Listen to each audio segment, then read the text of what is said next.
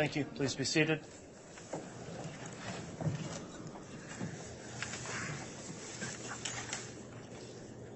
All right, Mr. Bailiff, we can have the jurors brought in, please.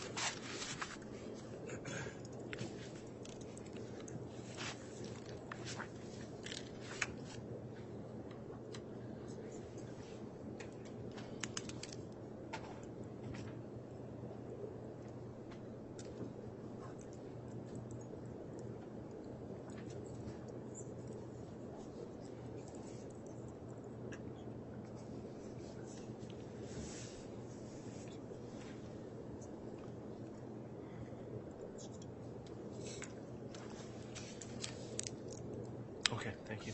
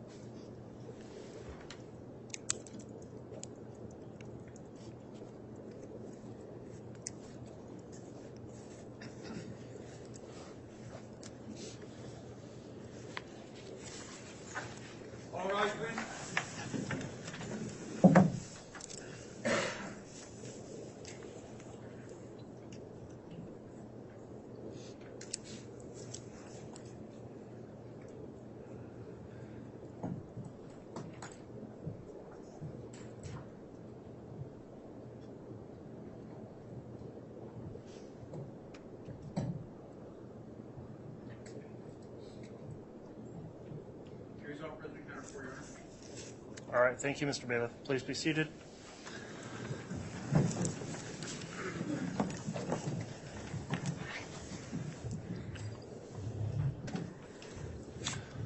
All right, good morning, everyone. We're going back on the record on case CR 22-21-1624, State of Idaho versus Lori Noreen Vallow. The state's continuing with its case in chief. I'll note that we do have our conduct order in effect in the courtroom and the remote viewing locations that prohibits the use of any electronic devices from transmitting any sounds, images, or videos during this trial. I would ask the public to please continue to comply with that order.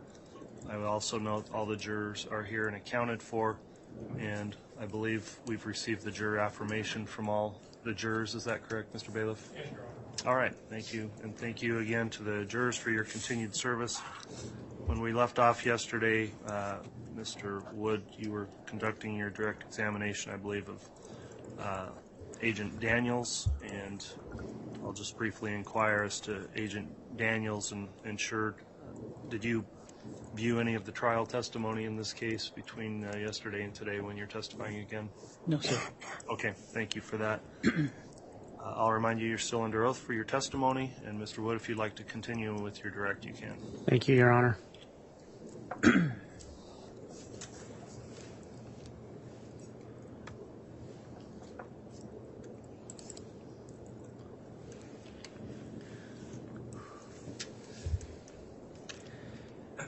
Agent Daniels, when we left off yesterday, I believe we had spoken about in this exhibit the house, the fire pit, Tylee's burial site, and the garage and shed. Is that correct? That is correct. I'm going to call your attention to the north portion of the map, what's labeled as Site 1. Site 1 was what we called burial site number 1, and that becomes the burial site for JJ Vallow. Okay. And I believe we may have already started this, but if you could just briefly remind the jury what we're looking at here. This was just what I would call an overall photo leading toward what became burial site number 1. And burial site number 1 ends up being in the vicinity of where that laser pointer is. And this is just kind of showing you an overall of what the vegetation looked like, the higher level vegetation in that area, and then we'll gradually get closer to the site. Yeah. Just 1 second, Your Honor.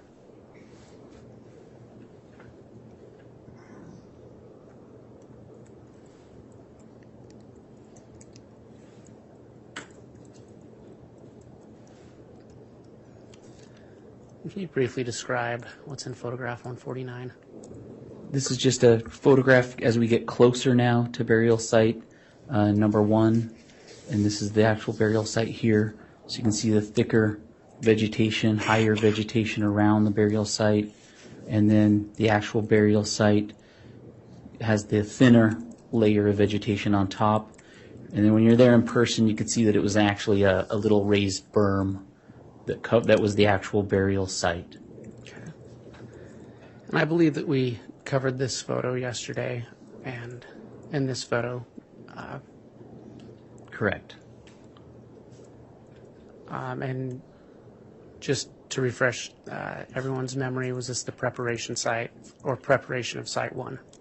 Correct. And this was just kind of once we decide this looks like it could be a good burial. Our process for these burials, and JJ's burial was the first burial that we located on the property on June 9th.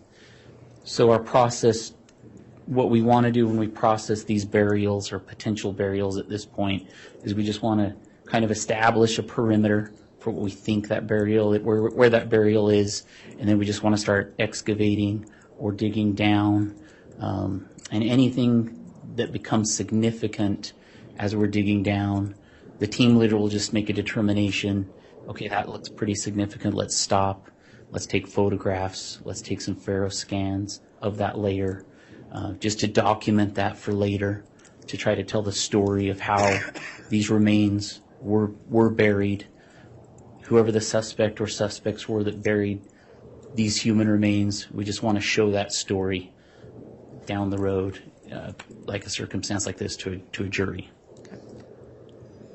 And so layer by layer, first we're taking that vegetation off, this potential burial. Your Honor, I'm going to object. There needs to be questions before we.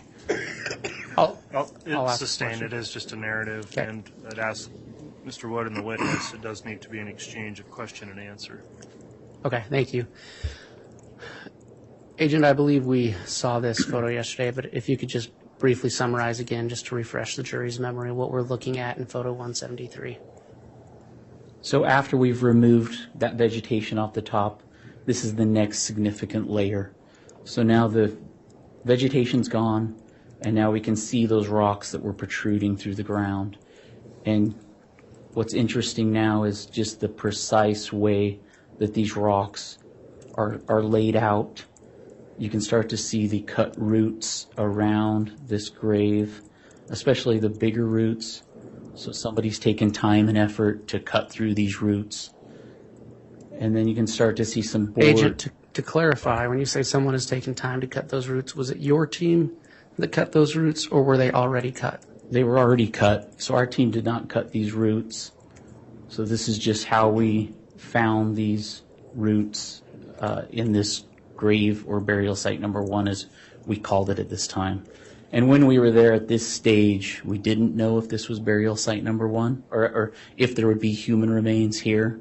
But this was a very good indication that somebody in this part of the field or property had deliberately placed these rocks that shouldn't belong there in this precise manner. So it's a good indication that this is a burial at this time.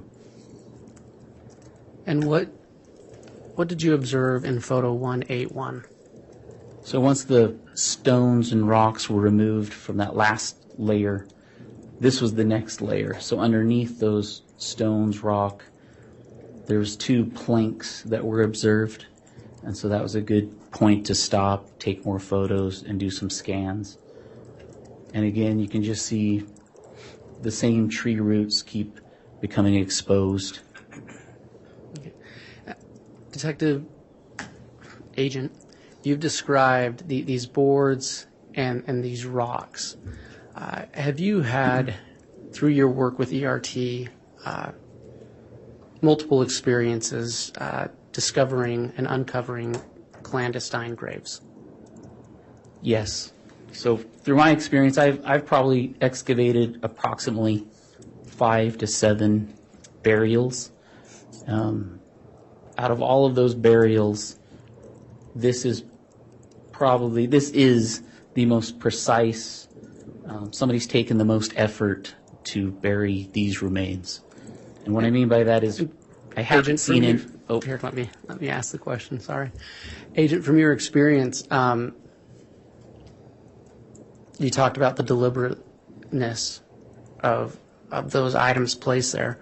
Was there anything else significant or that stuck out to you about those items being placed there?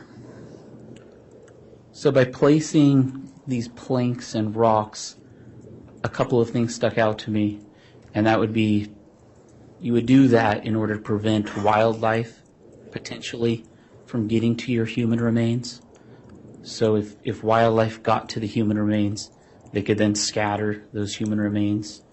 And if they scattered the human remains, then obviously a neighbor or somebody else could find those human remains. So then the grave's not as hidden as these person would like them to be. Also, I had already described how this grave was found. There was like a raised berm. When human remains decompose, that usually means that if it had been level, there would be like a sinking of the soil once the human remains decompose. So somebody's put some thought into if the human remains decompose and there is like a sinking of that top layer, if there's a berm to it, then that will kind of level out over time. So in my experience tells me somebody's put some thought into preventing wildlife from getting to the human remains and also thinking about once those human remains decompose, not having such a depression in the soil from above. So trying to keep the remains hidden. Thank you. Agent, can you describe what we see in photo 183? So now we've removed the planks and the teams continue to excavate further into the grave. And now we can see a black piece of plastic that starts to be exposed.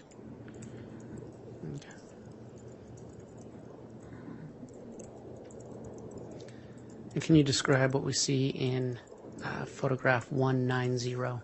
And it's at this point is when I get into the burial and I take my hands and I just kind of brush aside the soil from the black plastic. So I just kind of make an oval shape in the ground, and that has the feel of a human skull, and that's what I presume it is. And at that point, I take a razor blade, because we need to determine, at this point we still don't know for sure if this is a burial and those are human remains. So we have to make that determination. So I take a razor blade and I cut into this black plastic bag. And that black plastic bag, as you can tell, it's tight, sucked tight to whatever's inside. So I had to pull that black plastic bag off whatever was inside, and then I make a razor blade cut to that black plastic bag, trying not to disturb any forensic evidence that might be on it. Agent, can you describe what you see in photo 191? So underneath that black plastic bag, once it was cut open, ends up being this white plastic bag. And so I kind of do the same thing, kind of pull that white plastic bag away from what ends up being the skull, the head of the human remains. And I do the same thing. I make a razor blade cut to that white plastic bag. And as I'm doing that cut, you can see kind of the human hair starts coming out, with that razor blade into my hands. And that's the point that we decide this is human remains. And so at that point is when that absolutely becomes burial site number 1. and that ends up becoming JJ's burial site. And can you describe what you see in photograph 192? This is just a better picture showing the hair that came off with the razor blade. You can see the cut that was made to the white plastic, and then you can also see some duct tape that was also inside those plastic bags. Can you describe photograph 195? And then from that point, we know we have the human remains. This is a burial. So now the team just needs to continue excavation of the entire burial site so that we can remove the remains. Same process, just continue to excavate down until we can see the entire remains. Maybe there's other evidence in here also. So we're, and this site, we talked about it before the other sites, but we did have a sifting operation happening at this site too. We divided this grave in half. So the top with the head was grid A, and the side with the feet was grid B. So we kind of sifted both areas, the dirt that was inside, just in case there was other evidence there. And in grid A, we had like a charcoal piece. We had a charcoal piece in B, and there's a plastic piece found in grid A. So there's other things being done too with these within the burial. You can describe what's in photo 200. The teams just continue to excavate, so we're just getting a little bit deeper. We're getting further down in that excavation process, and then you can just kind of see that the roots are still there, so just things are showing up better. And what kind of tools was your team using at this point? So when we do these burials, there's multiple tools depending on how far away you are from the human remains. When we're further away from the human remains, we can use shovels, rakes to maybe get through some of those upper layers. As we get closer to the human remains, depending on what they're inside of or wrapped in, we can use those trowels that I talked about before, which are metal. When we get closer to human remains, and these ones are wrapped, so it just kind of depends on who's excavating and what the soil's like. Soils are all different, but we have metal trowels. They're hand tools that you can hold, and they're kind of angular at the top.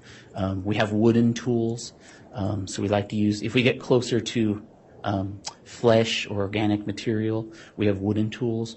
We have clay molding tools, so they're just little different shapes. So if you get closer to skin, closer to flesh, then sometimes those clay type tools are useful. Or tongue depressors.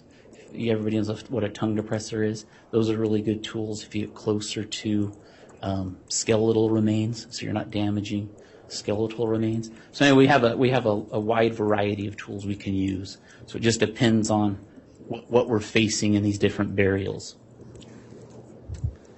Can you describe what you see in photograph 204? This is just kind of the continuation of the same process. It's a slow, methodical process. If you've ever done one of these, or we just take our time and we go slow, because we don't want, you can start seeing duct tape on the black plastic bag, and for forensic people, duct tape has really good evidence on it. So we go slow and methodical because we don't know what we're going to find, like the duct tape, so we try to preserve that. We don't want to hurt it, and we don't know what else we're going to find. So we just kind of go really slow, trying to find those key things and preserve those.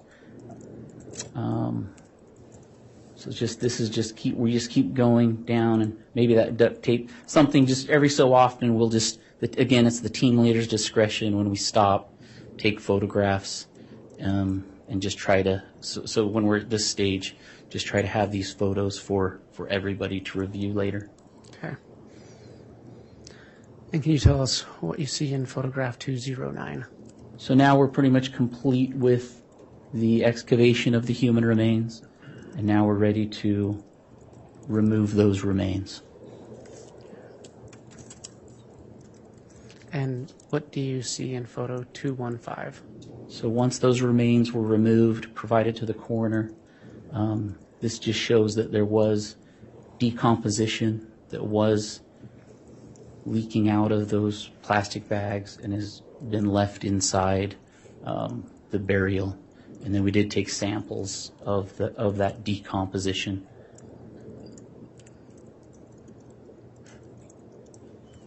And then this is what do you see in photo 217? This is just a close-up of that decomposition that remained inside the burial.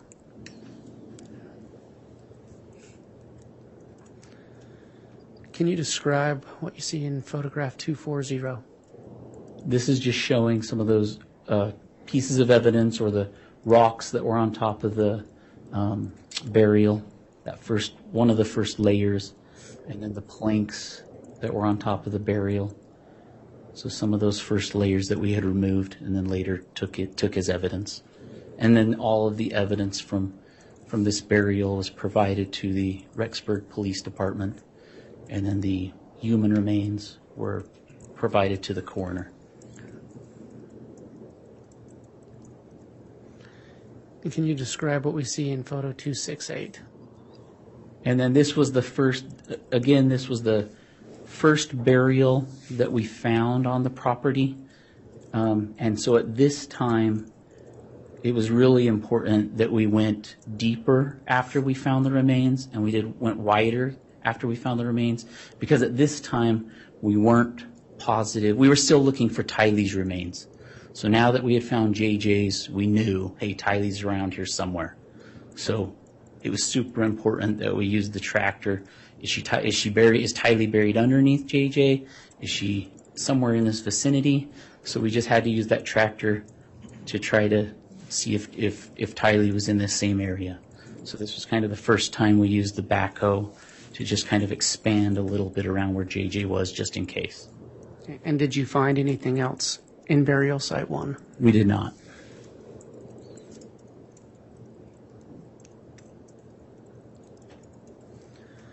Agent, we've spoken about Faro scan data. Was the Faro scanner used at burial site 1?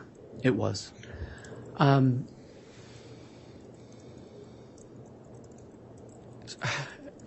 You spoke earlier about it being at the site supervisor's discretion as to when to run the scanner. As the site supervisor, can you just explain a little further what are the types of things that would lead you to have the Faro scanner run? Just these, for a burial, anything significant found while you're doing the excavation. So key pieces of evidence.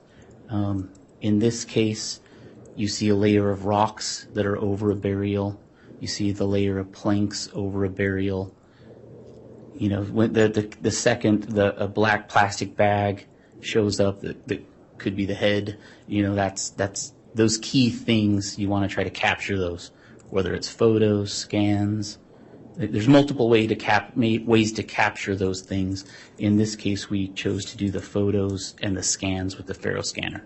Okay. So I'm going to show you what's been labeled layer A. And at this point, is there an approximate depth given? Yes, so this is just the photograph showing those rocks on the top, on this layer. And then the lowest point of this layer, the approximate depth is listed in this lower diagram.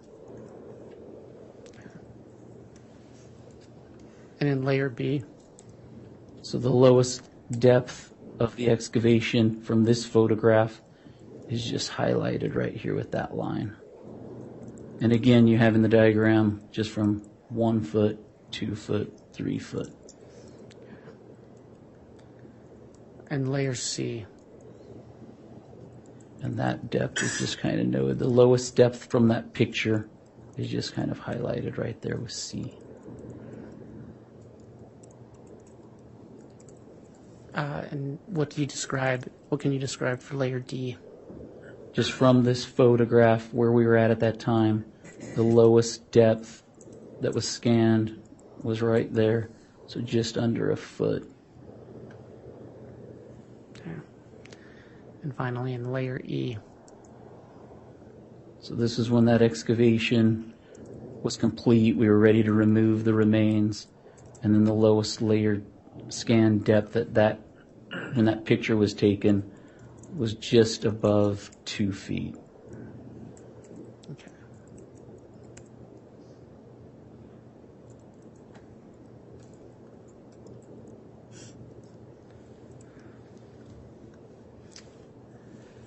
Your Honor, at this time I'm going to ask that the witness be handed what's been marked as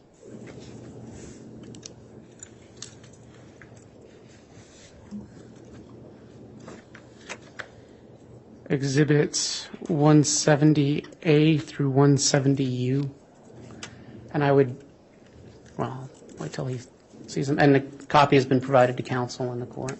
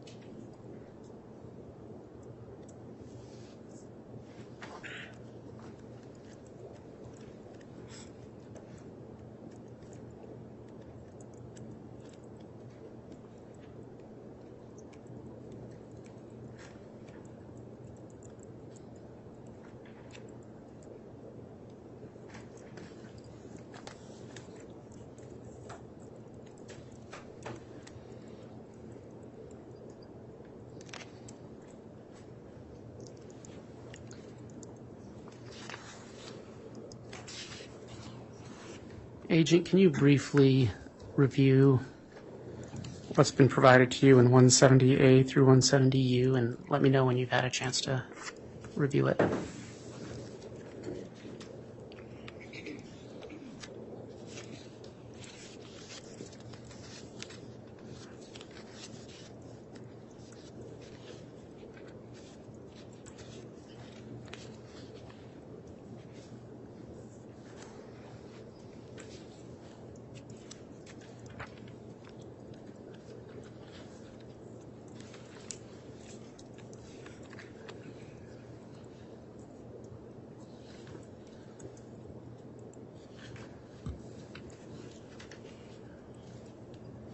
Okay.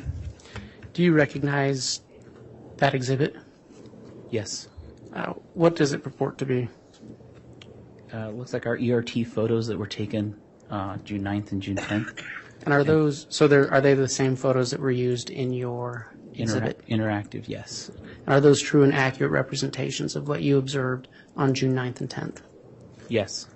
Your Honor, the state moves for admission of state's exhibits 170A through 170U into evidence. Any objection? Your Honor, may I have order in aid of this objection? Yes. Agent Daniels, these photographs, each one of these photographs that are in this packet are also photographs that have been shown to you in this particular exhibit, is that correct? In the exhibit, the PowerPoint exhibit? Correct. Okay. Your Honor, my objection would be that it's cumulative evidence and that it's just not needed. All right, response, Mr. Wood? Thank you, Your Honor. The reason the state is putting these into evidence is for ease of the jury in reviewing the evidence.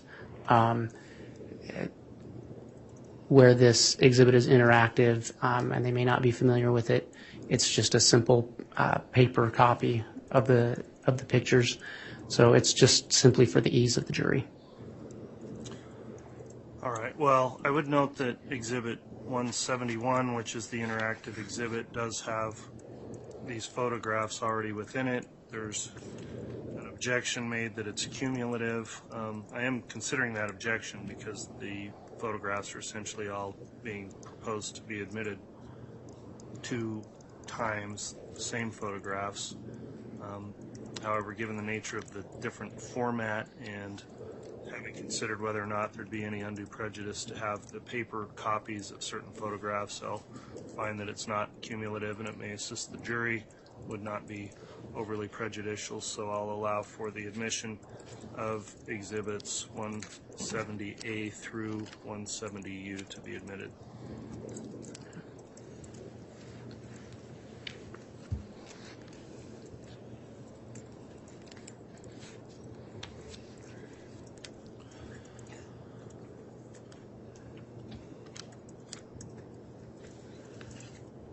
Then I next ask that the witness be handed State's Exhibit 170V through 170QQ.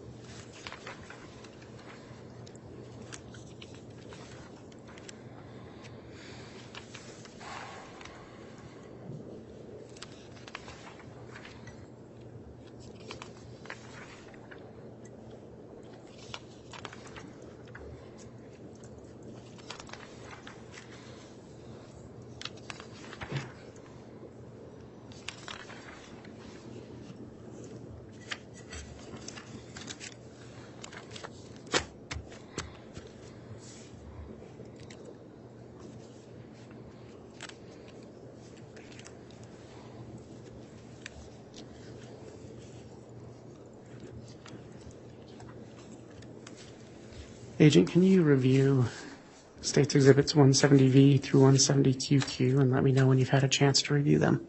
Yes.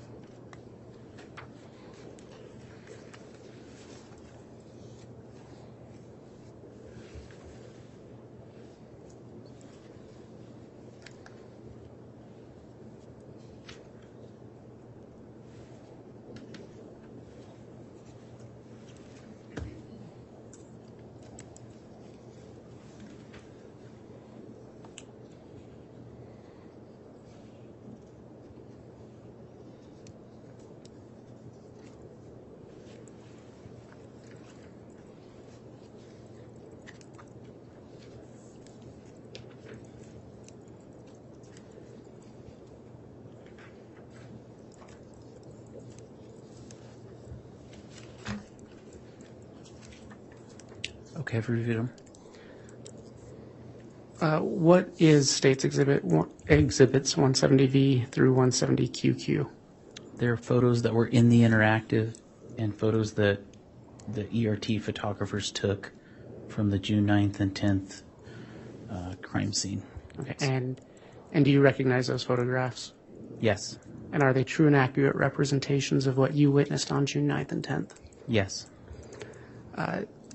Your Honor, for the ease of the jury, the State moves for admission of State's Exhibits 170V through 170QQ. Any objection from the defense? Yes, Your Honor, we would renew our objection that these are cumulative. Okay. I've considered that objection. Again, it is more than one version of the same photograph being admitted. The court does find, upon weighing it out, that it would not be unduly prejudicial to have the jurors have an easier reference of these particular photos, which are also found in the interactive exhibit. So the court will overrule the cumulative objection. The photographs on those exhibits are admitted, and just so the record's clear, that would be V through Z, and then they start again with AA, and then go sequentially AA, BB, etc., up through QQ. So those are the photographs that are now admitted.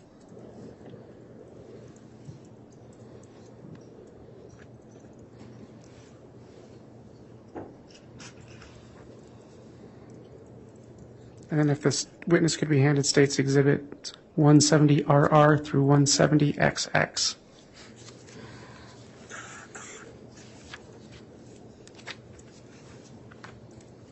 Oh.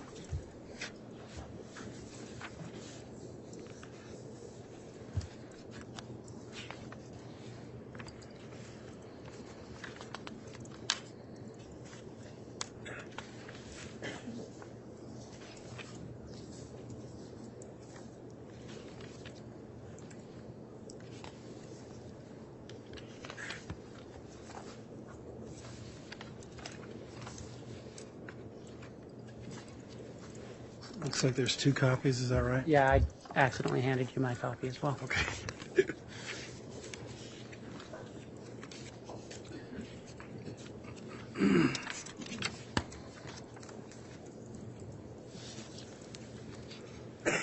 Agent, can you review State's Exhibits 170RR through 170XX? Yes.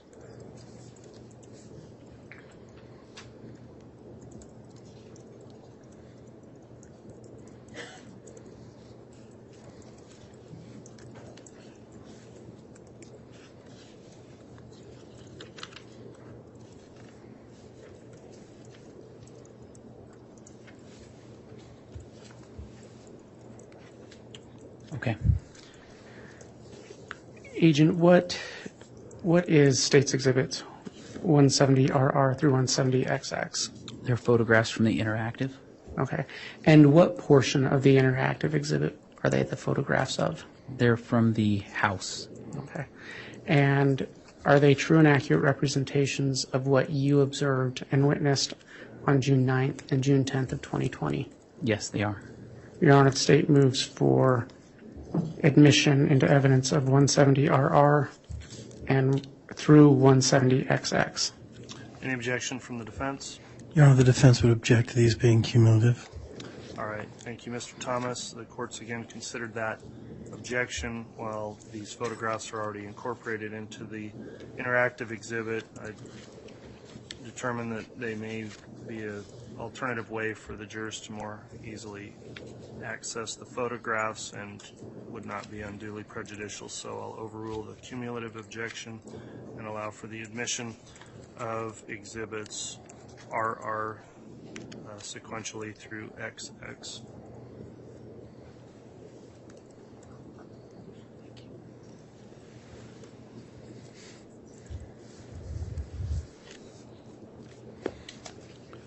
And then if the witness could be handed what's been marked as State's Exhibits 170YY through 170JJJ.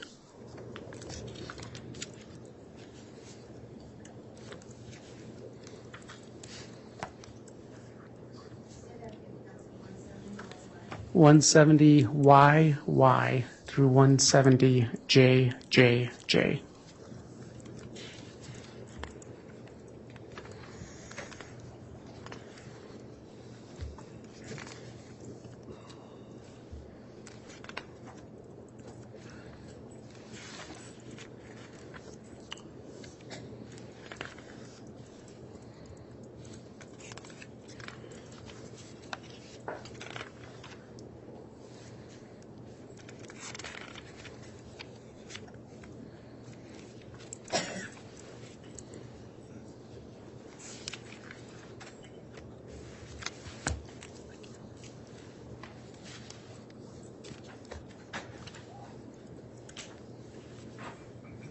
Agent, can you review State's Exhibits 170YY through 170JJJ and let me Yes. know when you've had a chance to look at them?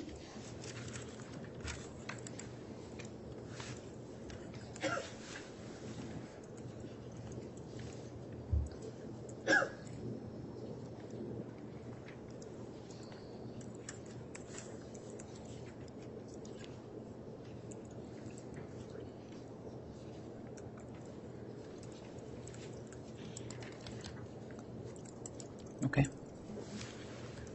Agent, what is in States Exhibit 170YY through 170JJJ? Photographs from the interactive. Okay. What portion of the interactive are they photographs of? Photographs from the fire pit. Okay. And are they true and accurate representations of what you observed and witnessed on June 9th and 10th of 2020? Yes. Your Honor, the state moves to enter States Exhibits 170YY through 170JJJ into evidence. Any objection? Yes, Your Honor, same objection. We would object to it being cumulative. Very well. The court's considered that cumulative objection for the same reasons I've indicated in the previous three rulings as to the nature of these photographs in relation to the interactive exhibit. I'll incorporate that same rationale and overrule the objection. So to be clear on the record then, exhibit YY and ZZ are admitted, and then it begins with AAA and goes sequentially through JJJ, and that packet of photos is admitted over the objection.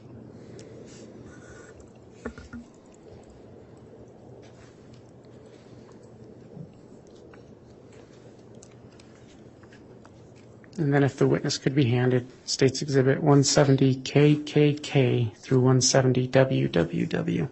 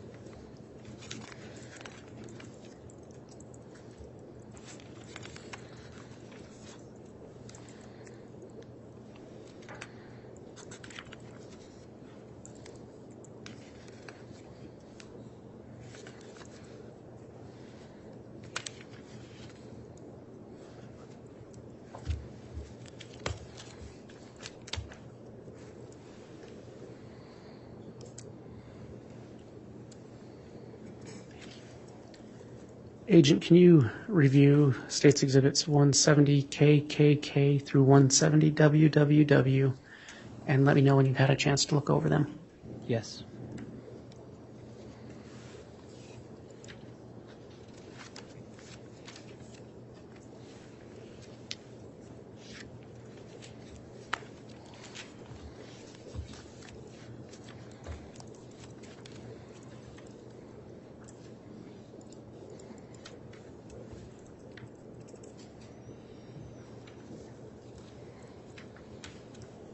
Okay. Agent, what have you had a chance to review States Exhibits 170KKK through 170WWW? Yes. What do they purport to be? Photographs from the interactive. Okay. And they're the same photographs you used in your interactive? Correct. And which portion of the interactive are they photographs of? They're photographs of the garage or barn. Okay. And are they true and accurate representations of what you witnessed on June 9th and 10th, 2020? Yes. Your Honor, the state moves for admission of States Exhibits 170KKK through 170WWW into evidence. Any objection? Yes, Your Honor, we would object to them being cumulative evidence. All right, court's considered that objection as to this set of photographs, and I'll overrule the objection for the same rationale previously stated as how these photographs relate to the interactive exhibit that was admitted. So for that same rationale, the court overrules the cumulative objection, and exhibits KKK through WWW sequentially have been admitted. Thank you. Just one moment, Your Honor.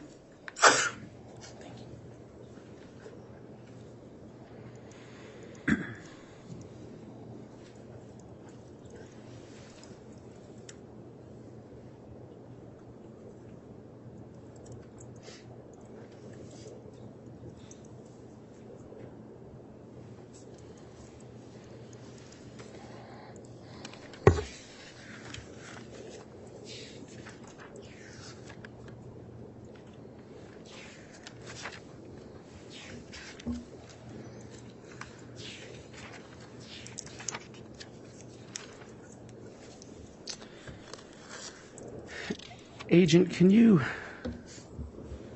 based on the testimony you've given and your experience and training, to you, what were the differences or the contrast between the gravesite of Tylee Ryan and JJ Vallow?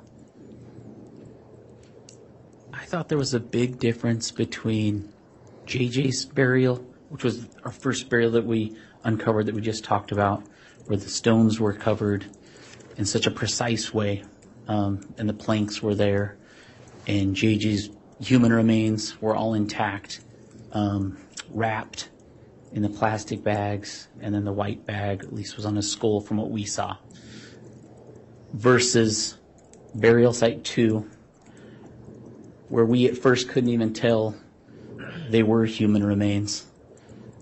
And then the way we found Tylee's remains, just kind of that mass of organic material at first. We didn't know what that was until we kind of pedestaled out that mass, went to uncover it, and it fell apart into pieces.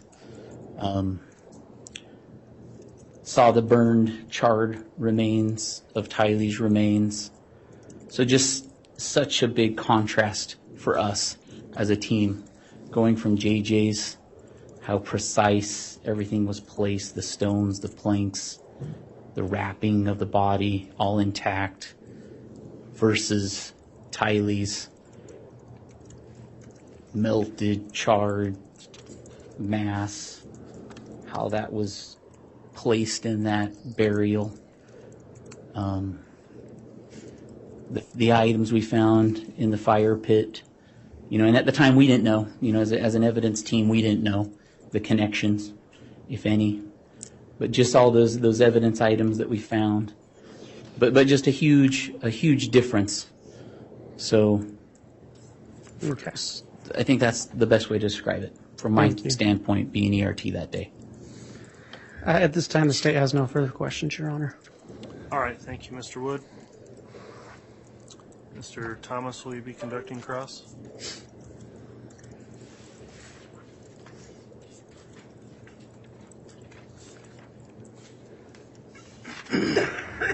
Yes, Your Honor.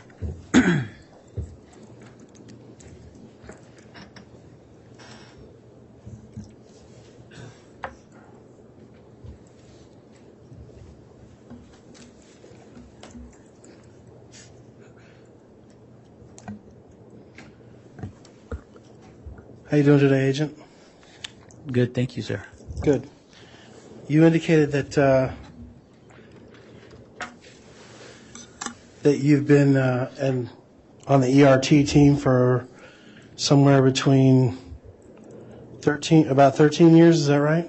I'm saying 13 to 15 years. I was off and on. Okay. And during that time, you've been to 5 to 7 covered burials. Is that right? That's a Covered good 5 to 7 approximate. burials? Yeah, that's a good approximate. Sorry, I didn't mean to talk over him. Yeah, let's make sure we don't get into that with the court reporter keeping the records, so please don't talk at the same time. So 5 to 7 burials over the past 13 to 15 years. I was on and off ERT, so I would say over the last 12 years, approximately 5 to 7 burials. Okay. And where were those burials? Were they all in Idaho? I've always been in the Salt Lake City division, which covers Utah, Idaho, and Montana. Okay. And where was your first uncovery of a burial? I'd have to look that up. You don't recall? I don't remember. Okay. Would you consider this 2 separate burials, or would you consider this particular case 1 burial? I would consider this 2 separate burials, mainly because of the contrast that I just described. Okay. So I guess what I'm asking is, when you say 5 to 7 burials, are you saying 5 to 7 different events, or 5 to 7 sites that you, or like, I don't know, how would you describe it? I would say some of those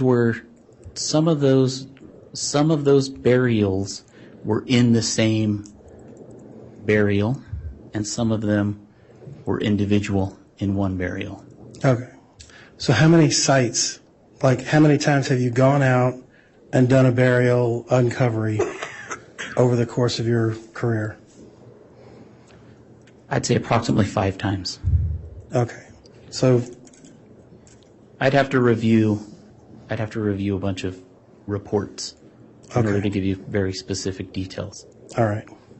Have you ever done a burial in Idaho? Yes. Okay. Other than this one, I guess is what I'm asking. I believe so. I believe so. I'd need to check, though, just to be sure. Where would it be? Probably on the Fort Hall Indian Reservation. Okay. And what about, you indicated that your coverage area was Utah, Idaho, and Montana? Correct. Okay. Where in Montana would you have gone for a burial uncovery?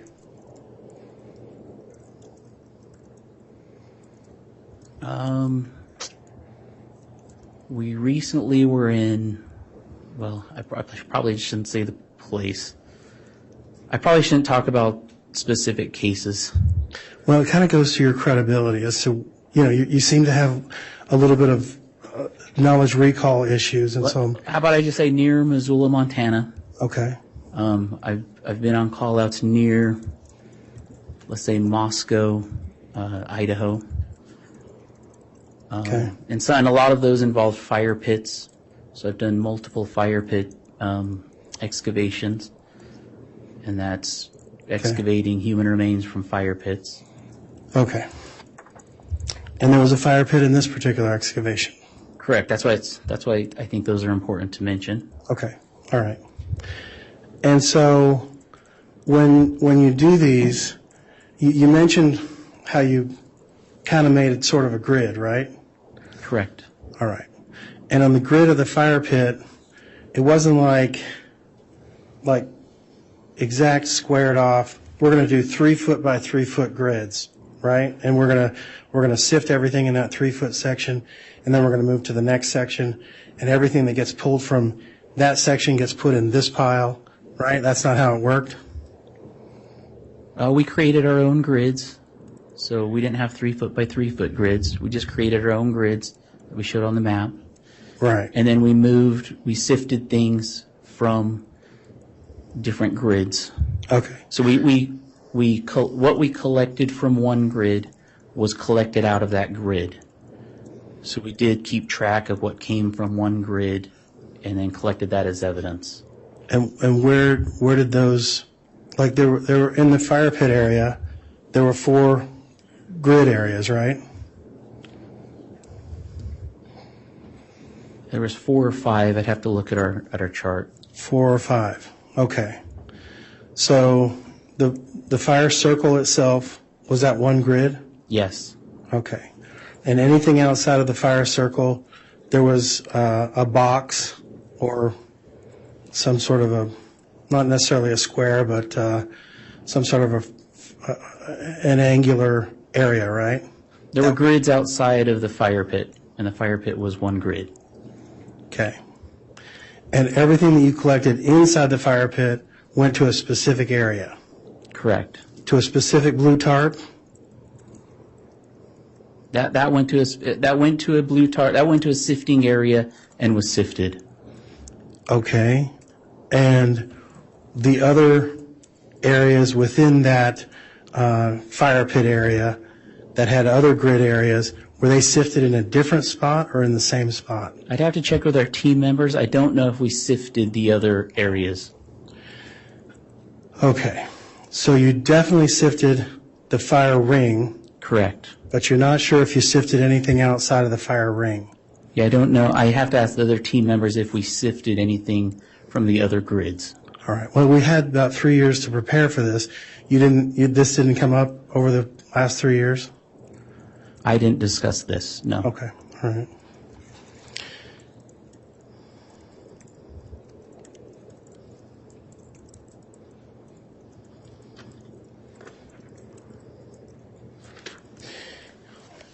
You mentioned that you were the me get it right here.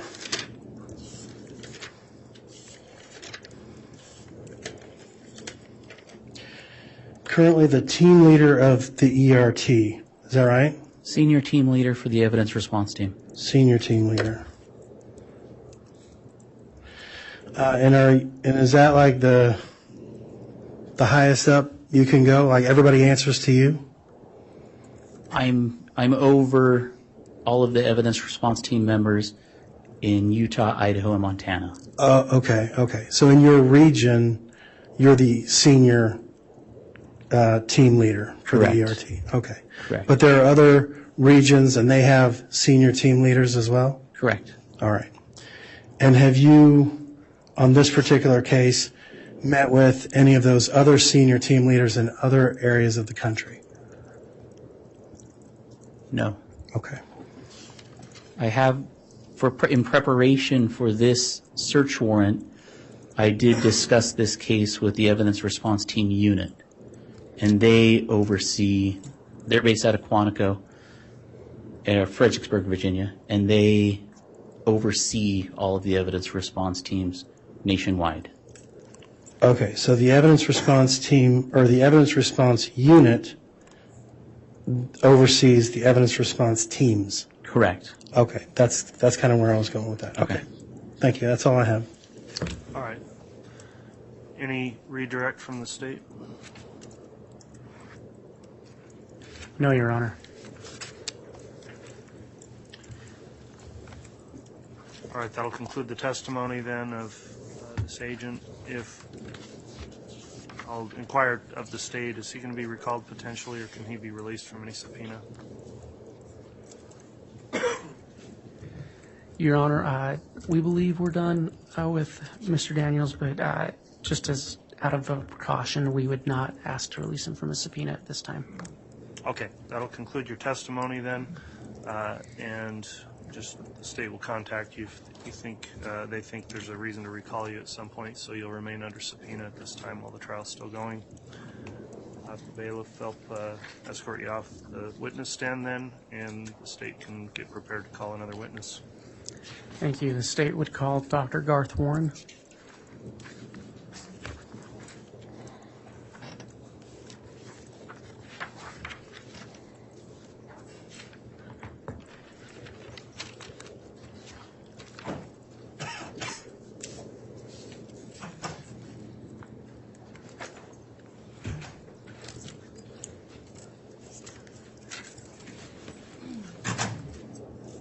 Solemnly swear or affirm that the testimony you're about to give will be the truth, the whole truth, and nothing but the truth, so help you God.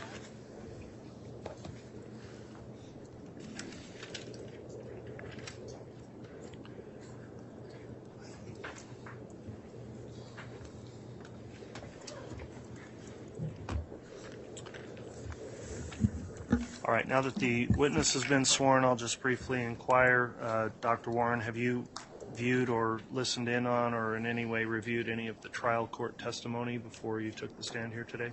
No, Your Honor. All right, thank you for that. When you're being questioned, please make verbal responses so we keep a clear court record, and please also avoid talking at the same time as anyone questioning you so the record remains clear as well. With those ground rules in mind, then, Mr. Wood, if you'd like to inquire on direct, you may. Thank you. Can you please state your name for the record and spell it? And spell your last name. Garth Warren, Garth Warren. Dr. Warren, what is your occupation or profession? I am a forensic pathologist. Okay. What is a forensic pathologist? So, a forensic pathologist is a medical doctor who essentially tries to figure out why people die. And the main tool that we use is an autopsy. We use additional studies as well, but the main tool is the autopsy, and ultimately we determine the cause and the manner of death. Okay. So you said you're a medical doctor. Are you a duly licensed physician in the state of Idaho? Yes. How long have you been licensed to practice your profession? So I've been practicing licensed in Idaho for approximately 6 years, almost 6 years, and I was licensed in my previous job in Colorado for 5 years. So a total of about 11 years. Okay. And are you presently engaged in the practice of being a forensic pathologist? Yes. Where did you receive your training in pathology? So I attended the University of Health Sciences Center in Portland, Oregon, Oregon Health Science Center, and I did a general pathology residency and completed that. And after I completed my general residency, I stayed on for 2 more years and did a 2-year fellowship, or just additional years of training in neuropathology, which is just the study of the pathology that excuse me, of the brain and the spinal cord. And then I went back to Denver, where I went to medical school, and I did a 1-year fellowship in forensic pathology. And I've been doing that ever since. Are you employed by the Ada County coroner? Yes.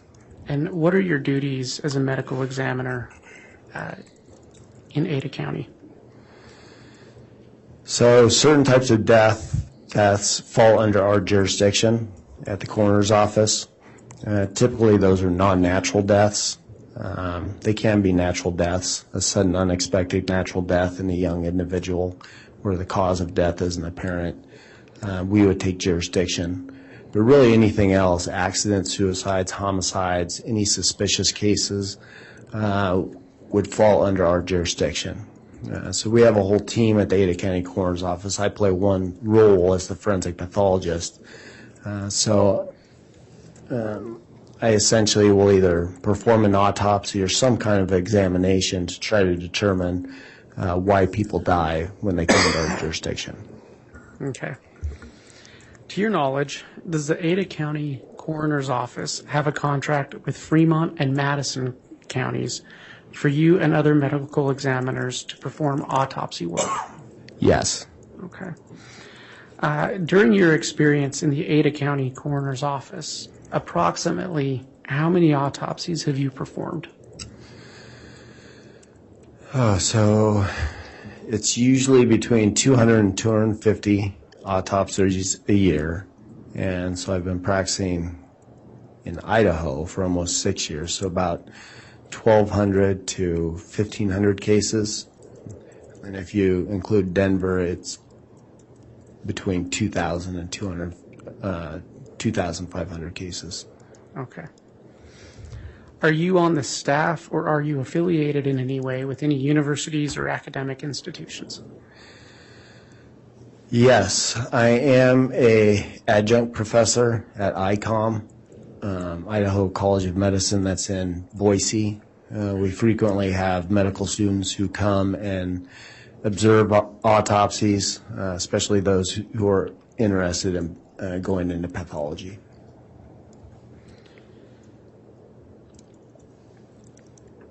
So I asked you earlier what a forensic pathologist does, but exactly what does pathology involve? So pathology, by definition, is the study of disease, and it's broken up into different branches. The branch that most people are most familiar with is the anatomical pathologist. So that's the pathologist where if you go to the doctor and you get a mole taken off your skin, or you have to have a liver biopsy, or you get anything removed, that piece of tissue will essentially make its way to a laboratory, a clinical laboratory. And the pathologist will examine it, they'll look at it under the microscope, and they'll make a diagnosis. Then that diagnosis will be relayed to the clinician, who will then give the information to the patient. So a lot of pathologists spend their time looking under the microscope, making diagnoses. The other side of it is clinical pathology, and that's the clinical laboratory. So typically, a pathologist is in charge of the clinical laboratory. So anytime you've ever given a pee sample, a blood sample, that'll go to a clinical laboratory. It'll get tested, the pathologist oversees that, and then again, the results will get kicked back to the doctor who ordered it, your primary care doctor, and that will get relayed to you. So where forensic pathology fits in that is it's essentially a subspecialty of anatomical pathology. Are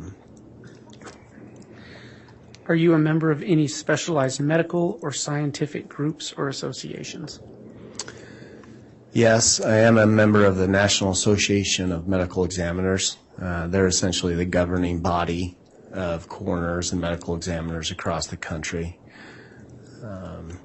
I also participate in committees in the Treasure Valley and maternal mortality fatality committee, child fatality committee.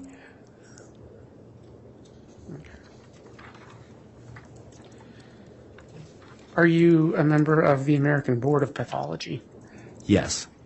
What is the objective of this board? So this board is the governing board that gives you your actual board examination. So after, for instance, when I completed my general pathology, I had to take a day-long test, and I had to pass that test. And then the American Board of Pathology says, okay, you are fine to practice now. And the same thing with my neuropathology and forensic pathology. You have to take these long tests. You have to pass them in order to practice pathology. So the objective of that board is essentially to make sure that its members are qualified. Yes. So, again, we briefly spoke about forensic pathology. Will you explain in a little more detail what that term means? So forensic pathology, that is the study of disease or trauma in the setting of the medical legal death investigation system and the legal system. So typically cases that fall under the medical examiner, coroner's offices, as I mentioned, are non-natural, and our job essentially is to do some type of examination, typically an autopsy. Sometimes we just do an external examination. We do toxicology, and we'll do other studies. We'll do x-rays and so forth. And then based on that, I have to come up with a cause and a manner of death. And that's really my ultimate job, is to determine the cause and manner of death based on my findings. Can you explain the difference for the jury between manner of death and cause of death? So cause of death is what causes you to die. So that's a heart attack would be a cause of death. A gunshot wound to the head would be a cause of death. A motor vehicle accident where somebody sustains multiple blunt force injuries, that would be a cause of death. A manner of death deals more with the circumstances surrounding the death, and it's typically broken into 5 different options. It's natural, accident, suicide, homicide, and undetermined.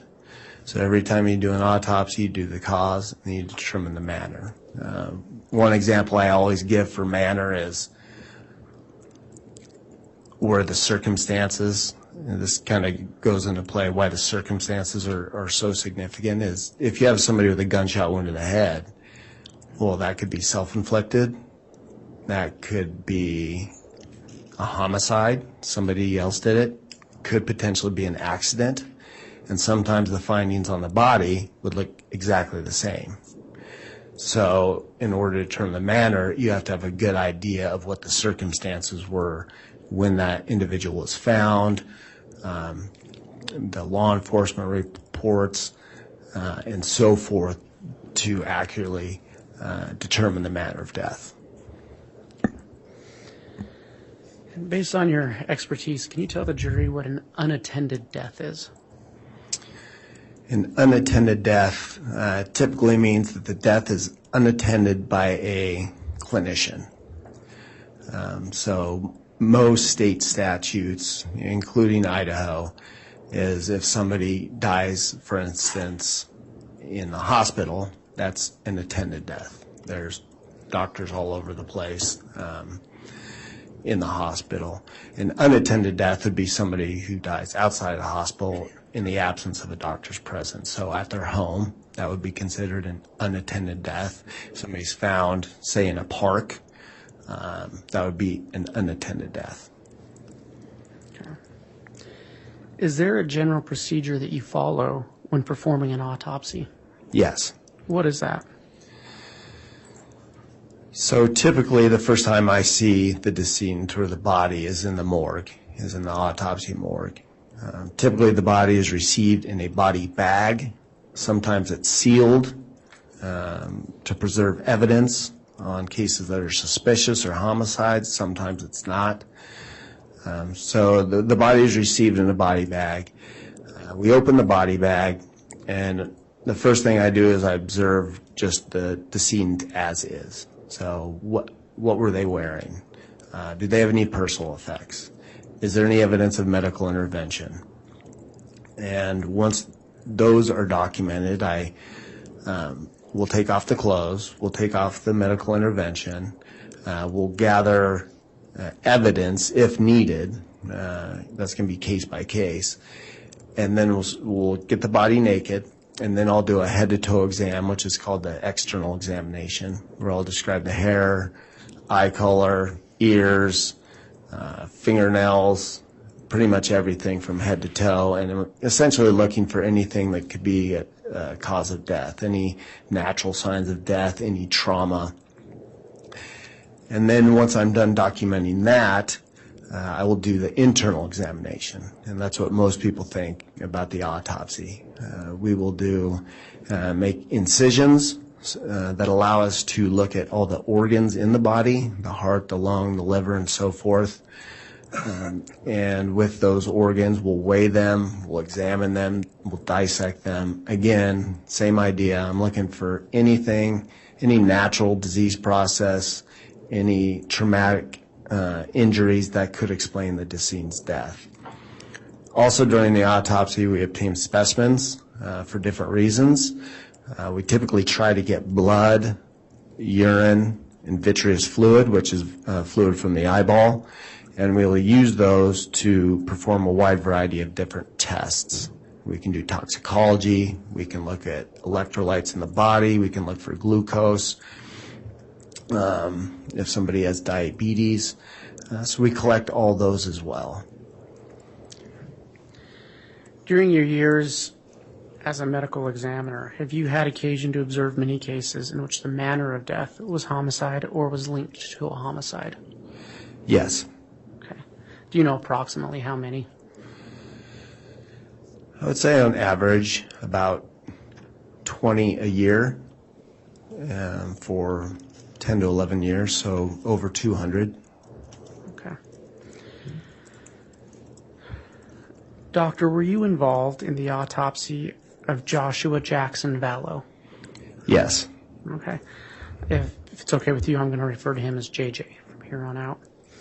When were you involved in that autopsy? On June 11th, 2020. And where did that take place? That took place at the Ada County Morgue. Was this the first time you had ever seen JJ Vallow? Yes. And approximately how long did that autopsy last? It took approximately 4 hours. Okay. And did you write a report summarizing your findings for that autopsy? I did. Based on that particular autopsy and based upon your education, training, and experience, have you formed an expert opinion concerning the cause of death of JJ Vallow? I have. What was that? I determined the cause of death to be asphyxia by plastic bag over the head and duct tape covering the mouth. And then there's another segment that's other significant conditions. I put bound with duct tape, bruising of the arms, and abrasion to the neck. But ultimately the cause of death was asphyxia by plastic bag over the head and duct tape over the mouth. And do you make a determination as to the manner of death? If the autopsy is performed in Ada County, I do. We mentioned that there's a contract between other counties. We perform autopsies for a wide variety of counties around the state of Idaho because there aren't enough forensic pathologists out there. In those cases, our contract essentially says that we'll do the cause, and then the coroner will do the manner of death. Okay.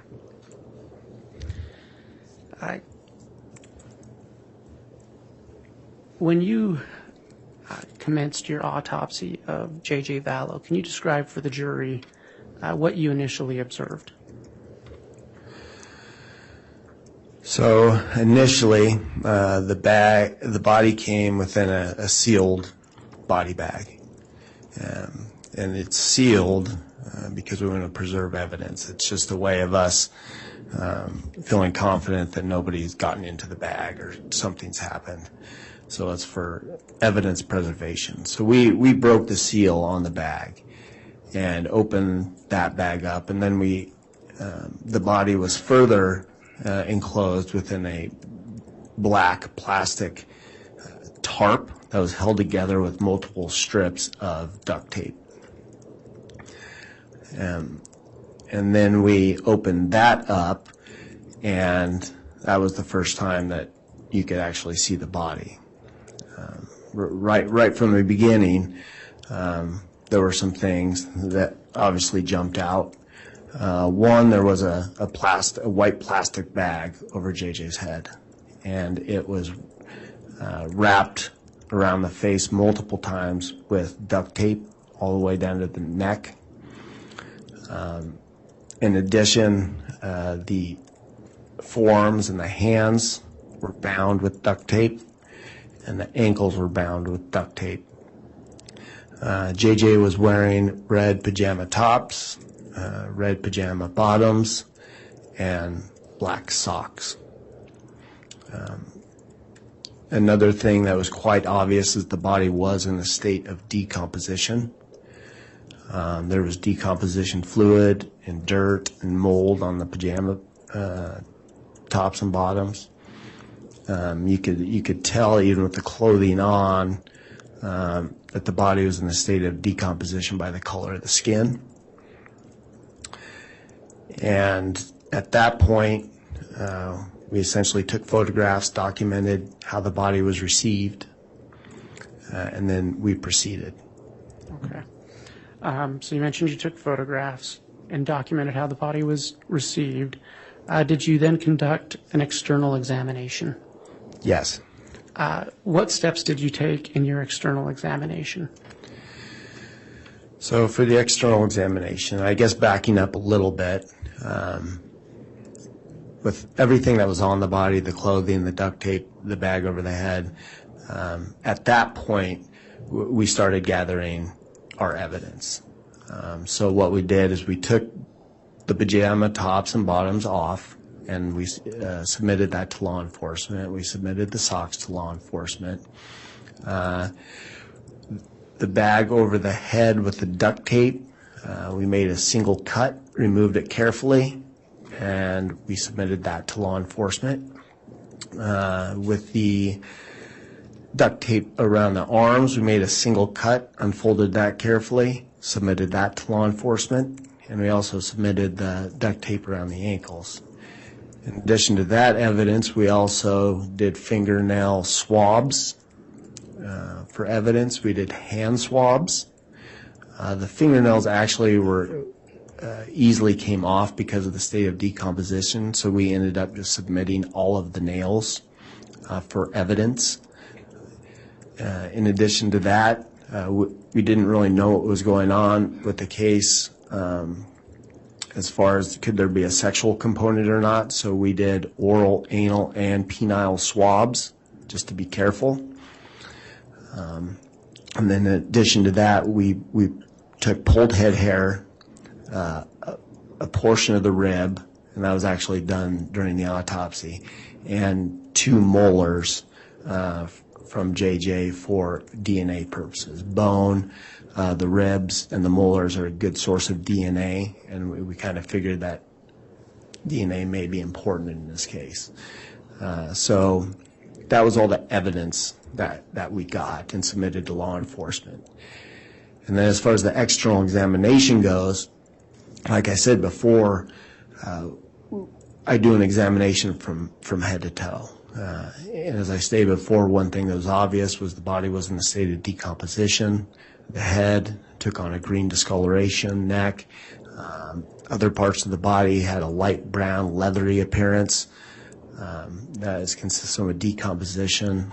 There's fairly extensive skin slippage throughout the body, including partial degloving or skin falling off of the hands and the feet. And that was essentially what I found. I also found some injuries that jumped out. One injury was a scratch. There were abrasions. It appeared to be scratch-like abrasions on the left side of the neck. And angle. Doctor, if I can ask you, why was that significant to you? That was significant to me in a case like this, considering the way he was found. If there's any kind of injuries to the neck, it's a red flag. Do I know exactly what it means? No, but I think some of the things that come to mind are, was JJ trying to get the bag off his head? And could they be scratch marks trying to get the bag off of his head? I wasn't there. I don't know exactly what happened, but those are the types of things that go through my head. There are additional injuries, including bruising of both upper arms, symmetrical bruising on the right upper arm and left upper arm. And there's also a diffuse hemorrhage underlying the right thumbnail. There were also other areas that were concerning or suspicious for injuries that looked like bruising. There were areas on the ankles that looked like bruising that may have been associated with the duct tape. So when I looked at it grossly, they looked like bruises. But in all the injuries I described on the arm, the leg, the ankles, what you do in a case like this where there's significant decomposition is sometimes decomposition can make things look like a bruise when it's not a bruise. So we took incisions on the body in multiple areas that were concerning for bruising. The two areas that did show at least convincing hemorrhage in the subcutaneous tissue underlying the skin were on both upper arms. The bruising on the legs or on the ankles didn't show significant bruising or show bruising in the subcutaneous tissue. So to me that means that it could have been a bruise, but I can't confidently say that it was. And so, doctor, you when you mentioned the hemorrhaging below the subcutaneous, did I say that correctly? Yes. Layer, was that confirmation of bruising on the arms? Yes. Okay. And was there anything else notable in your external examination?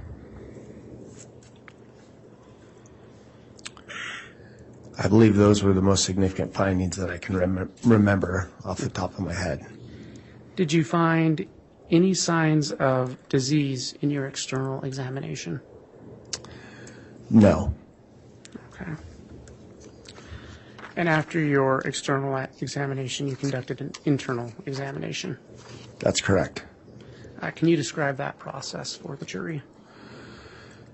Yes. So as I stated before, we make incisions on the torso and on the scalp that allow us to evaluate the brain, heart, lungs, look at the ribs, all the different organs in the abdominal cavity. In this particular case, all the organs were still there, and they were still well defined, meaning I could tell that's a heart, that's the right lung, there's the liver, there's the adrenal gland, so forth.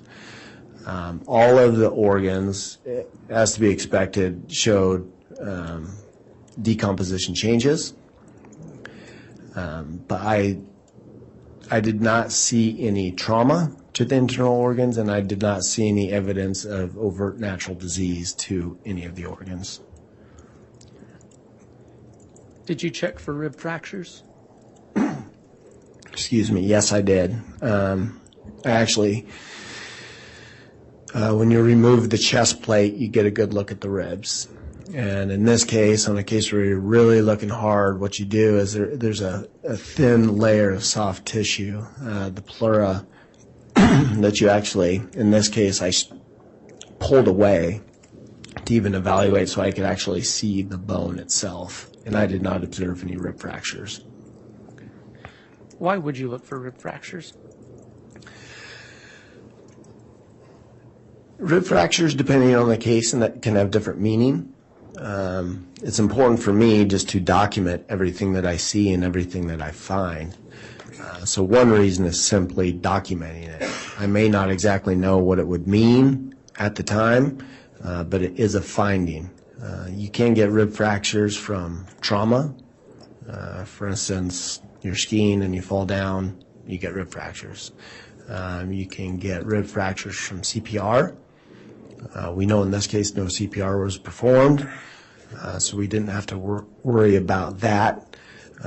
But ultimately, it's just another piece of the puzzle, another finding to explain any kind of trauma. You stated you examined the organs. Did that include the lungs? Yes. Did you see anything remarkable in the lungs? No, I didn't, other than decomposition changes. Okay. Upon completion of your internal exam, what did you do? So, I guess going back a little bit, during the exam, like I stated, during the autopsy is when you typically get samples, either to look at microscopically or to send to laboratories. So after the autopsy is completed and we had gathered that, we were able to gather basically tissue from each organ to look at under the microscope, and I did that at a later day. In this case, because of the state of decomposition, there was no blood, there was no urine, and there was no vitreous fluid.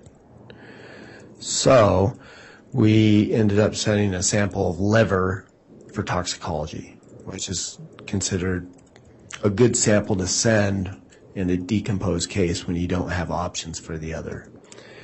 So after the case was done, I essentially had to just wait for those findings to look at the histology, to look and see what toxicology showed. We also did full body x-rays in this case before the autopsy, looking for any kinds of bony abnormalities. Okay. What were the results of the x-rays? The x-rays did not show any overt bony fractures or bony abnormalities. Okay. And you mentioned that you sent off portions of the liver for a toxicology report. That's correct. And did you receive the results of that? Yes. What did you find in the toxicology report? So in the toxicology report, there were low levels of ethanol, so alcohol. There was a substance or a drug called GHB, gamma hydroxybutyric acid. There was also a substance called theobromine,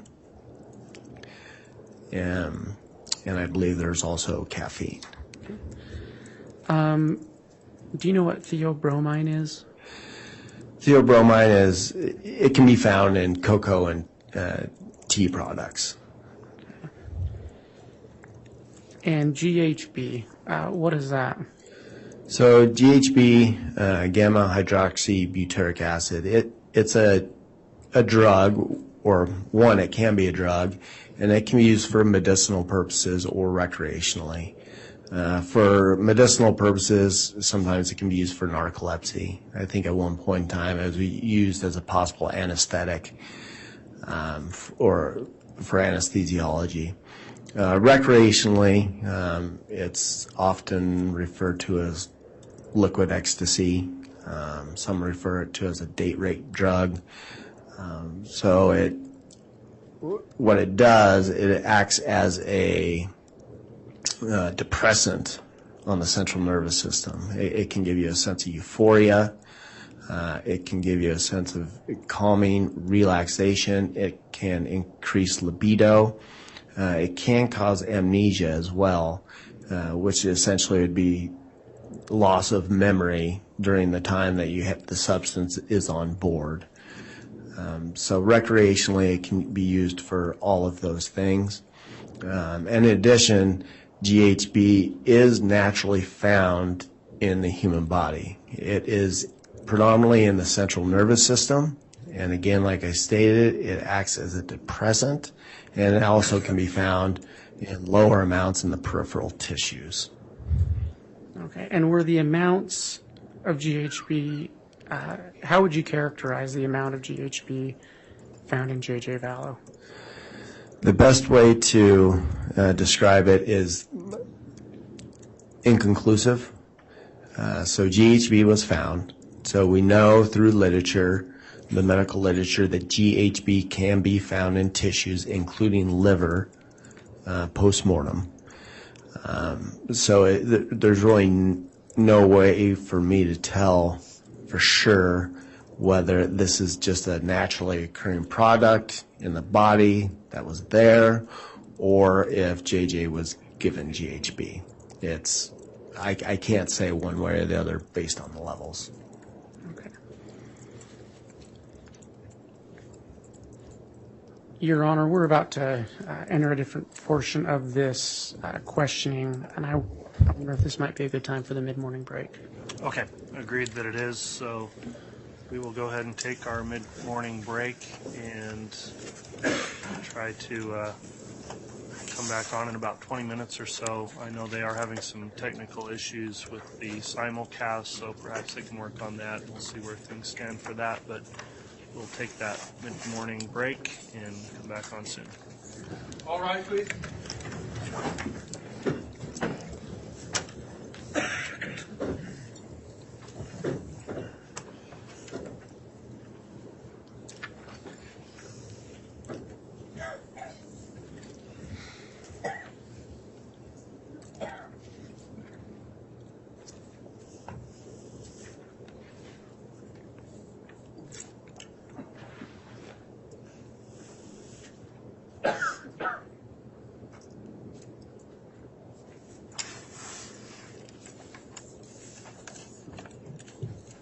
Okay, folks, we'll be back at 35 after. Please grab all your property if you're going to leave.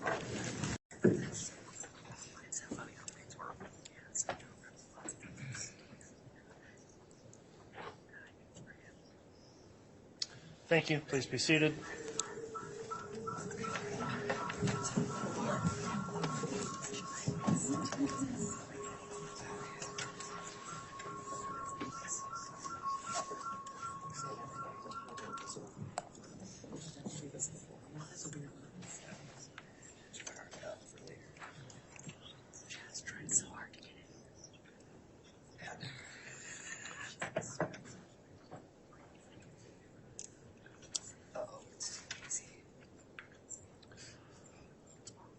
Okay, if we're ready, we can have the jurors brought in. Yes, sir.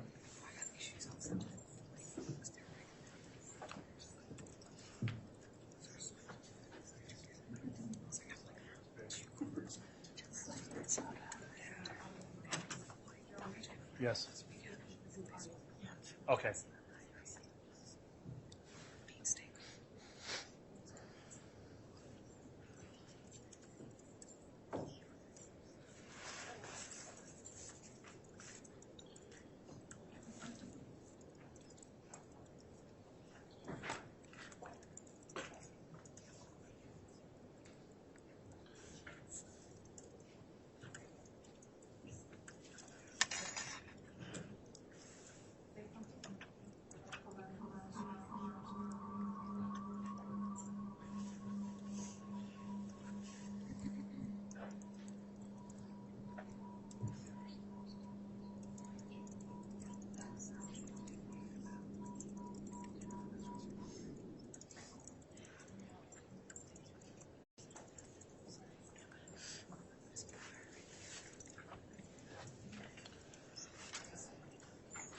All right, please.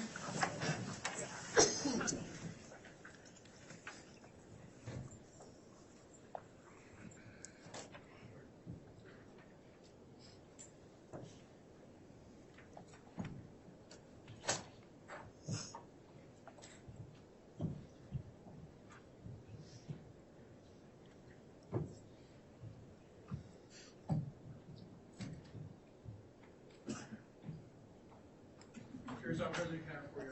All right, thank you, Mr. Bailiff. Please be seated.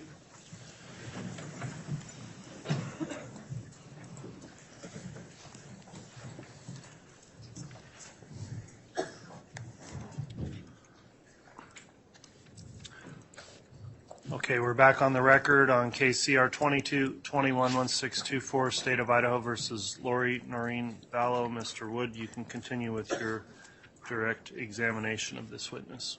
Thank you. Dr. Warren, before we took the mid-morning break, we had walked through the external and internal autopsy examination of JJ Vallow, correct? And you mentioned that photos were taken during that examination, correct? Your Honor, I'd ask that the witness be handed what's been marked as State's Exhibit 176A through 176MM. Copies have previously been provided to the court and counsel. And Your Honor, I'm not sure if his microphone is on. I just turned it on. Thank you.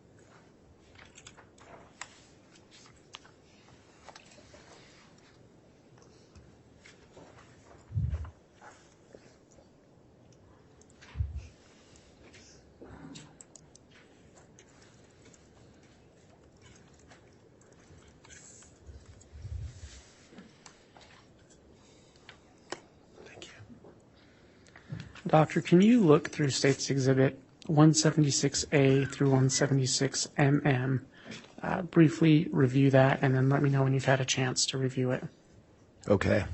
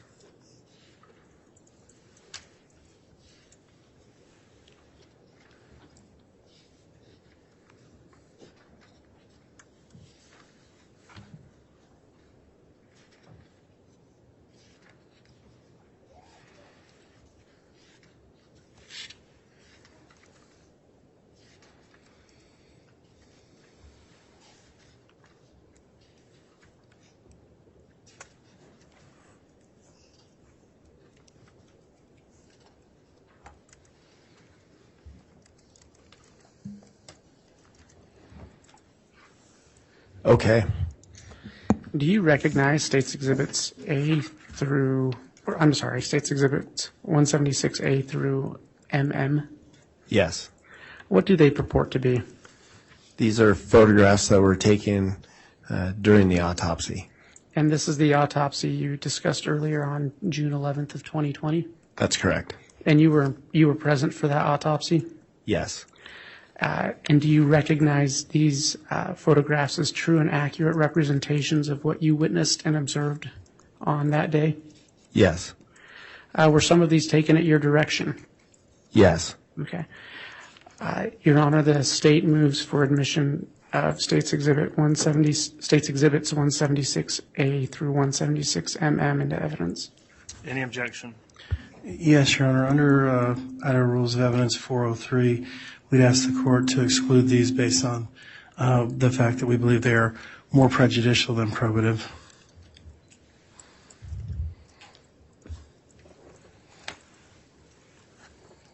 All right, what's the response from the state on that objection?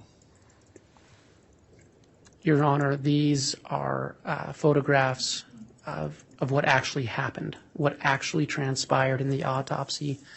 There is no better evidence to explain the autopsy process than by these, along with Dr. Warren's testimony. They are true, they are accurate, and as such, I do not believe that 403 applies in this case.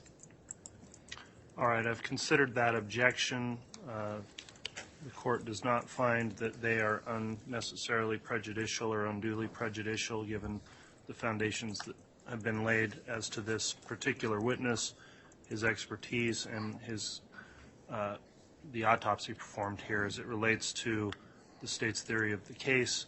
So having considered that objection, the objection will be overruled, and for that reason, photographs 176A, and so the record's clear that goes through 176Z, and then starting at 176AA through 176MM are admitted. Your Honor, I apologize. May the court reconsider possibly doing this in a black and white format rather than full color? And the state would object to that. There's no reason to alter the reality of the photographs. Well, as I said, it was on. Well, All right, and I've considered that objection as well. Let me have a quick sidebar with counsel, however.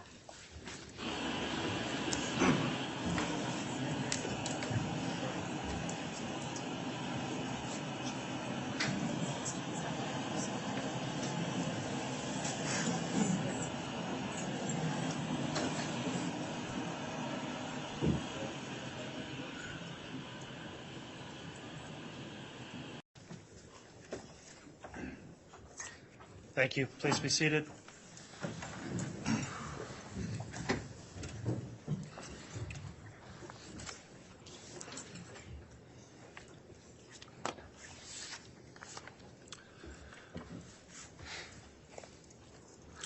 All right, counsel, we had a sidebar, and as it related to these autopsy photographs, I have considered this evidence, and I apologize for the delay this caused. I made a decision that caused us to make some technical adjustments here based on objections lodged by the defense and in consideration of whether or not a particular exhibit may become potentially prejudicial or inflammatory. The courts determined that, number one, it would be inappropriate for many of these photographs to be publicly demonstrated because of the graphic nature of the photographs. Number two, the jurors are entitled to view and see the photographs, but the size of the screen, if they're projected up onto the monitor up there, I would find potentially could be prejudicial just to blow the photos up to that size. And so they will be demonstrated and maybe published to the jurors, but through the monitors that the jurors have to contain the size of them and perhaps limit the impact they may have with regards to the objection made by the defense. So as I understand it, I believe we've arranged things so that these photographs will be shown on the monitor of the witness, which the court can see. Counsel should be able to see as well, and the jurors, but not the public, and they won't be shown on the overhead projector. So thanks for your patience in us getting that set up. Mr. Wood, they shouldn't be able to. So we'll have to double check as we get going here before we get into the more graphic photographs and make sure they're not being shown in the simulcast location also. Well, and that's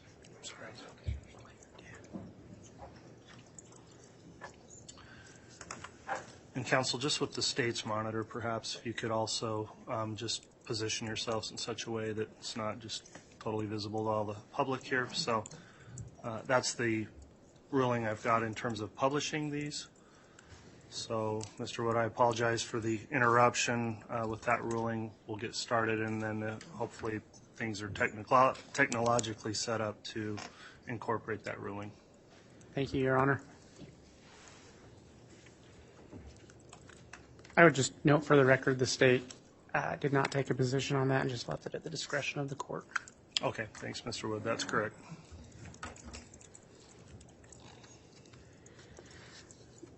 May I have permission to publish now? Yes. Okay.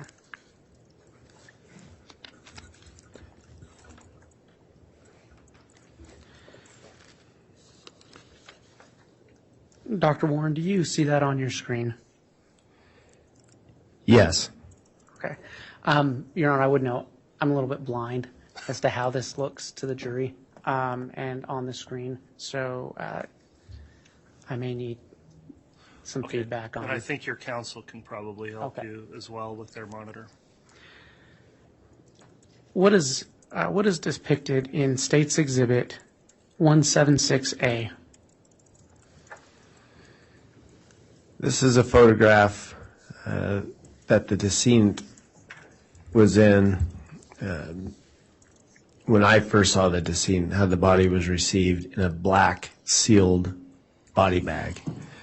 You can see there's a red seal that's sealing the zipper of the body bag, and the ruler is simply that's the case number that we have assigned to this particular case. Can you read that? Sorry, can you read that case number into the record? It's 200611-15. Thank you. What is the significance of that lock or seal? It's essentially to preserve evidence. As I stated before, it lets us know that nobody has gotten into the body bag if it's sealed and hampered with evidence in any way, shape, or form. Your Honor, could we have just a second? I apologize. There's really no objection other than the fact that there's no way to follow the court's order because the state's screen is being viewed by everybody back here, and I'm not sure about the jurors if their monitors are being seen. All right, I don't believe the juror monitors are visible to the public, and the one concern monitor, I guess, is at State's Counsel table, and if there's just a way, maybe Mr. Rammel, you could just stand behind that as a way to block view of public behind you.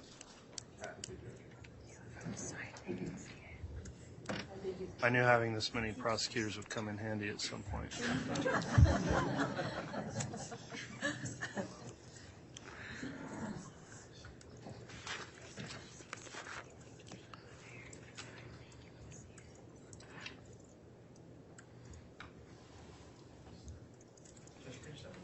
Yes. Do you want us to move to the other side? Do you want us to move chairs around to the other side and turn the monitor? You could do that as well. I mean, I that was trying to think of the most effective way to do it. if the monitor would turn around, maybe just for this portion, you could do that.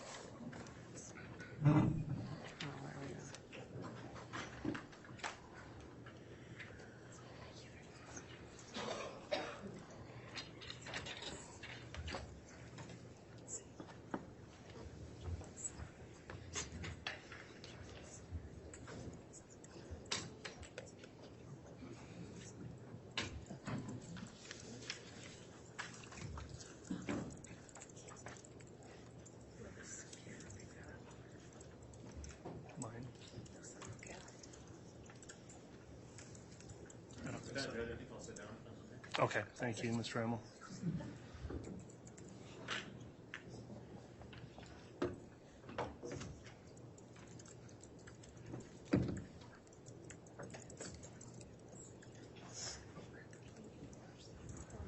This camera is not picked up on that screen. Simulcast room. Your Honor, can we request another sidebar? Yes.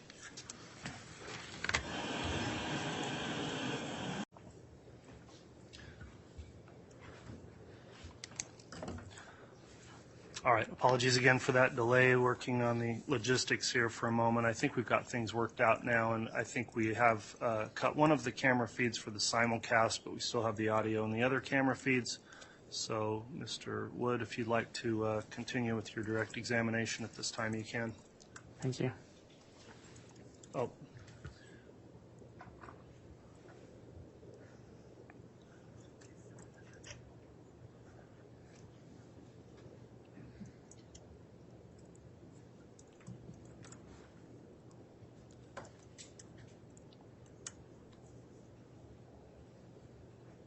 Okay, we're okay.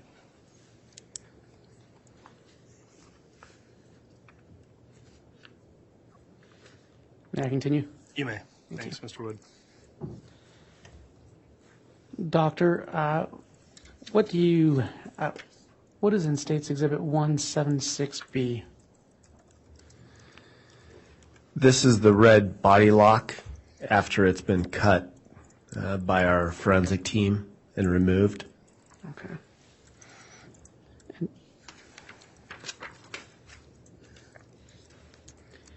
Can you describe what you see in State's Exhibit 176C? So after the sealed black body bag was opened, and you can see here that the body is further enclosed within a black plastic tarp that's held together with multiple strips of duct tape. Okay.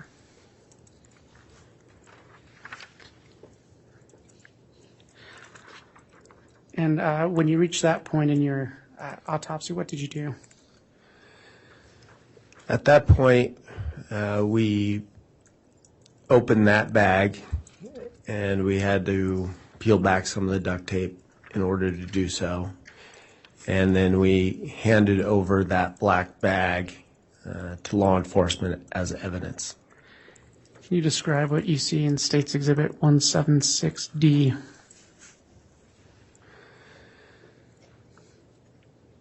So you can see here the decedent is within that black body bag. So I guess at this point we actually haven't submitted as evidence yet. But this is when we opened up that black bag with the duct tape. And this is the first view of JJ, the decedent. You can see, you can't see it real well on this photograph, but there is a white plastic bag over the head, and it's wrapped multiple times with duct tape. Can you describe what you see in State's 176E? So this is a better photograph that shows the white plastic bag over the head and the duct tape over the head. You can see there is a defect right above the duct tape on the white plastic bag, and I was informed before the autopsy started that law enforcement had made a small tear in that bag just to make sure that there was human hair and it was identifiable. And so that's why that is presumably there. And is the area where I'm pointing my pen the defect you're referring to? Yes. Okay. In addition, you can see JJ is clothed in a red pajama top that's partially soaked with decomposition fluid. And you can also see that the forearms and the wrists and the hands are tightly bound with duct tape as well.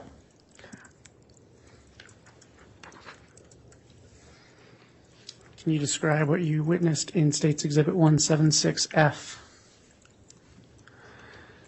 This is a photograph of the lower body now. You can see there's a blue and white blanket that partially covers the lower extremities. You can also see that JJ is wearing a red pajama bottom and black ankle-high socks. And then you can also see the duct tape. The ankles are bound with duct tape as well.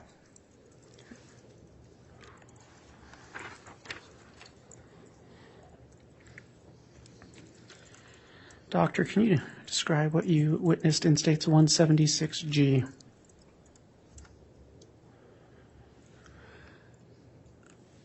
This is essentially another photo. It's just a different point of view. Okay. And what did you observe in 176H? So this is a photograph with the blanket removed. You can better see what JJ is wearing, and you can also see the extent of the decomposition fluid on the clothing better, as well as you can see a small portion of his arm, his left upper arm, and you can see it's in a state of decomposition. It's got a kind of a tan, leathery appearance with skin slippage, which is consistent with decomposition.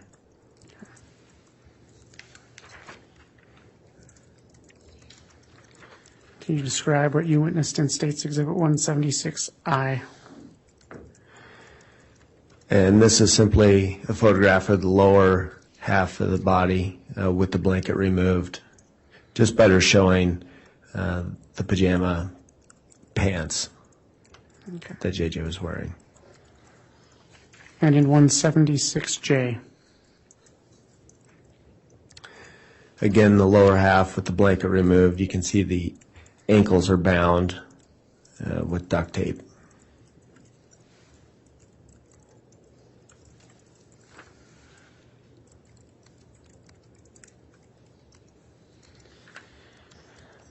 Doctor, can you describe what you witnessed in 176K?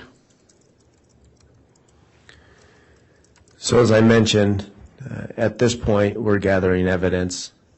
So at this point we made a single cut along the left side of the head to remove the white plastic bag and the surrounding duct tape, and we reflected it, and you can see a portion of JJ's face at least, and you can see that there's a strip of duct tape covering JJ's mouth that's essentially running from jawline to jawline.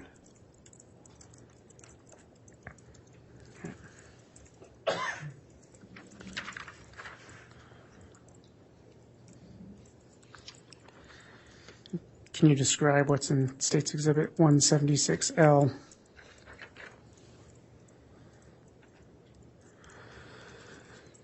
So we carefully removed the plastic bag and the duct tape from JJ's head, and that's a view on the inside.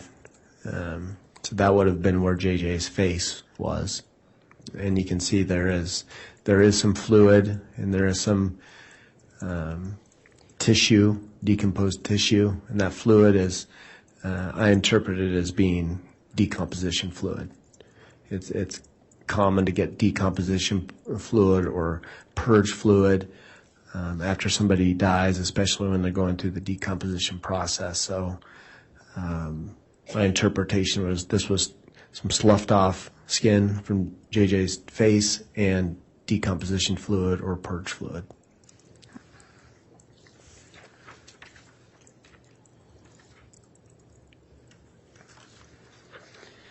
Can you describe what you witnessed in States Exhibit 176M?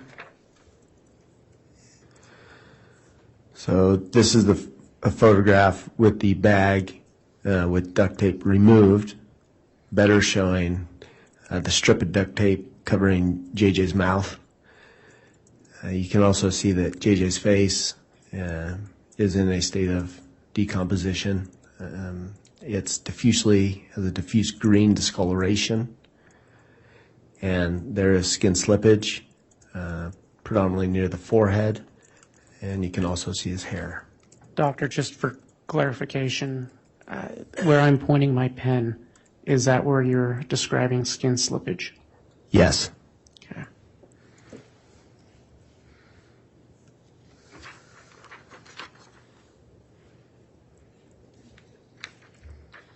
Can you describe what you observed in States Exhibit 176N?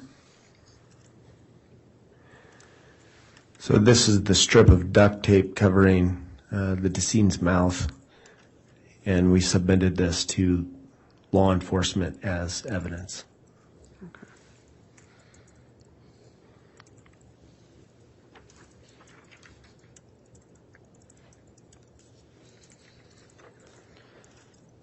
Doctor, will you describe what you observed in States 176O? So this photograph just highlights the duct tape, or the forearms and the wrist and the hands that are wrapped multiple times with duct tape.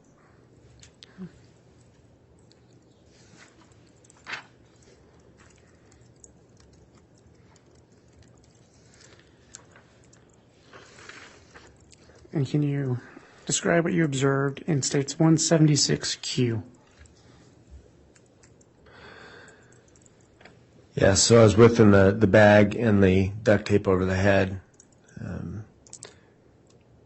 The decision was made to make a single cut across and reflect the duct tape binding the forearms and wrists and hands.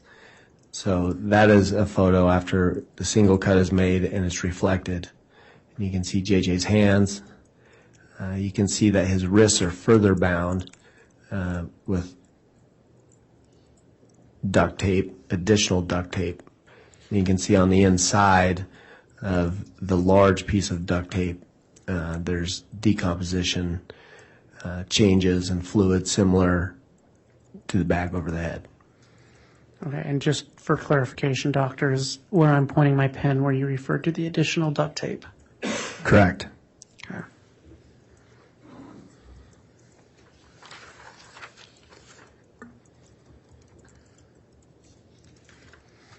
Can you describe what you observed in States 176R?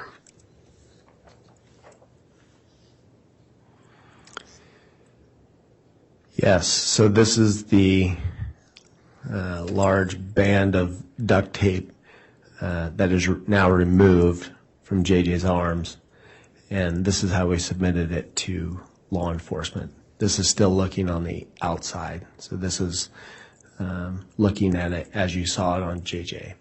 Okay. And can you describe what you observed in States 176S? Oh, sorry. This is the same duct tape, and it's just flipped over, and now you can see the inside of the duct tape. I guess the only thing that's really notable is that you can see the decomposition staining on large portions of the duct tape.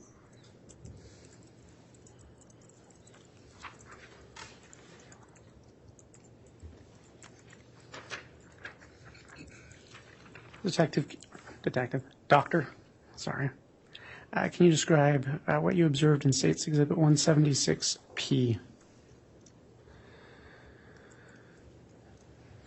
This is simply a close-up picture of the duct tape around the wrists. Okay. And when you reviewed that, how specifically was that wrapped around the wrist? Right, so how was it wrapped around a wrist? So it appeared that it had been wrapped around one wrist, and then the other wrist had been laid on top of it, and then that was wrapped around the other wrist separately. So they weren't wrapped together per se, but more like one was wrapped, and then the other one was wrapped.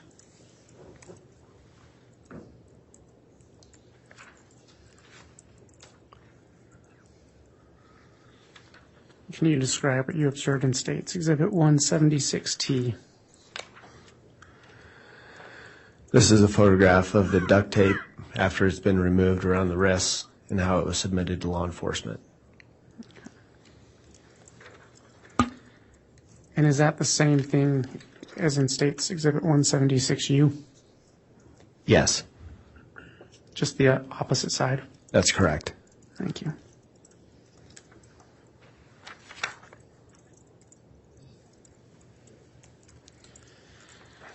Can you describe what you saw in States Exhibit 176V? So in addition to the red pajamas and the socks, JJ was wearing a diaper. This diaper, as you can see near the top of the photograph, it's still, you can see the white and the blue, the normal coloring of the diaper. In the mid portion, especially towards the bottom of the diaper, that's all decomposition fluid and probably decomposition sloughed off tissue. Okay.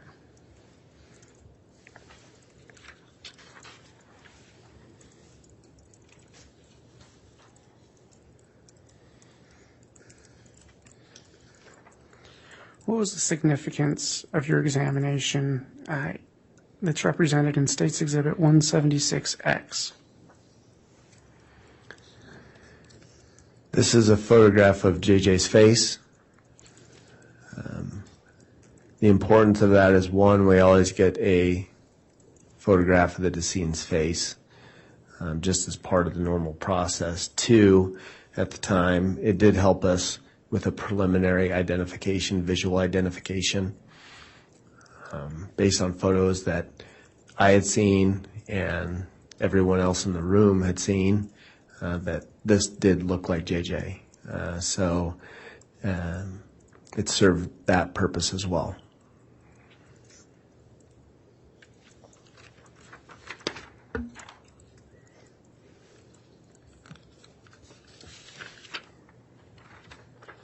And what did you witness in States Exhibit 176Y? This is a photograph of JJ's upper body, including his face and his arms. This is to show the state of decomposition that he was in. As already noted, his face has a diffusely green discoloration. On his chest, abdomen, and upper arms, you can see that there's a green to tan skin discoloration, and there's fairly extensive skin slippage that's scattered on the chest, the abdomen, both upper arms, and you can see a little bit on the hands.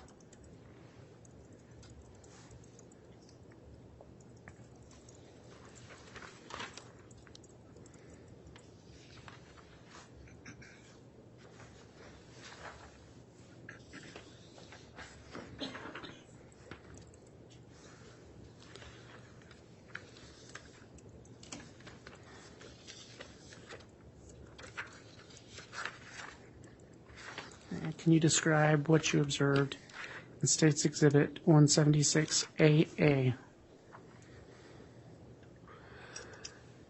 This is a photograph of JJ's lower half, his legs and his feet, and has a very similar appearance to that of his chest and abdomen, in that there's a obvious discoloration, tan greenish discoloration, and there's scattered skin slippage on both thighs, knees, shins, and both feet.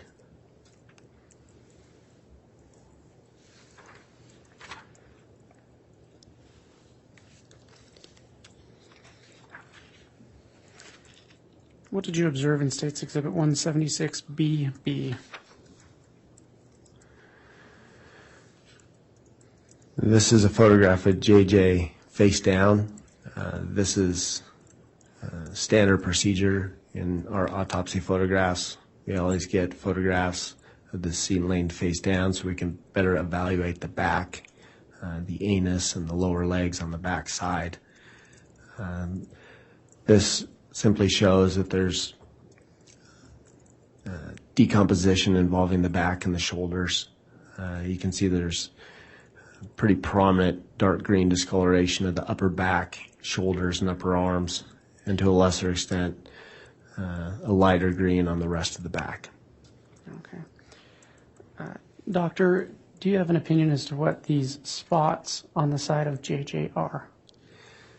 Yes, so there were multiple white punctate spots that were on the torso on both sides, and those are essentially minerals or salt deposition, calcium and other minerals, and that can be part of the decomposition process.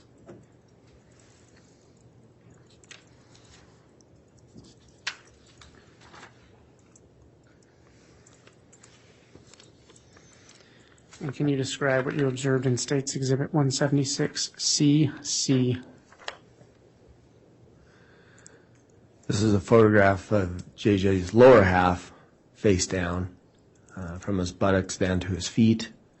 Again, showing the evidence of decomposition in the discoloration of the skin. And there was also partial degloving or significant slippage of both feet.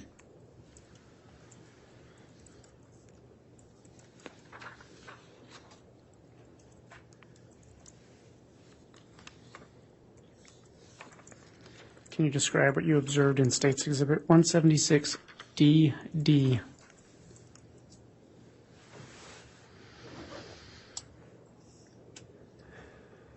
Yes. So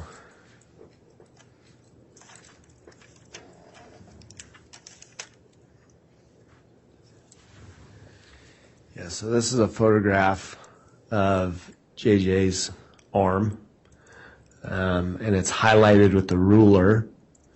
You can see there's some discoloration. As I mentioned before, with decomposition, you can get different types of colors.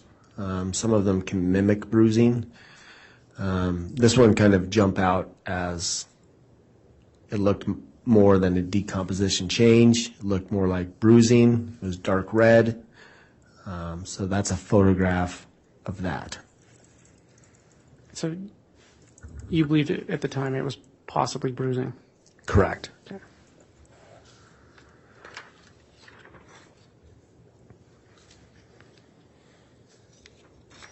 And what did you observe in States Exhibit 176EE? So this is just a closer up photograph of what appeared to be bruising on JJ's arm.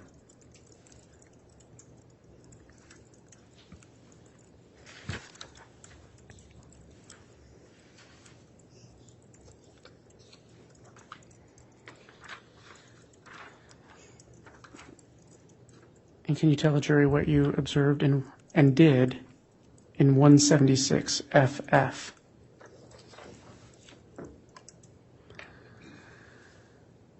So this is a photograph of that same area of what I thought to be bruising.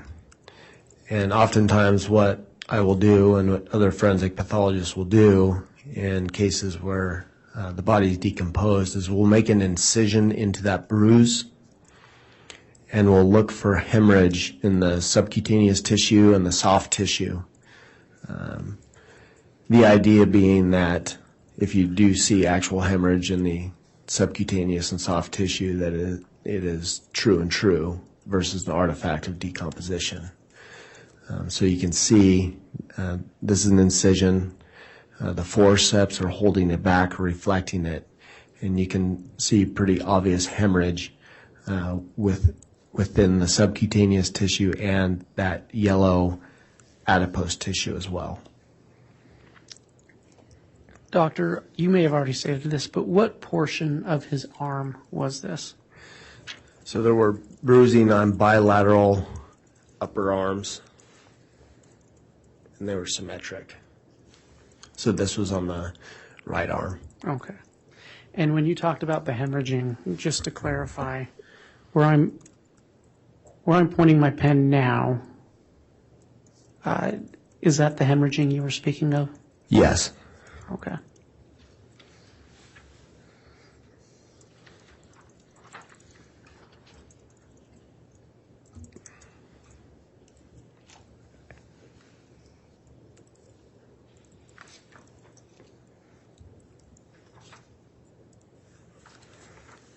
Can you state what you observed in State's Exhibit 176 MM?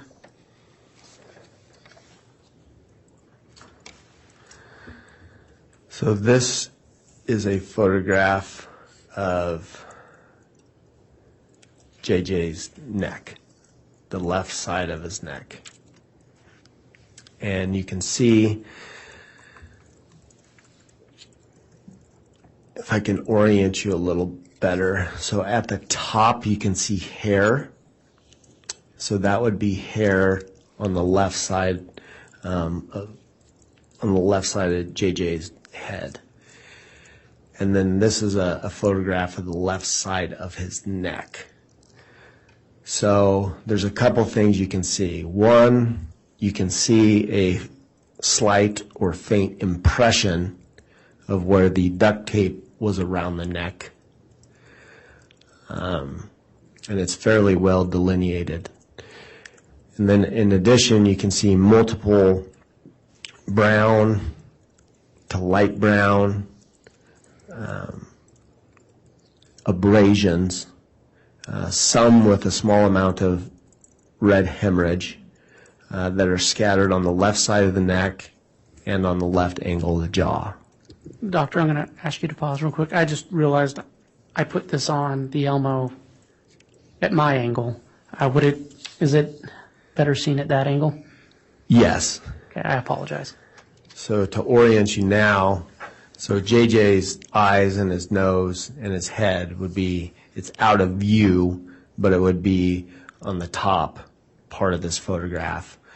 His body would be on the bottom half of this photograph. And this is a photograph of the left side of his neck.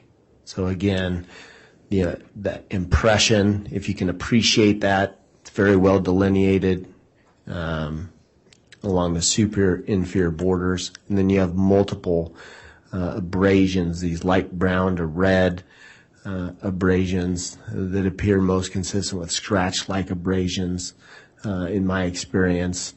Some with hemorrhage that are on the left side of the neck and the left angle of the jaw. Doctor, just for clarification, where we aren't able to use a pointer here, when you mentioned the impression, is this what you're referring to? Yes. Okay. And are these the abrasions you're referring to? Yes, that's correct. Okay.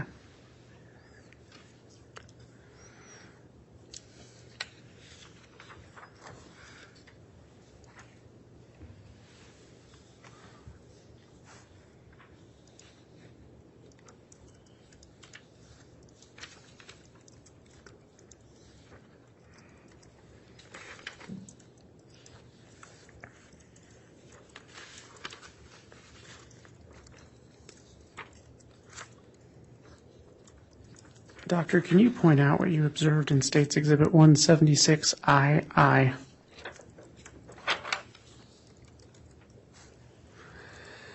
Yes, so this is a photograph of JJ's right hand. As mentioned earlier, there was partial degloving, which essentially means there's a significant amount of skin slippage on the hands. And you can see the right thumb kind of sticks out.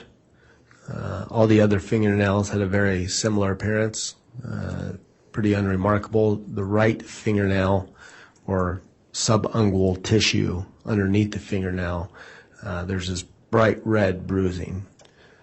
Doctor, is this what you're referring to, where I'm pointing my pen? Yes.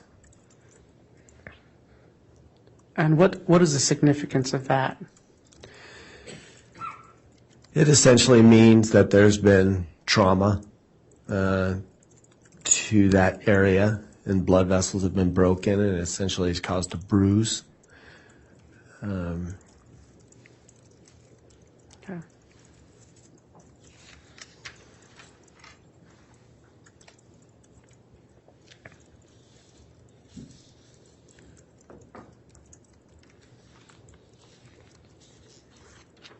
Can you describe what you observed in State's Exhibit 176 JJ?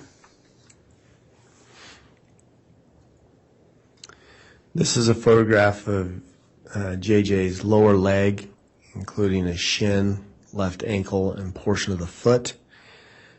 I believe I mentioned earlier that when we removed the duct tape from the ankles, it did appear that there may be some bruising that was associated with that.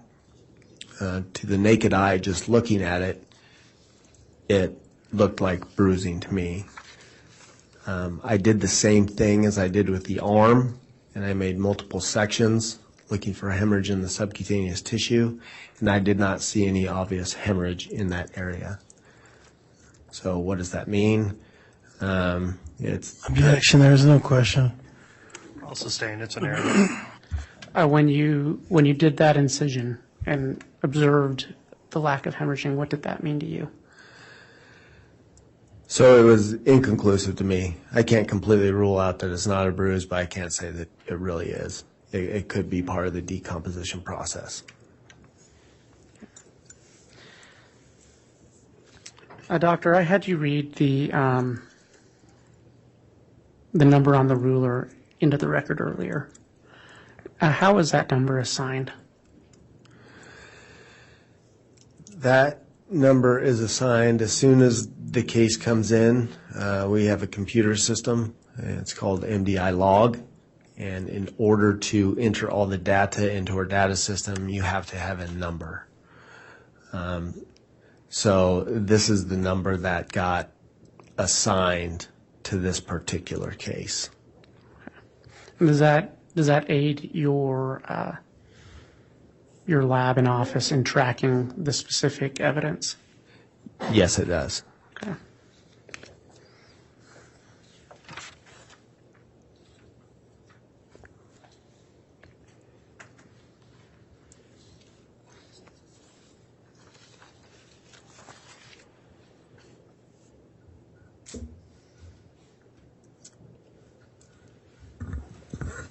Your Honor, I'm about to move into a separate discussion with Dr. Warren. I'm more than happy to take up another 10 minutes to do so, but just wanted to ask if the court wanted to break for lunch now or to continue going.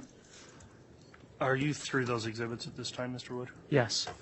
Okay. I would suggest let's keep going for a few more minutes. If you want to go into a new topic, we'll take a moment and reconvert things to the way they were for terms of the monitors in the case. I will note on the record also that the victims, if they would like, will be given an opportunity to view these exhibits in a separate setting. I'll leave that up to them to communicate with the state's victim witness coordinator if they wish to see those.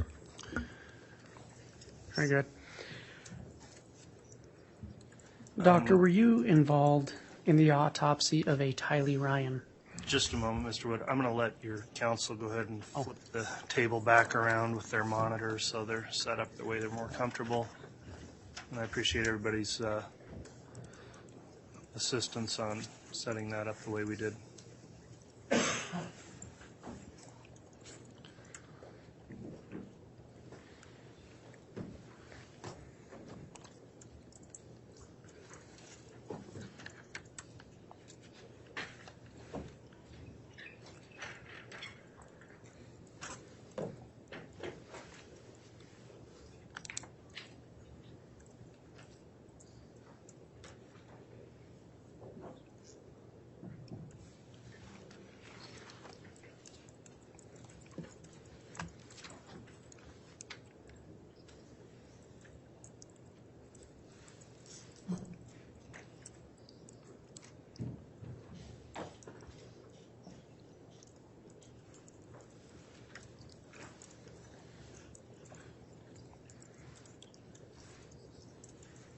All right, Mr. Wood, you can continue.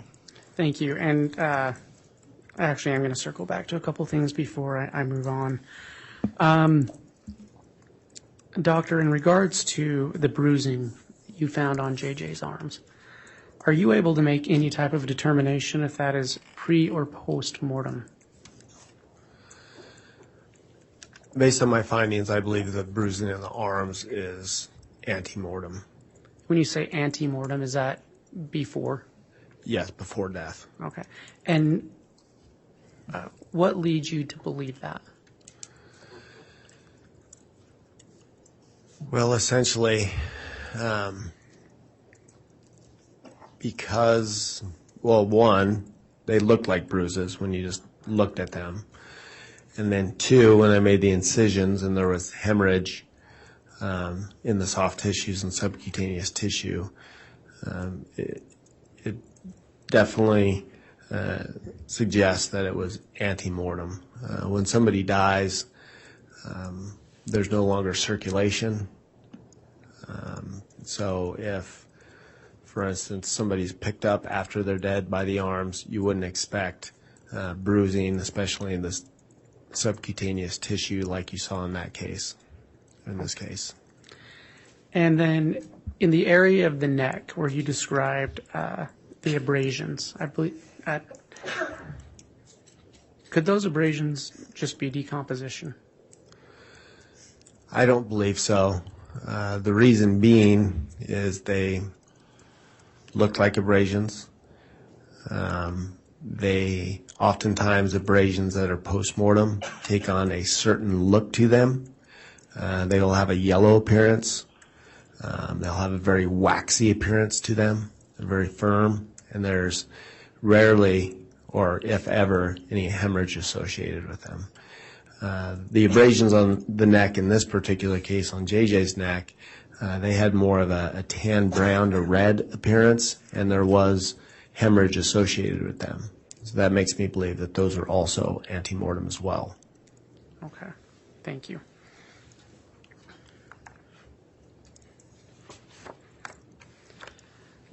Doctor, were you involved in an autopsy of Tylee Ryan? Yes. When did that take place? It started on the same day as JJ's case. After we finished JJ's case on June 11th, 2020, we took a very short break, and then we started Tylee's case. Okay. And was that then also at the Ada County Coroner's Office? Yes. How did that autopsy commence? What did you first observe? So this autopsy was different. The vast majority of the times when I perform an autopsy, I get an entire body, and there's a process that we went through, like with JJ, that I go through. Tylee's case was different. It was received by me Tylee's remains were received in 3 separate sealed bags.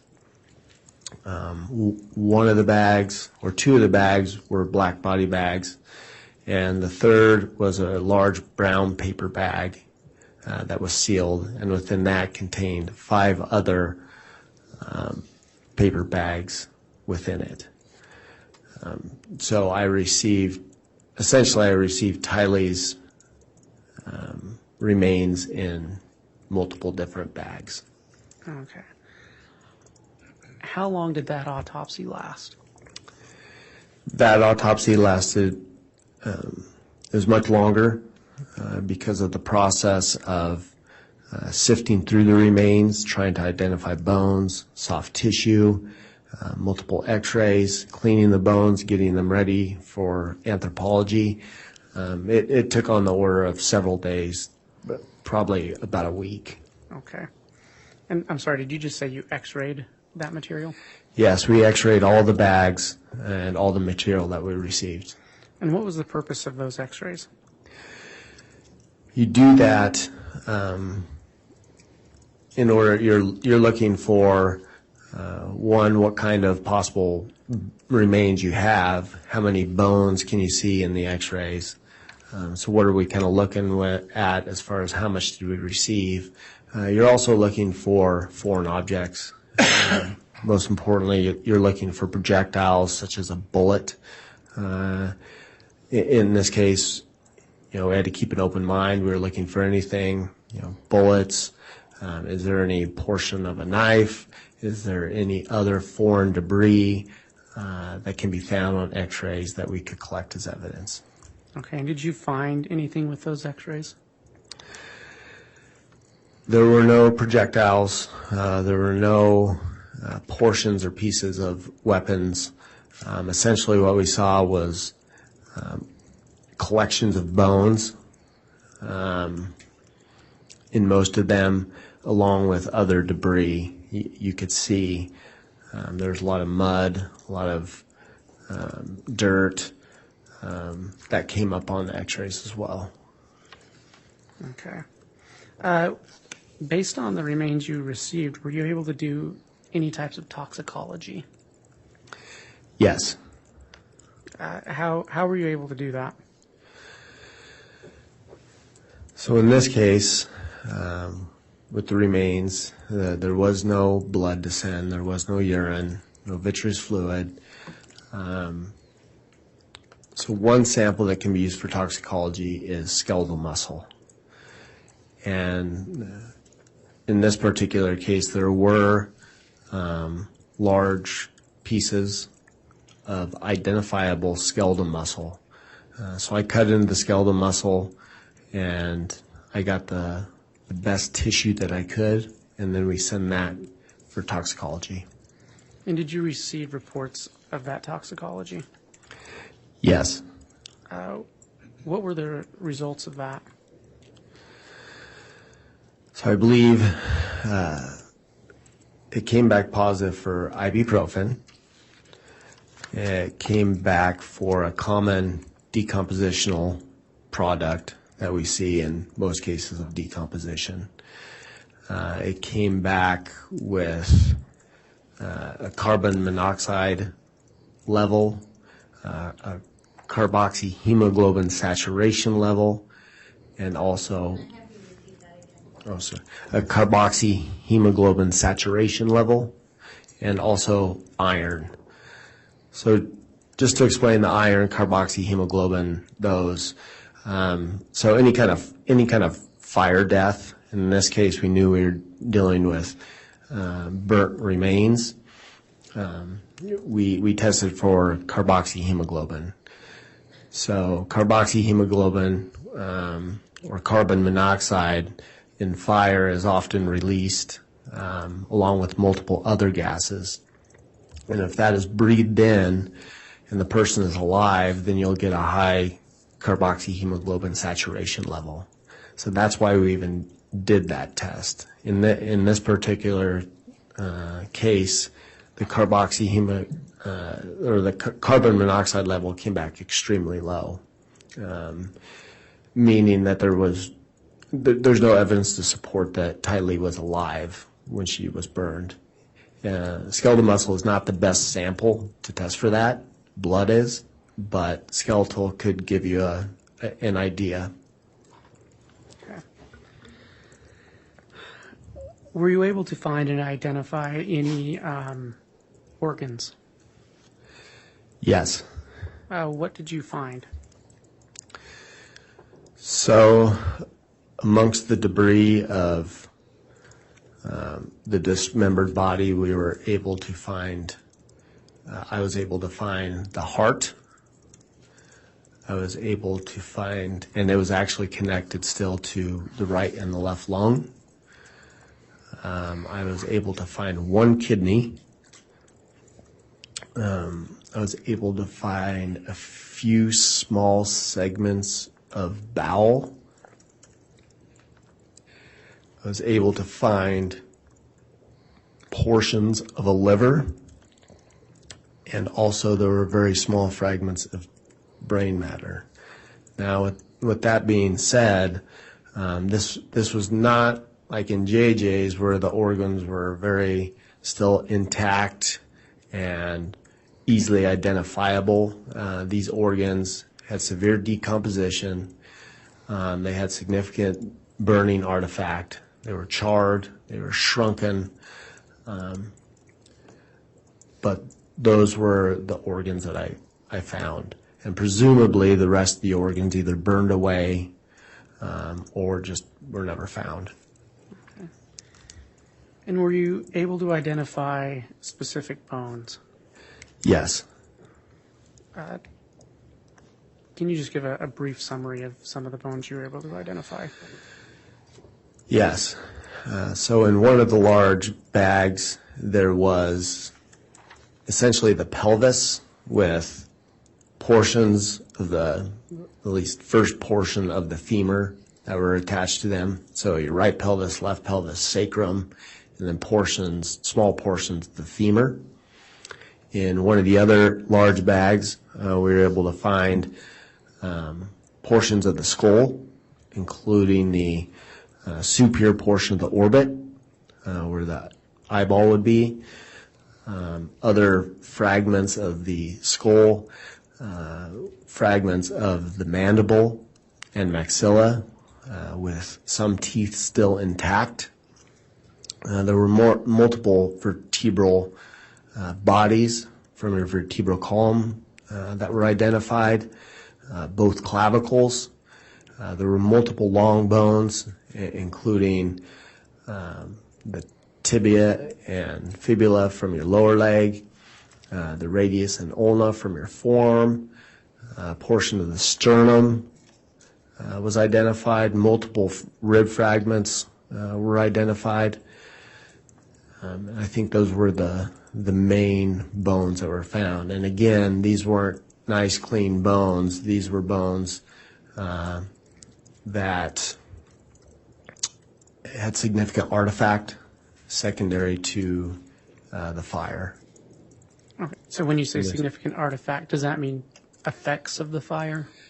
Yes, they were blackened and charred, and also it was presumed that some of the artifact was due to the dismembering process as well. Okay. Mr. Wood, would this be a good time to be able to break? Can I ask a couple more questions? Sure, go ahead. Dr. Warren, based on your autopsy of Tylee Ryan and based upon your education, training, and experience, have you formed an expert opinion concerning the cause of death of Tylee Ryan? Yes. What is that cause of death? I determined the cause of death to be homicide by unspecified means. And homicide by unspecified means, does that have a specific definition? It does. So homicide by unspecified means is a term that is or can be used for the cause of death when the forensic pathologist has essentially looked at the totality of the case, including the circumstances of the death, the autopsy findings and lack thereof autopsy findings in this case, the toxicology, and also based on medical and social records, that the forensic pathologist, which is me in this case, feels that the cause of death was by homicide, but I just can't pinpoint exactly what that was. Most homicides, you can say something like a gunshot wound to the head when the body's intact, or a stab wound to the heart. I can't do that in this case. And it should be noted that I guess the term homicide by unspecified means, it's widely used in the forensic pathology world. And it's been around for decades, for several years. And there's been published articles about specific guidelines and criteria that you should follow in order to come to that conclusion. So that's where that term comes from. Okay. Your Honor, we can break now and then we'll continue with Okay. Dr. Warren after the lunch break. We will take the break. This time today, we'll take a full hour for lunch, give the jurors a chance to get caught up and have a little extra time today, so we'll come back on the record after lunch. All right, please.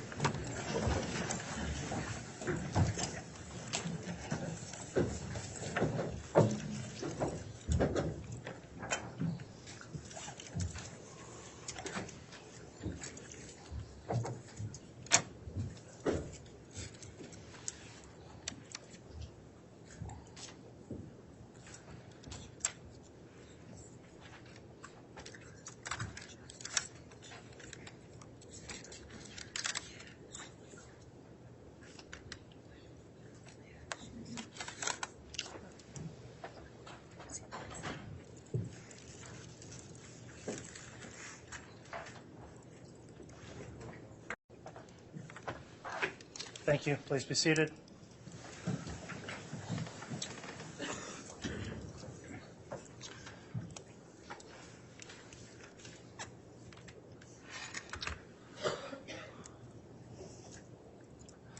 All right, let's have the jurors brought in, please.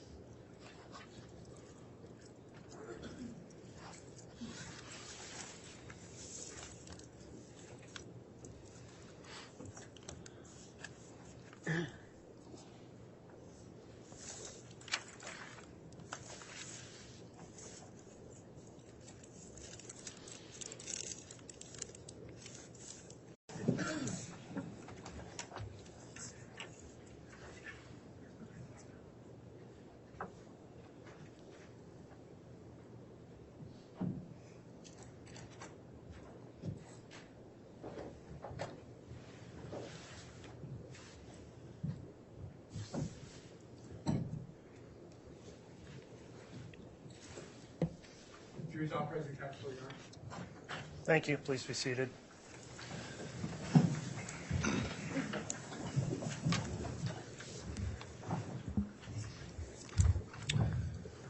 Okay, we're back on the record on case CR 22-21-1624, State of Idaho versus Lori Noreen Vallow. We just concluded the lunch recess. Mr. Wood is continuing with direct examination of Dr. Warren. Before we start with continued examination, Mr. Wood, just as a housekeeping issue, in terms of the last set of photographs, they were moved for and admitted in a chronological fashion. I advise that, in fact, certain letters in there were not actually introduced, so that would be 176 W, Z, and KK. Is that Yes, that is accurate. Okay. So, ladies and gentlemen of the jury, there will be an instruction given to you later that at times there may be gaps in numbering or lettering. So this would be one such instance where likely if your notes said something was admitted, those three were not in the sequence of those photographs. So you don't need to concern yourself with that, but we do need to have that clear on the record so somebody's not looking for those exhibits in the future if they look at the case file. So with that noted, Mr. Wood, if you'd like to continue at this time with direct examination, you may. The court would note all parties are present and the defendant as well, and you can continue to question your witness. Thank you. And just for clarity of the record, with the next exhibit, I will, as we admit it, there will be a few similar items. So, Okay. Dr. Warren, when we left, we had briefly discussed your finding of a cause of homicide by unspecified means. That's correct. And you were discussing criteria for reaching that conclusion. Yes. And just to refresh the memory of the jury and everyone, can you tell us again, what is the criteria for a homicide by unspecified means? Yes. So I already discussed that this term is used or sometimes used as a cause of death. So that there are specific guidelines and criteria that are used dealing with this cause of death.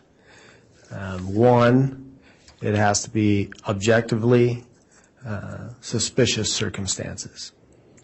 And examples used for the guidelines are dismembered body, body is burned,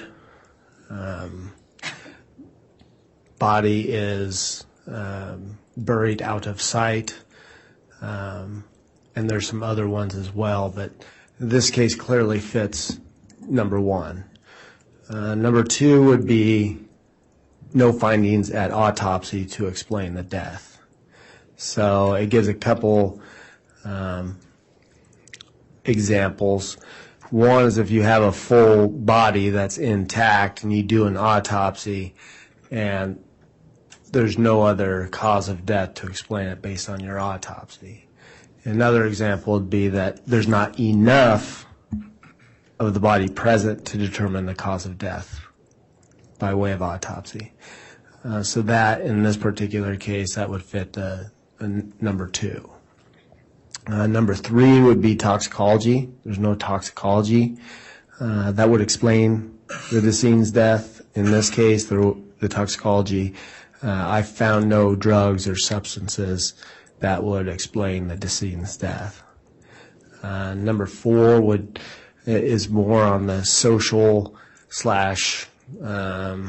history, including medical records. There's not another reasonable explanation based on medical records, social records,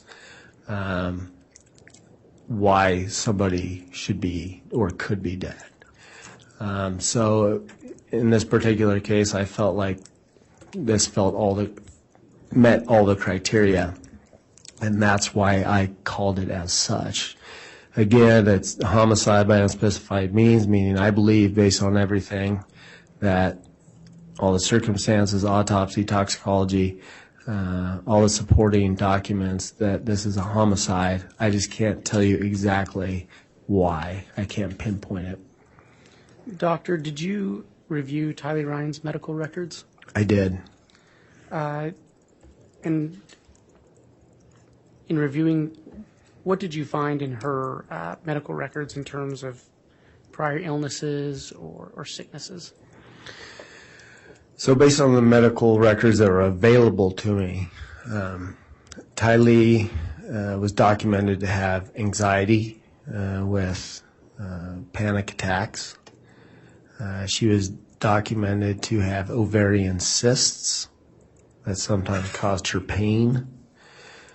She was documented to have pancreatitis or recurrent pancreatitis.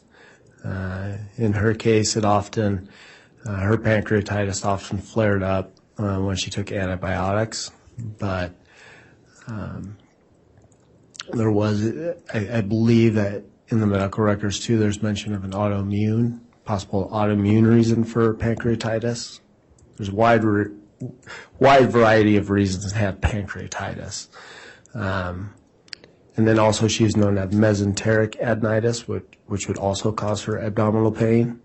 So mesenteric adenitis is essentially your loops of bowel are held together with adipose tissue. And within that adipose tissue, there's numerous lymph nodes. So typically during a viral infection, your lymph nodes will get inflamed, they'll become enlarged, it'll cause pain. It's usually self-limited. And I believe those were, at least based on the medical records that I reviewed, that was part of her medical history. Okay, and is there anything in her medical history that would provide a reasonable explanation for her death? No, not in my opinion. Okay. As part of your examination of Tylee Ryan, did you collect any evidence to be sent to other labs? Yes. What was that? So I think we already mentioned that I sent skeletal muscle for toxicology, and we already talked about those results. In addition to that, I collected multiple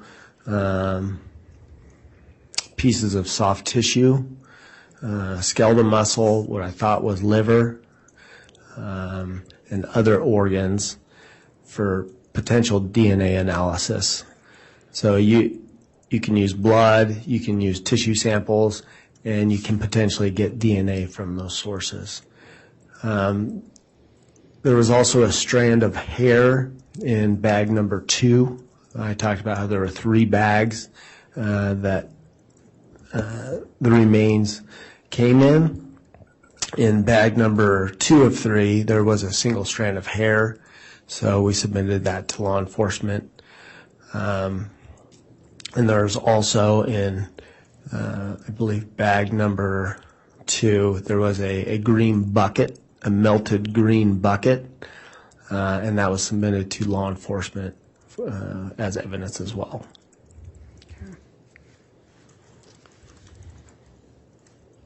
Dr. Warren, did you, as part of this autopsy, were photographs taken? Yes.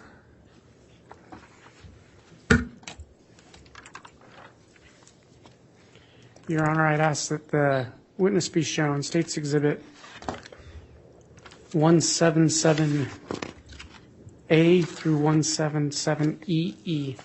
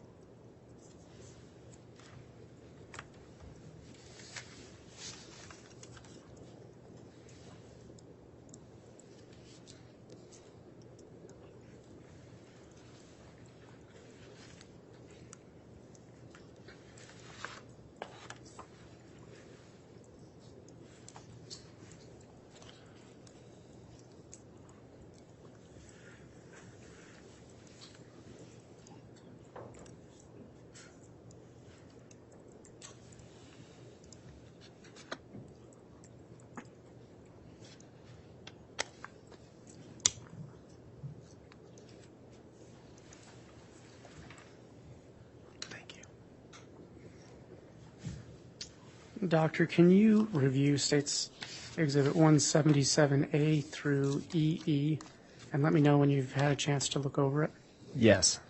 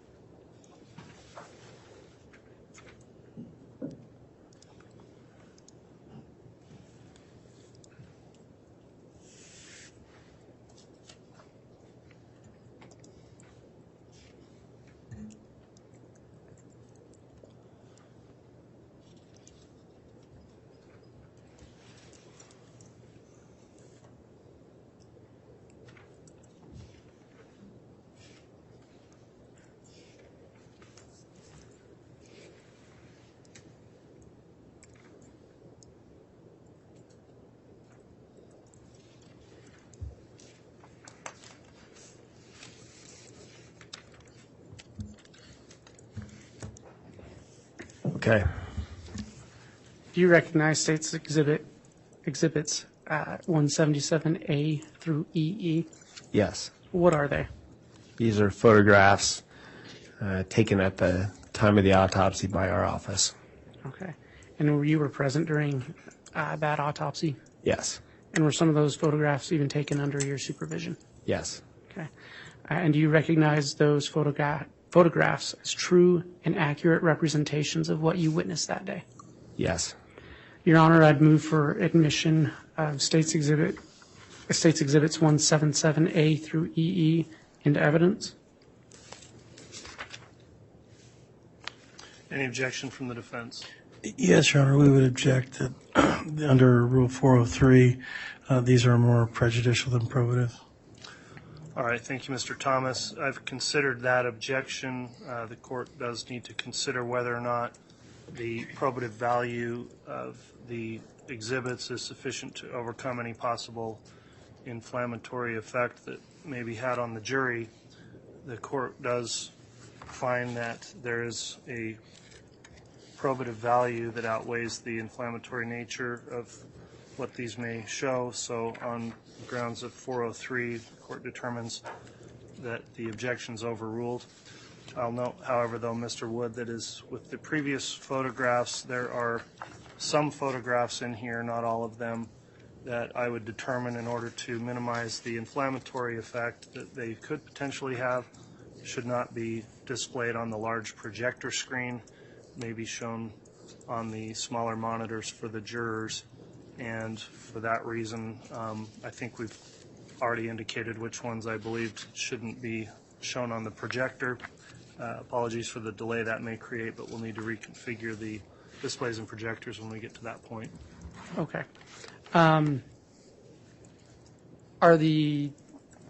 Is that exhibit admitted? It is. Okay. Your Honor, and just for clarity, for the record, if I may now list, there's a few numbers that are not in there. Okay, so we went A through EE, which I presume is A through Z, then starting with double A through double E. Yes. And what is not included in that exhibit? There is no 177L, 177N, as in November, 177R, 177U, 177W, and 177Y. Okay. And again, ladies and gentlemen of the jury, don't be concerned necessarily with numbers or lettering. Once you get exhibits, you'll be just instructed to consider all the evidence. So with that, Mr. Wood, you can continue. Thank you. Your Honor, your clerk did, I think, briefly show us the exhibits you did not want shown on the large screen. I'm wondering if I could get a copy of that so I don't inadvertently. Okay, the list I've got is D through H of 177 is the first set. If you're going sequentially through or alphabetically through the listing. We will be. Okay.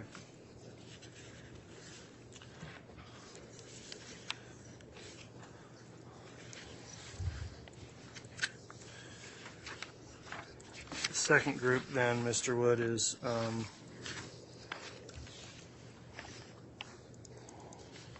believe it's O through CC.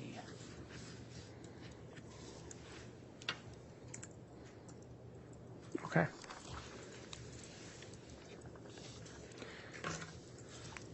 May I begin to publish and then we'll. Yes. Thank you.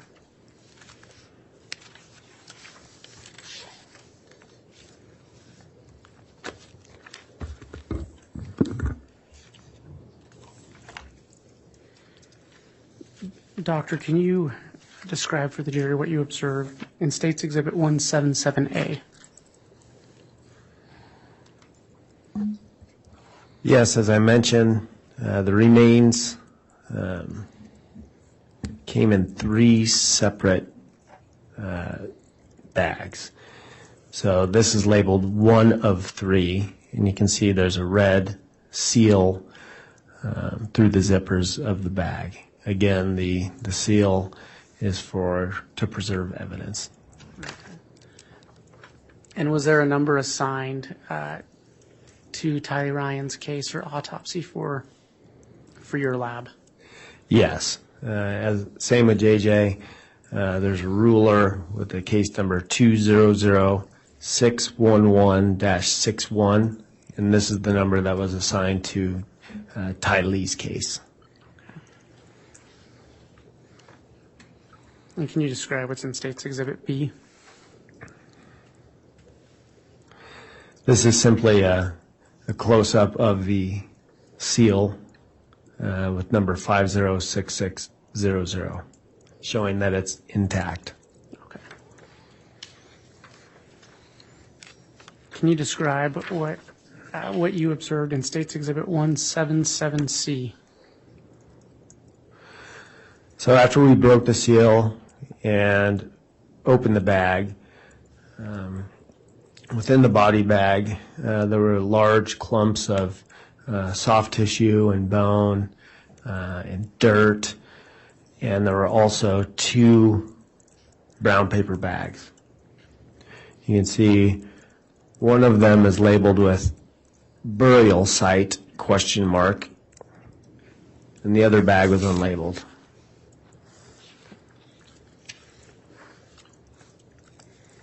Your Honor, on to 177D.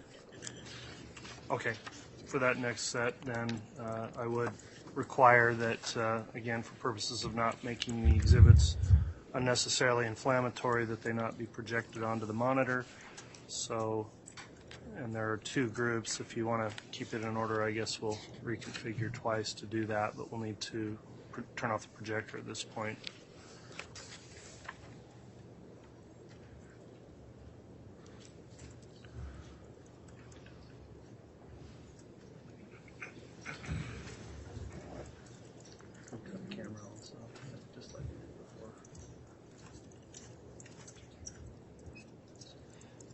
That's what I was going to have, yeah.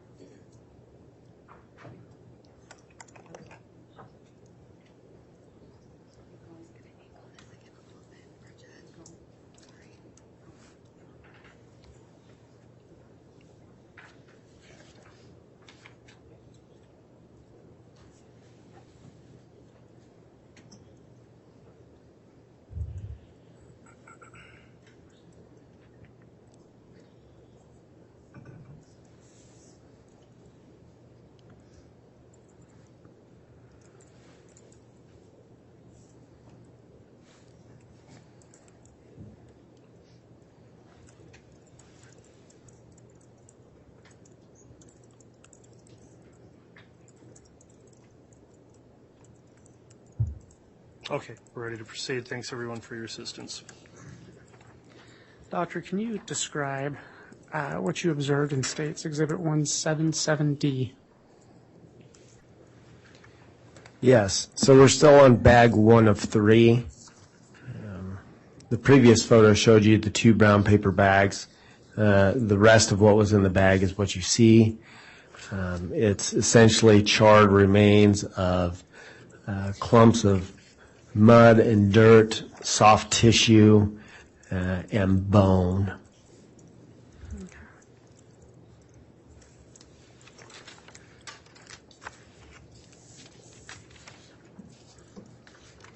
And can you tell the jury what you observed in 177E? So this is a photograph of what was in that commingled clump of charred tissue. Once we were able to clean off the debris and most of the decomposed tissue, what we have here is on the right side that's not on the blue board.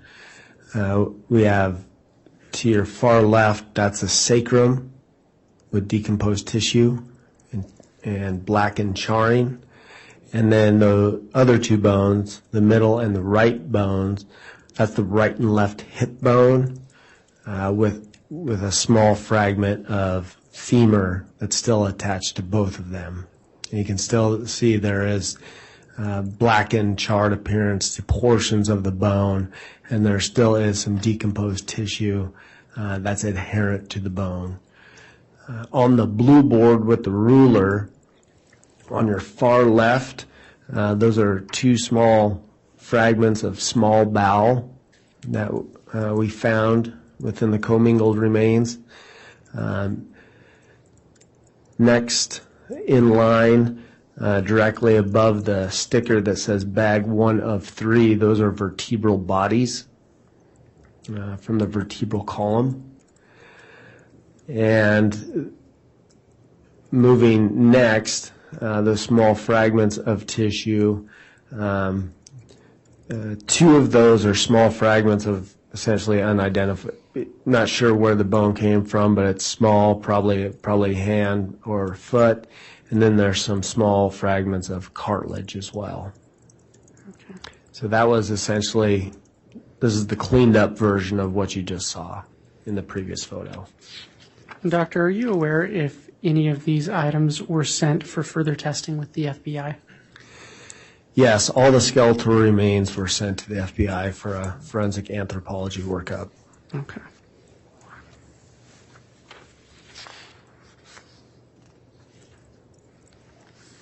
And can you explain what you observed in States Exhibit 177F? So this is still bag 1 of 3.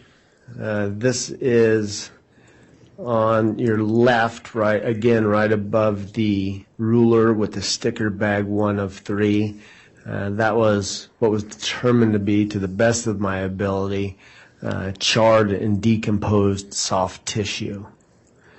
On the right, the blackened chunks of tissue, chunks of material, that was determined to be, those were charred clumps of mud,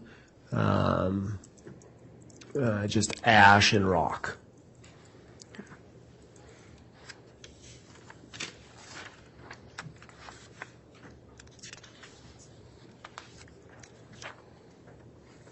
And can you describe for the jury what you observed in States Exhibit 177G? All right, so if you remember, we're still on bag 1 of 3. If you remember, the burial site question mark was within bag 1 of 3. And this is what was in the paper bag burial site question mark. You can see it came in a foil container. And there's multiple charred pieces of bone and other debris. You can make out on the far left, those are vertebral bodies. The remainder of the bones were just small fragmented bones that were charred.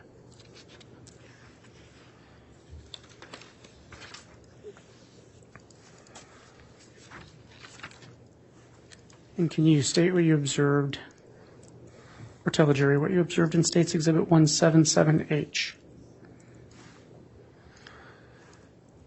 Yes, so this is the cleaned up version of what you just saw within that container. On the far left are 2 vertebral columns, vertebral bodies that are charred and partially burned away. In the middle, there's those 3 fragments of small bones that have some thermal artifact as well. In the bottom right, that black material, that was determined to be more just charred ash, dirt, twigs, and rock. And then up in the upper right, those are just small fragments of unidentified bone that were charred.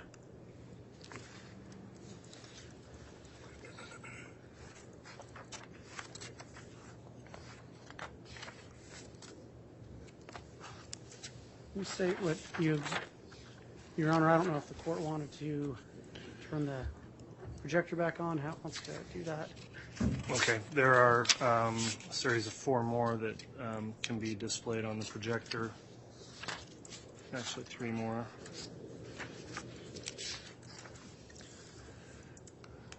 It might be...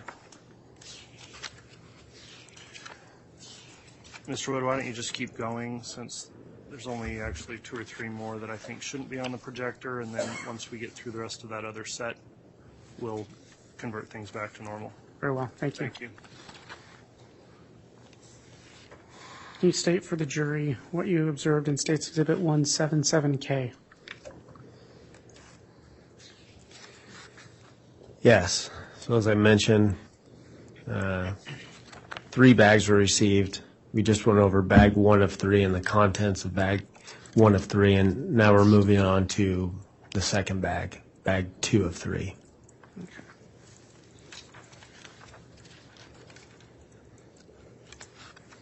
What did you observe in State's Exhibit 177I?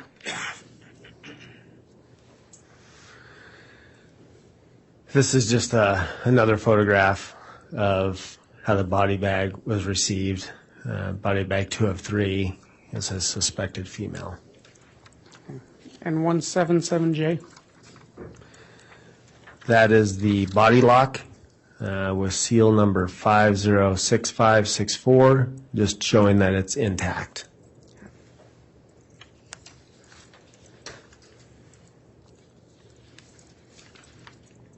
Can you state what you observed in State's Exhibit 177M?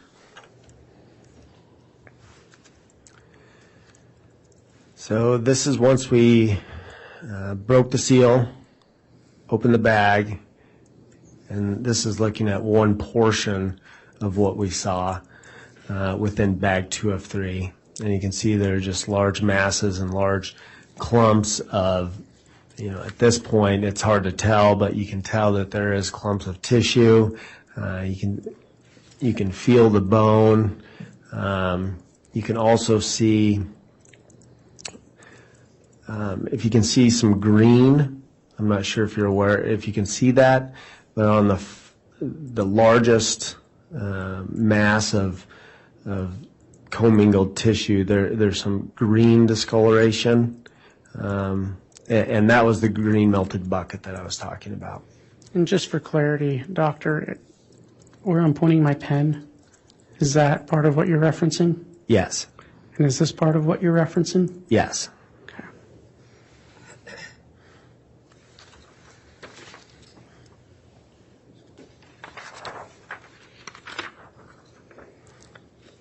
And what did you observe in State's Exhibit 1770?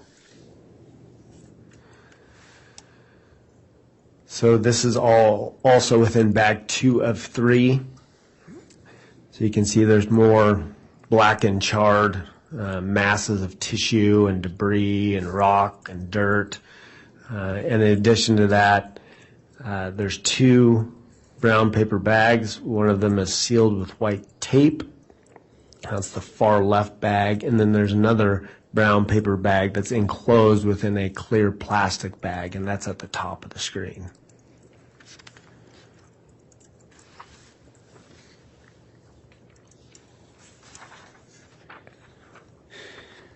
And what did you observe in State's Exhibit 177P? So after sifting and partially cleaning through the debris and the remains, this is a portion of what we found. At the top of the screen, that's the frontal bone, so that's the top of the skull. And you can see semicircular rounding off at the bottom of the skull, so that would be the top of your orbit. So that's where your essentially your eyeballs would be. So it's the top of the head. You can see there's some charring, there's some dirt still on it. Just to your left, on the far left, that's another large fragment and cranium. So that's a large fragment of skull that has significant charring and blackening secondary to the fire. And the most bottom piece of tissue is a portion of the mandible and maxilla. You can still see that there are teeth, if you can recognize it. It's significantly blackened and charred, but there were still some teeth that were intact.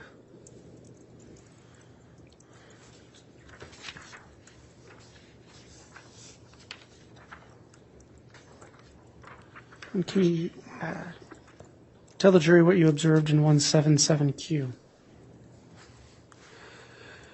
So as we mentioned before, there were some organs that were identified within that the remains. So this is the heart right in the middle, and then on both sides of the heart are the right and left lung. So they're still attached to one another. You can see the great vessels. They look like straws kind of coming out. So those are some of the great vessels that come off the aorta. And now this is not what a normal heart and lung looks like, just so you know. This is significantly shrunken. The heart and the lungs are both significantly shrunken. They're disrupted, they're charred, they're burned, they're falling apart. And so that was what was found, at least part of the organs that were found.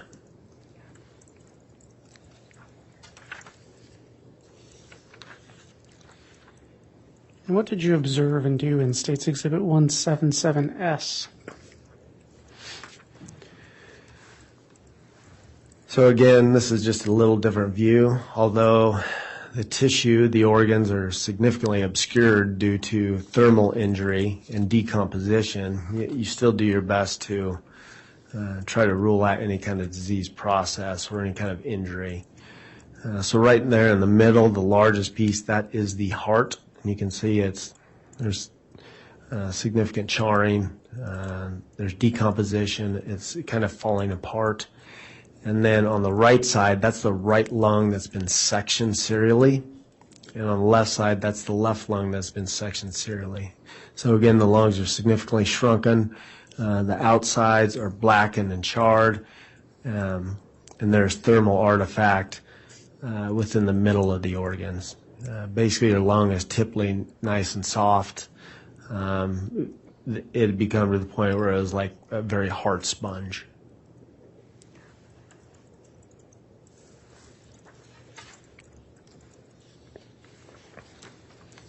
And what did you observe in States Exhibit 177T?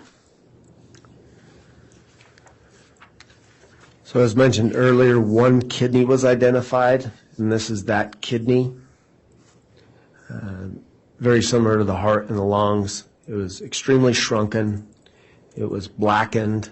It was charred. Significant heat thermal artifact.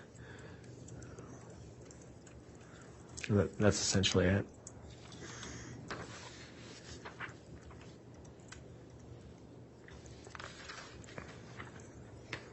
And can you describe what you observed in States Exhibit 177V?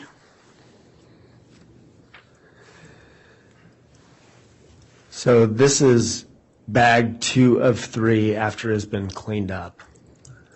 So the organs are not in there, the organs that we just went over, the heart, lungs, and so forth.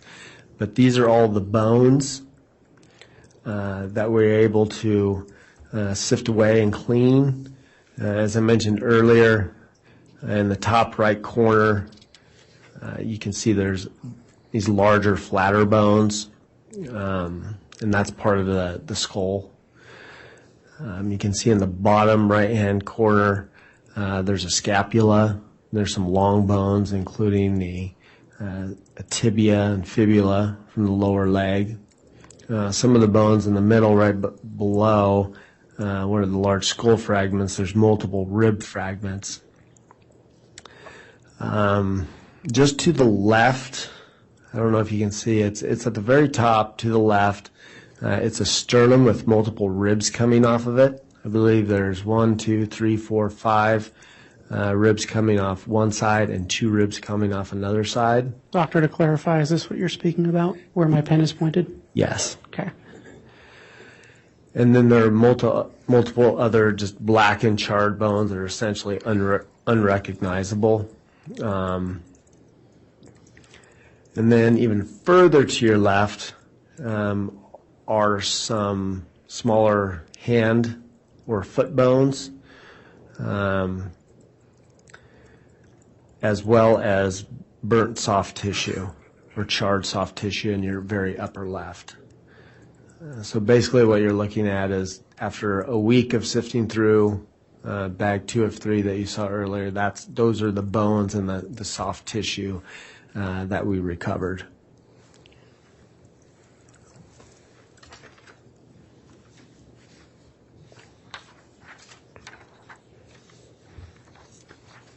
Can you describe what you observed in States Exhibit 177X?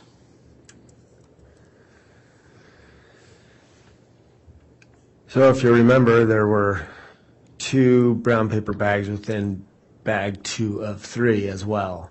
So within that paper bag, you can see on the left, there are multiple charred pieces of bone, unrecognizable bone. Most likely at the very top, those small, they look like little logs. Those are likely hand or foot bones. And that was what was in the brown paper bag.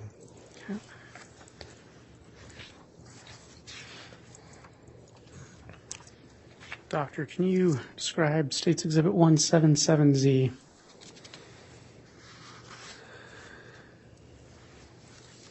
So we've completed bag 2 of 3. Now we're moving on to bag 3 of 3. This is a little different. The first 2 bags came in black body bags that were sealed. This came in a sealed large brown paper bag.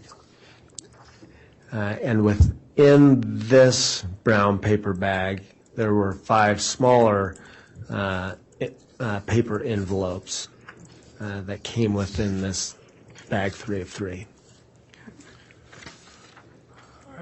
Mr. Wood, at this point, we can continue to just project these regularly if you'd like going forward. Sure. We'll take a moment to reconfigure.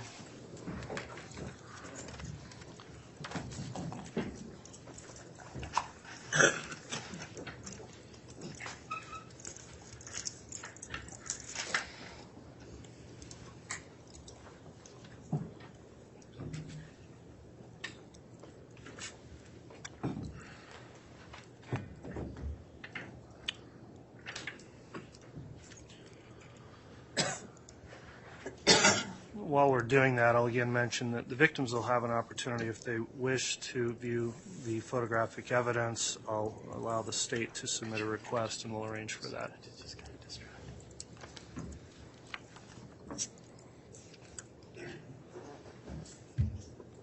Thank you.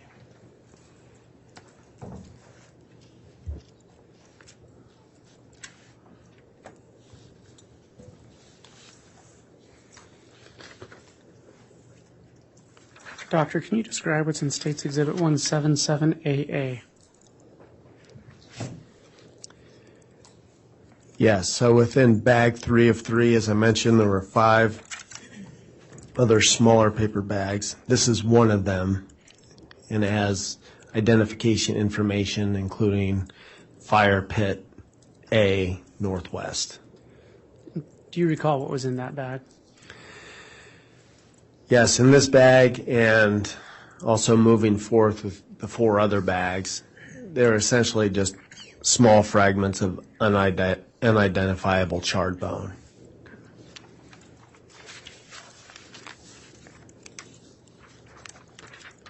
You identify States Exhibit 177BB.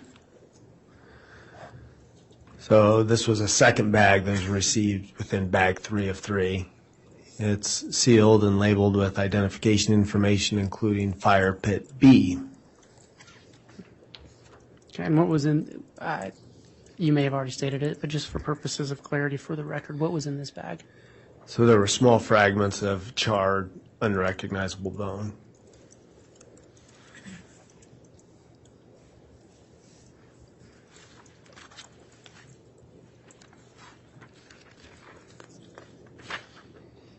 Can you describe what you observed in States Exhibit 177CC? Yes, so this is a third bag within bag 3 of 3, again with identification information. I think the description was suspected bone fragment. Okay. And do you recall what was in it? Again, small, charred piece of unrecognizable bone. And when I mean unrecognizable, they were bone. I just couldn't say where they came from because they were so small and charred and fragmented. And can you tell the jury what you observed in States Exhibit 177D? I'm Again- sorry, let me restate that. 177DD. So this is a fourth paper bag within the bag 3 of 3. Again, labeled and sealed with the description suspected bone fragments. And within this bag was also small, charred, crumbly, unrecognizable pieces of bone. And can you describe what you observed in States Exhibit 177EE? And this is the final fifth bag that is sealed with identification information and labeled suspected organic matter. So within this bag there was small charred fragments of soft tissue. Were you able to identify those pieces of tissue? No.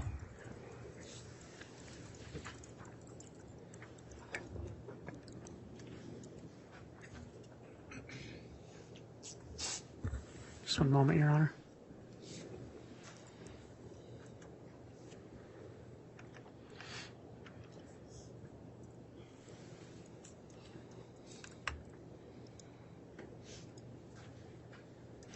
Your Honor, the state has no further questions at this time. All right, thank you, Mr. Wood.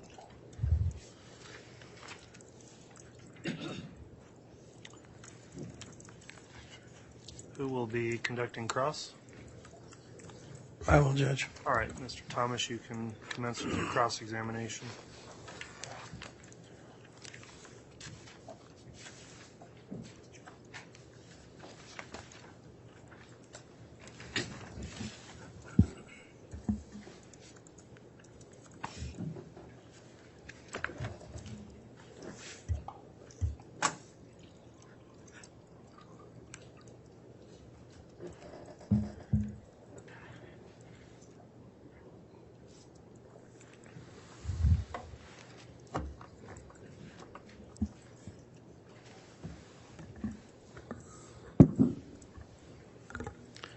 Good afternoon, Dr. Warren. Good afternoon. So it looks like you're a forensic pathologist, correct? That's correct. So where did you, I think you said you got your medical degree in Denver? Correct. The University of Colorado. Okay. And where did you do your undergraduate work? I went to Stanford University. Okay. And when was that? 1998 to 2002. Okay. Any other postgraduate work other than going to medical school? Other than, and we've already gone over this, but my general pathology residency, neuropathology fellowship, forensic pathology fellowship, and that's it. Where were those done? So the general pathology was done at Oregon Health and Sciences University in Portland, Oregon. The neuropathology fellowship was at the same place. I just stayed there for another 2 years. And then for my forensic pathology fellowship, I went back to Denver for the forensic fellowship. Okay. Now you talked a little bit about forensic pathology and what it is, and I believe you said that in a nutshell you try to figure out why people die. Is that right? Correct. Okay. You currently work at the Ada County Coroner's Office, right? Yes. That's not necessarily that's not an arm of law enforcement, right? That's correct. Okay. You're kind of an independent office. You don't work with law enforcement necessarily, right? I would say I don't work for them, but work with them often. Okay. All right. And in this particular case, well, I guess when you say you work with them, what does that mean? You are not an independent. You don't look at this case, each body. You don't look at it independently. You kind of look at it with an eye towards law enforcement. No. So we're our own independent agency, the Ada County Coroner's Office. We perform our own death investigation independent of other agencies. But in case of suspicious cases, homicide cases, we obviously rely upon information. You can't do an autopsy in a black box, right? You can't do it in a basement with no information.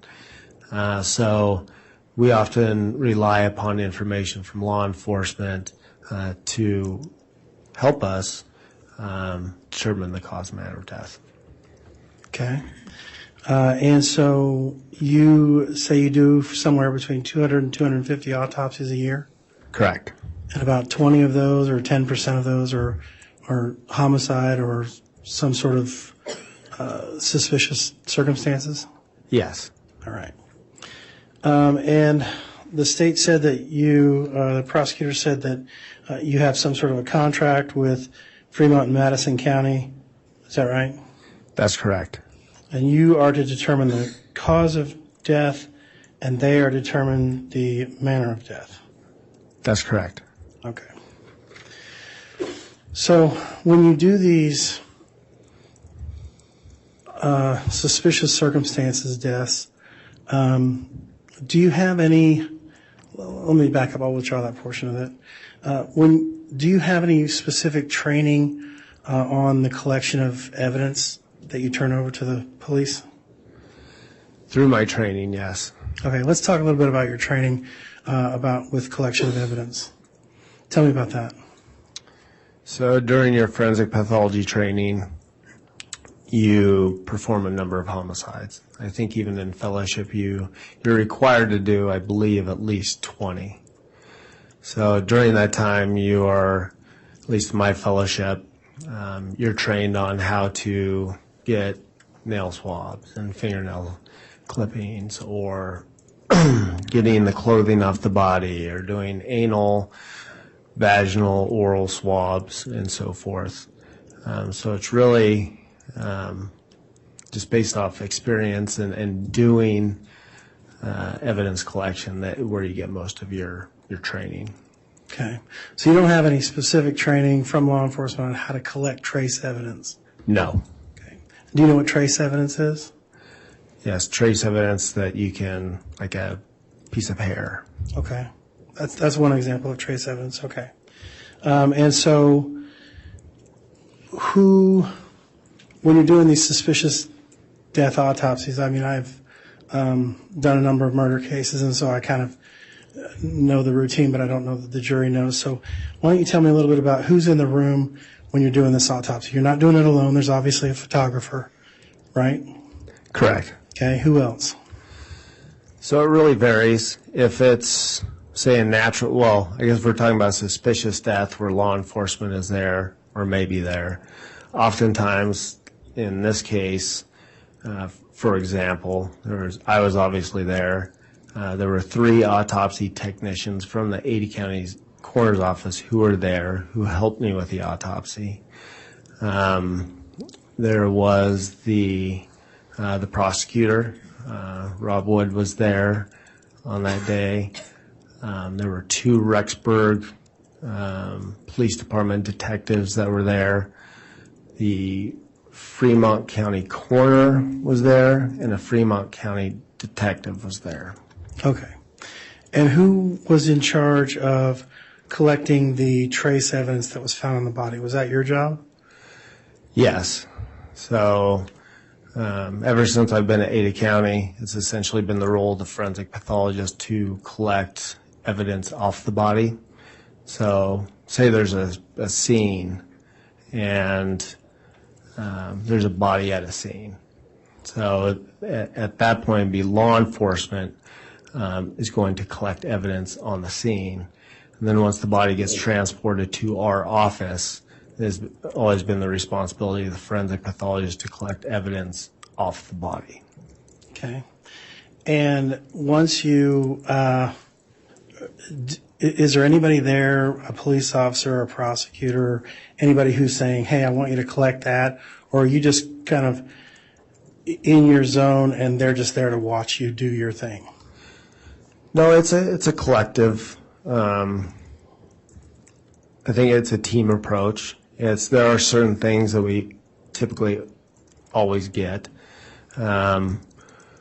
if we can, on suspicious cases, we always try to get fingernail swabs, hand swabs, oral swabs. If there's any kind of sexual anything sexual to the case, we'll get vaginal swabs or anal swabs or penile swabs. We always give the clothing and submit it to law enforcement. But there is also an element of sometimes law enforcement will ask for specific things, like, I want this. Right. Can you do that? I guess in this particular case, that's what I don't want to talk about generalities. I just want to talk about what happened in this particular case, okay? Right. So tell me about any conversations you may have had with law enforcement or the prosecutor here, Mr. Wood, or anybody that was in the room as to what they wanted you to gather as far as evidence.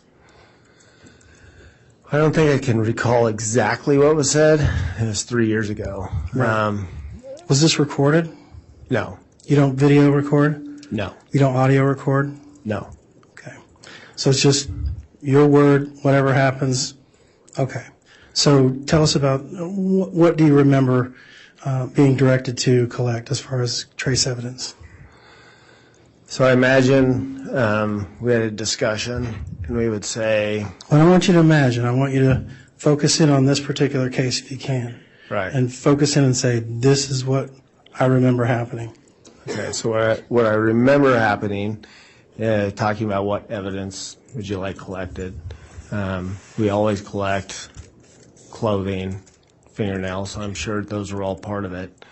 And then in this case, there were some other things. We'd obviously want to collect the paper bag and the duct tape and the bag that the body came in with duct tape. So I'm sure all of those things were discussed. Okay, so you're saying these are things you generally do, and so this is what you probably did, but you don't have any specific recollection of having any conversations with anyone on that particular day about the evidence that was collected. Yeah, I think that's safe to say. Okay. And now, by the time these bodies were collected and brought to you, there were a number of theories going around. What was told to you as far as the background that led you to come up with the cause of death here on JJ Vallow? For JJ Vallow, we did have a briefing before the autopsy. Met with law enforcement from Rexburg, from Fremont, and there was an individual from the FBI there as well. And I remember I got a timeline of what they knew at that point, kind of leading up to when they disappeared to when they were found. So I essentially got a general guideline or timeline, of the events that had happened up to that point. Okay. So now you mentioned that Fremont County Sheriff's Office was there, Rexburg Police Department was there, and now you indicate that there was also an FBI agent that was there? That's correct. At least one, or more than one? There's one. Okay. You don't recall his name or her name? I don't. Okay. Male or female, do you know? It is male. Okay. So you indicated the cause of death on JJ was, well, I don't want to get this wrong. Why don't you go ahead and tell me what it was? It was asphyxia by plastic bag over the head and duct tape covering the mouth. Right. Plastic bag over the head. So tell me what evidence did you collect? Did you collect any evidence inside the sinuses? Did you swab the sinuses and pull out any evidence? No. Okay. Did you swab the throat or go down the throat somehow and swab anything down there? Yes, we took oral swabs. Okay. And did you find any evidence of microplastics or something that might be consistent with someone being smothered with a plastic bag?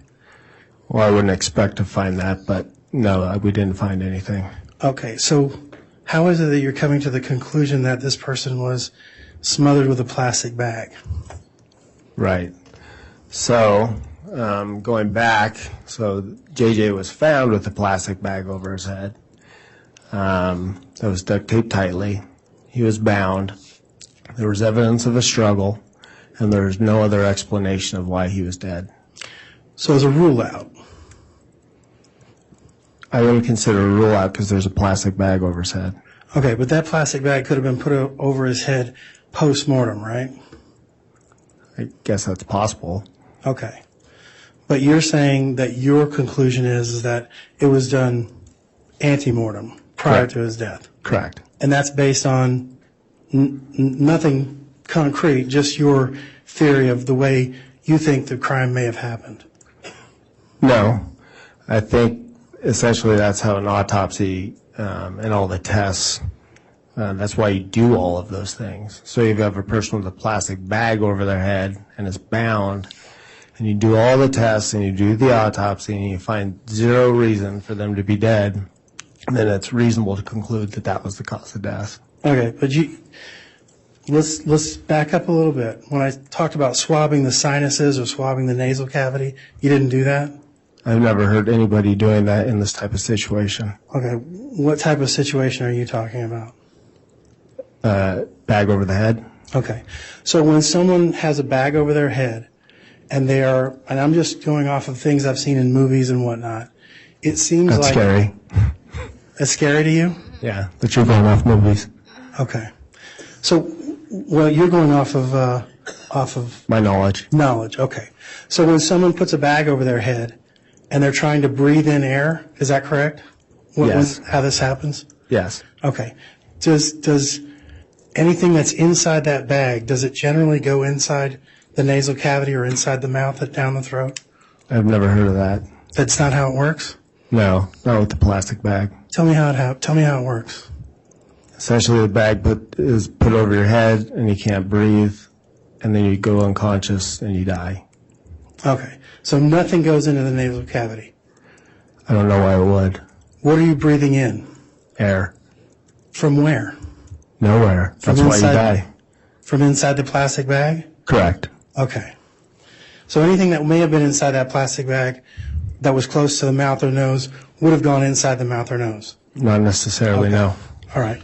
I guess we'll just have to disagree on that. Objection, that's not a question. Sustained. Will we have to disagree on that? I guess we will. All right. Thank you.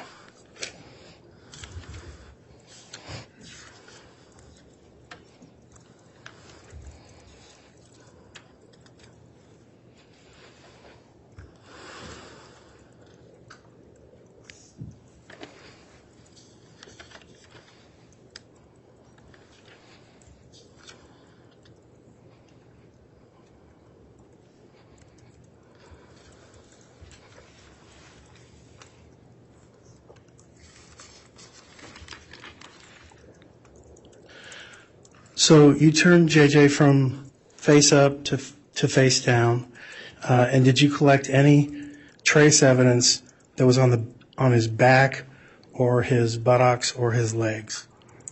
Yes, we obtained anal swabs.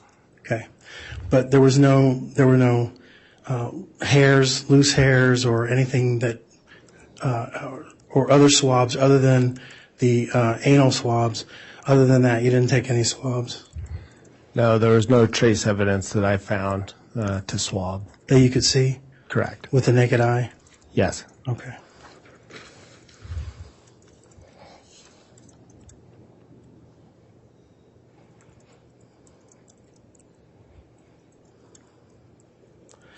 The bruising that was on JJ's arms, you indicated that was ante-mortem or prior to his death? Correct. Okay. So, how soon prior to the death, or how likely is it that this was done contemporaneously with the death, like at the same time? That's a good question. So you can't really look at a bruise and date it specifically. They even done tests where you look at it microscopically, and it's not real great. So all I can really say is that the bruising looked recent. It was fresh. It was red-purple within the soft tissues.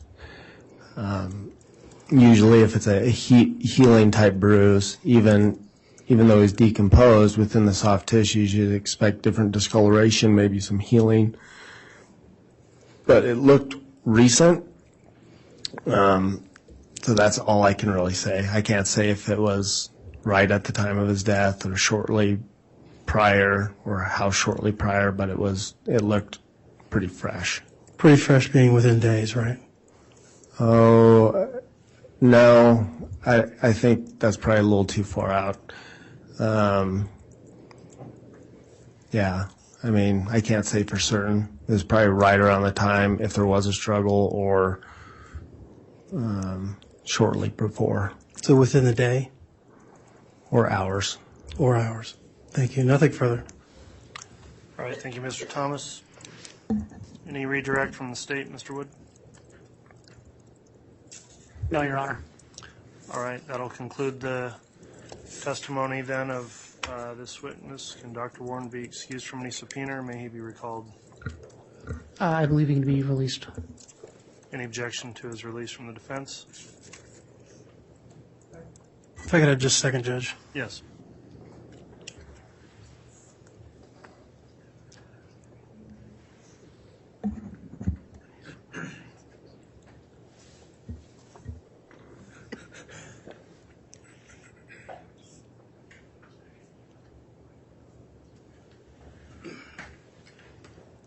Judge, we may recall him, so we're gonna ask that he not be released from his subpoena at this time. All right, so Dr. Warren, then please maintain contact with whoever issued the subpoena while the trial is still pending. You could be recalled. Based on that, I'd also advise you to not view any trial testimony between now and the finish of the trial, just in case you are recalled. With that, you can be excused as a witness for today. So we'll have you step down, but before we do that, I guess it looks like a good time for us to take our mid-afternoon break. So we'll go ahead and take a break, and then will the state be calling another witness after that? Yes, Your Honor. Who's your next witness going to be? Dr. Christensen. Okay, thank you, Mr. Wood. We'll go ahead and take our break then for 20 minutes. All right, please.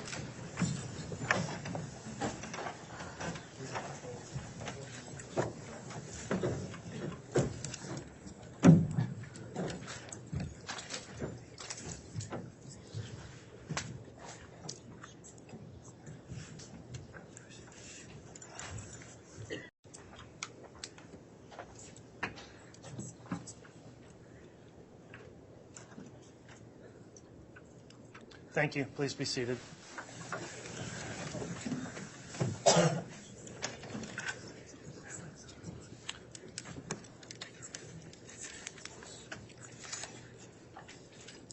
Have the jurors brought in, please.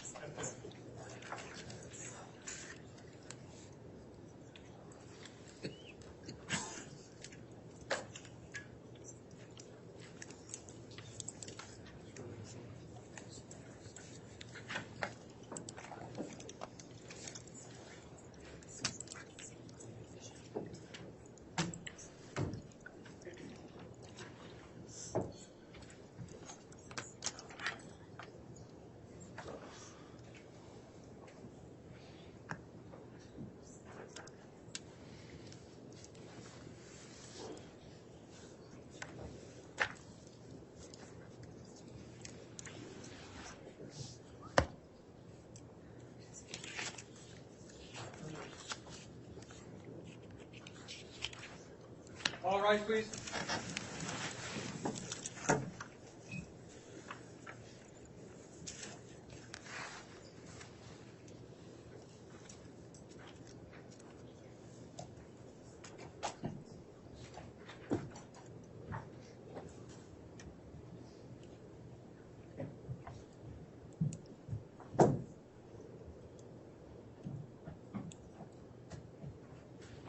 Jury's out for the count of 400.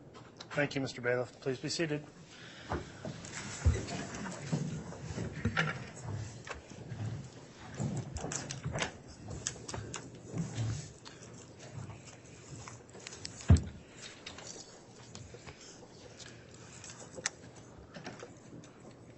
Okay, we're back on the record on CR 22-21-1624, State of Idaho versus Lori Noreen Vallow, continuing the state's case in chief. The state can call its next witness. Your Honor, the state will call Dr. Christensen, Angie Christensen.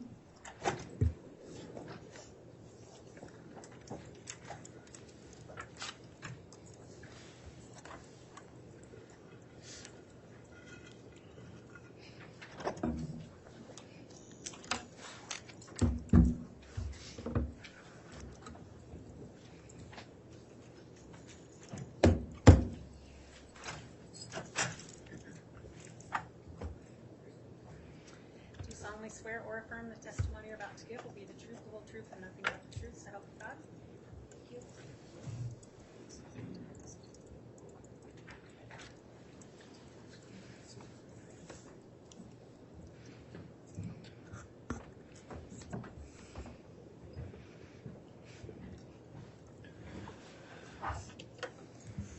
All right, as we get started, I'll just have a preliminary question or two for the witness. Dr. Christensen, now that you've been sworn, let me ask you, have you reviewed, listened to, or in any way seen any of the testimony that's occurred in this trial since it started? No, I have not. Okay, thank you for that. With that in mind, I'll ask you to please make sure to sit forward and talk right into that microphone to make sure we pick up your voice on the recording. We're making a court record as well, so please make verbal responses to any questions you're asked, and please try to avoid talking at the same time as any attorney that's questioning you. So with those rules in mind, Ms. Smith, if you'd like to inquire on direct, you can do so.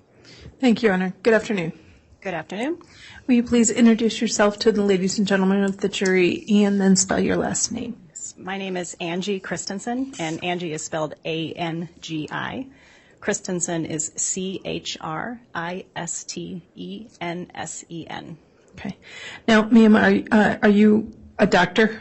So should I call you Dr. Christensen? Yes, I have a PhD. Okay. Ma'am, can you tell us a little bit about what you do for a living? I am a forensic anthropologist at the FBI laboratory in Quantico, Virginia, where I've worked since 2004. Okay. Ma'am, can you tell us about your educational background, please? I have a bachelor's degree, a master's degree, and a PhD, all in the area of anthropology. Okay. And what is your educational background? For what schools? My undergraduate was from the University of Washington, and both my master's and PhD from the University of Tennessee. Okay. Do you hold any certificates? Yes, I am certified by the American Board of Forensic Anthropology and the Forensic Anthropology Society of Europe. And the Forensic Anthropology Society of Europe, how many people are allowed to be in that society? I'm not aware of how many are certified in that society. Okay. Just generally, what is anthropology? Anthropology is a very broad science that includes the study of humans and humanity in any way. So human language, culture, biology is a very broad discipline. Okay. And are you a forensic anthropologist, you said? Yes. What is forensic anthropology? Forensic anthropology is a specialized area of anthropology that includes the examination and analysis of skeletal remains in forensic or death investigation contexts. Okay. And that is your occupation at the FBI at Quantico? Yes. Okay. And just so that the jury's clear, what is the difference between forensic pathology and forensic anthropology? They are related and complementary, but different disciplines. Forensic anthropology, as I mentioned, emphasizes analysis of the human skeleton specifically, and forensic anthropologists are not authorized to determine cause and manner of death or to make a positive identification. So why would a medical examiner refer human remains or skeletal remains to a forensic anthropologist? Typically, if they're wanting a more in-depth examination of any features of the skeleton specifically. And so if a medical examiner wanted an in-depth analysis of skeletal remains, what sort of process, if there is a general process, would one go through in doing such an examination?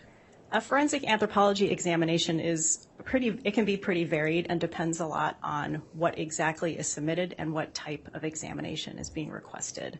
But generally speaking, an examination will begin with a visual assessment of the bones, looking for which bones are present, their general condition, and things like that.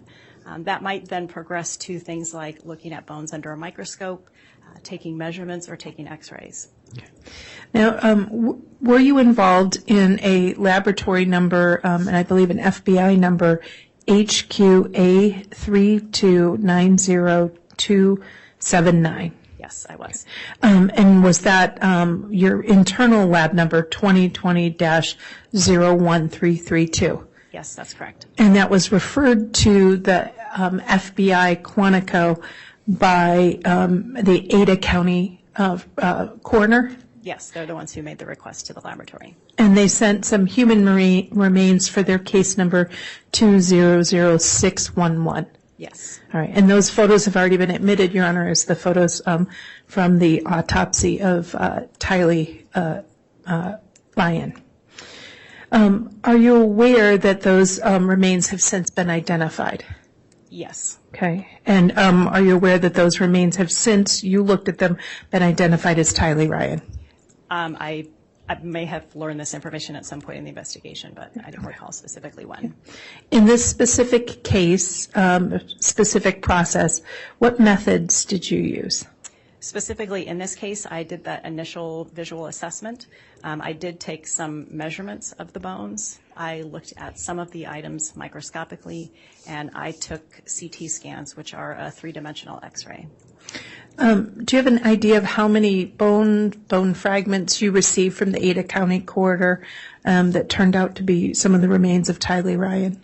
I don't recall the exact number, but somewhere in the ballpark of 100 or more. Okay. Was there any decomposing tissue or any tissue with it? Some of the skeletal remains or bones did have some soft tissue still attached. And in your position as a forensic anthropologist, do you work with or analyze tissue?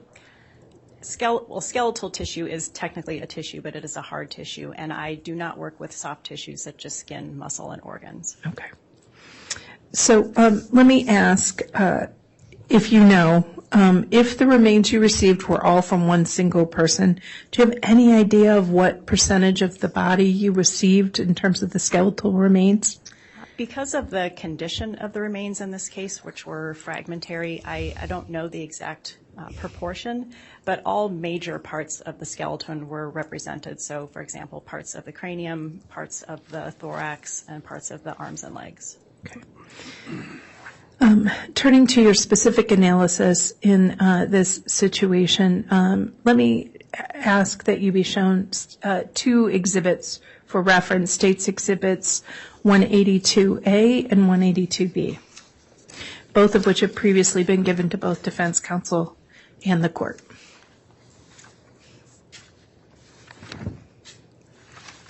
Thank you, sir.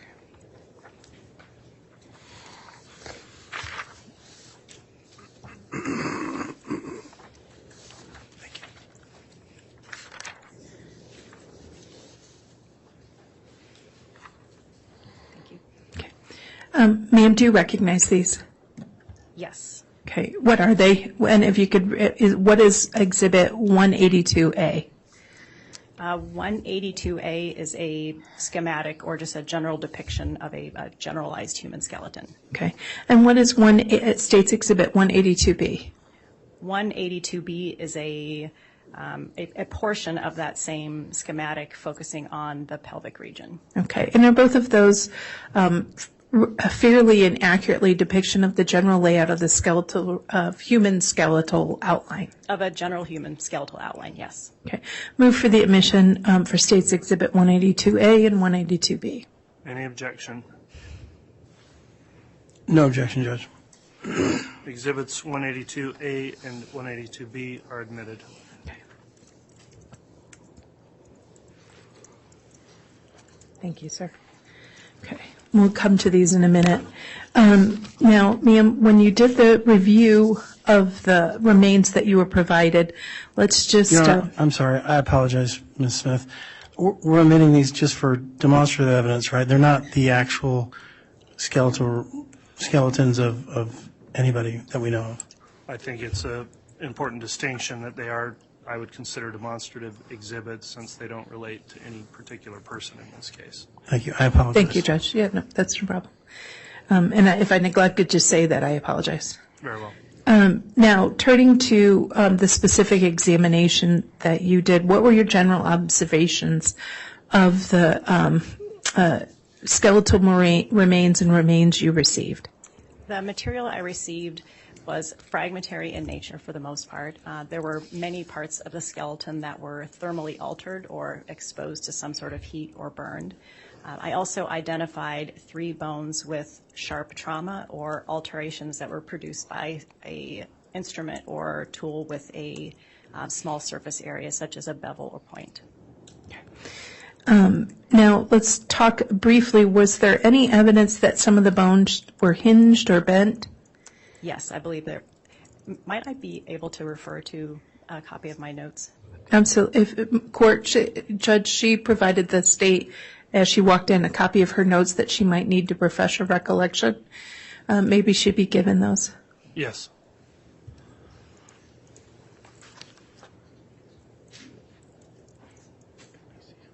I'm going to need to see those prior to.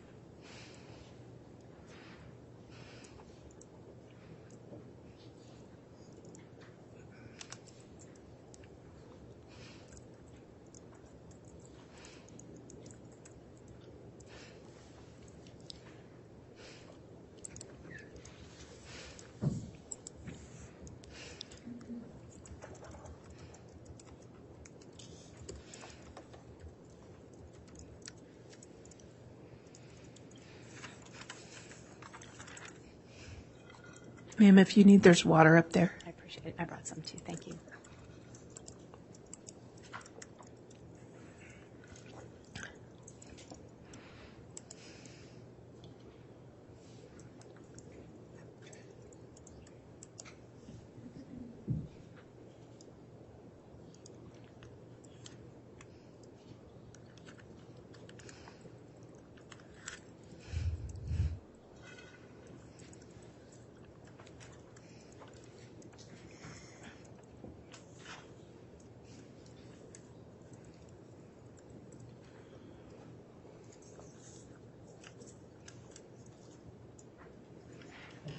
Thank you, counsel.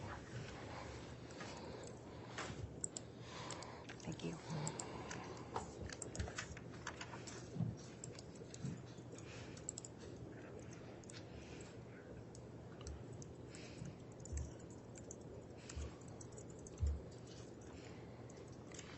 Yes, from my review, my report indicates at least one incidence of bone that was hinged or bent. Okay.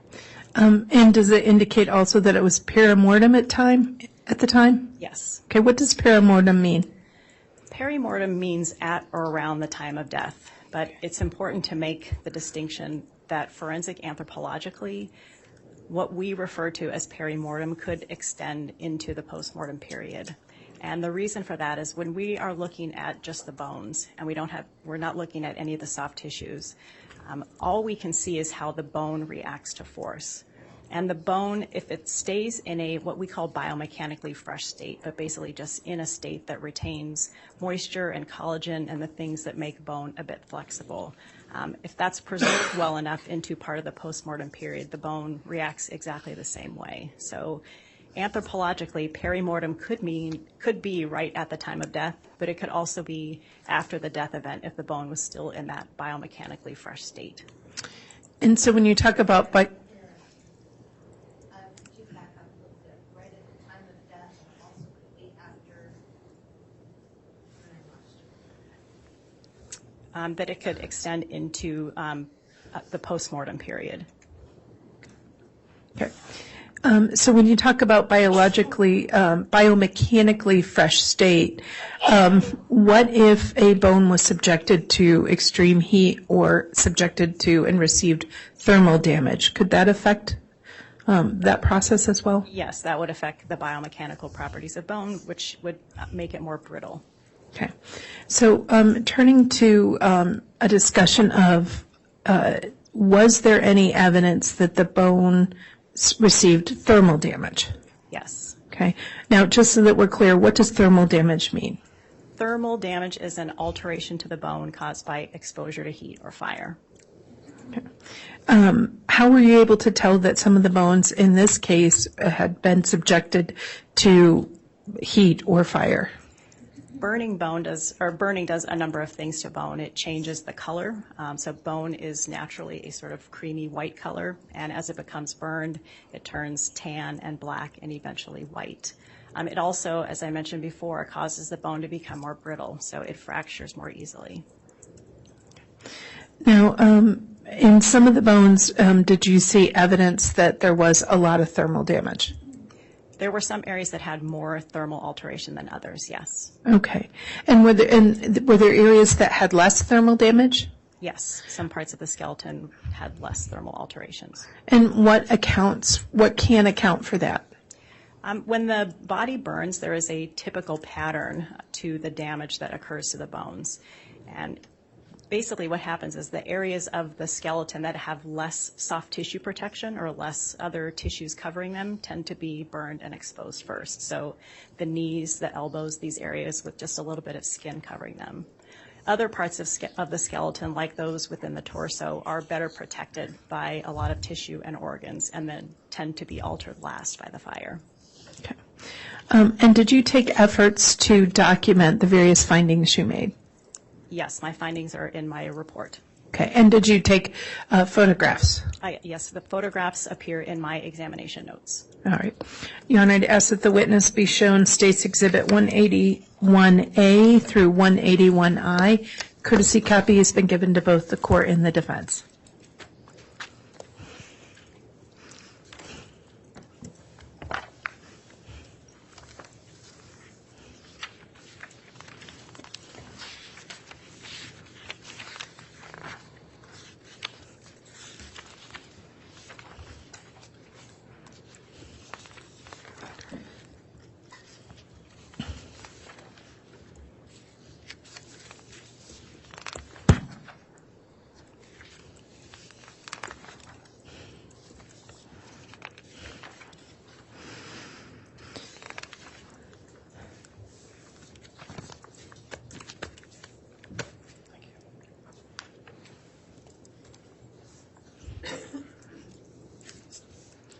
Thank you.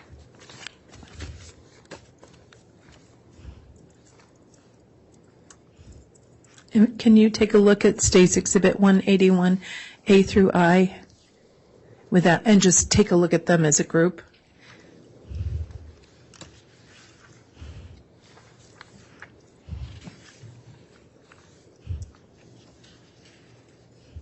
Do you recognize each of those? Yes, these are photographs I took during my examination. Okay. And these State's Exhibit 181A through I, are they all accurate copies of some of the photographs you took of the bones you examined of Tylee Ryan? Yes. Okay. Your Honor, we'll of course make an individual record, but at this time, for expediency's sake, I move for the admissions of State's Exhibits 181A through 181I, and for the witness's use in explaining her testimony. All right. Any objection to Exhibits 181A through I? May I have water and aid? You may.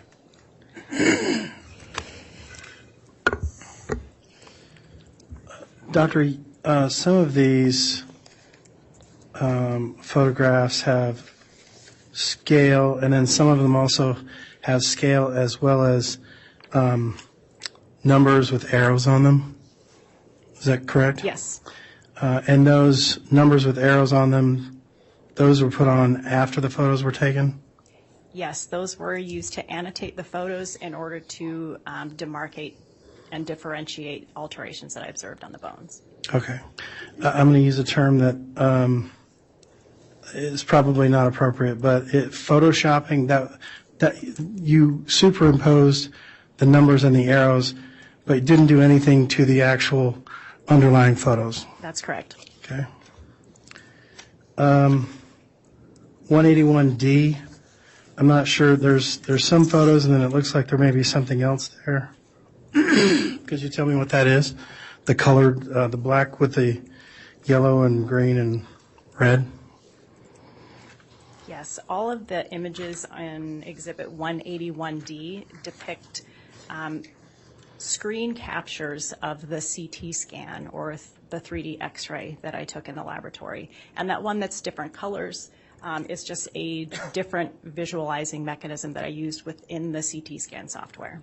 Okay, but you took screenshots of those and that's based on your taking the CT scans? Yes, so the CT scan is a 3D file, and what's on this page is a two-dimensional screen capture of a particular view of that 3D file.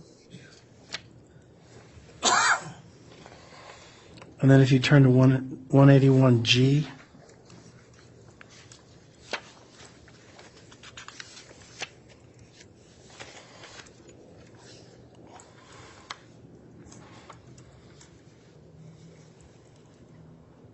okay, is 181G has 3 photographs on it, correct? Yes. And the bottom 2, are those CT scans? Yes, those are also 2D screen captures of a 3D CT scan. Okay. And then the top one is just a photograph? Correct.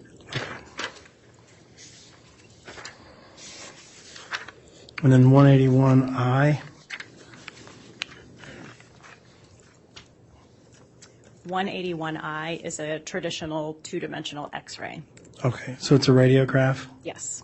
Okay, and did you do that yourself? Yes. Okay.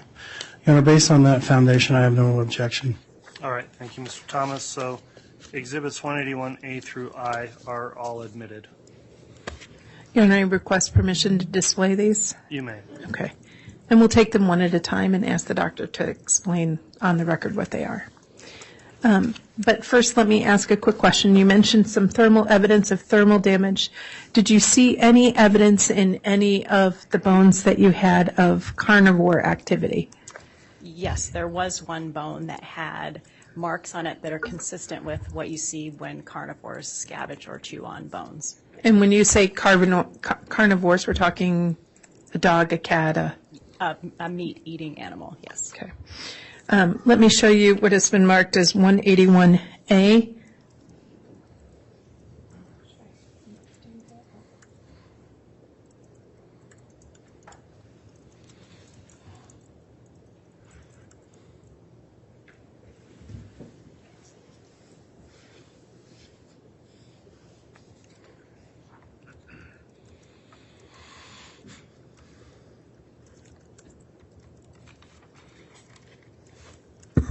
Do you recognize 181A?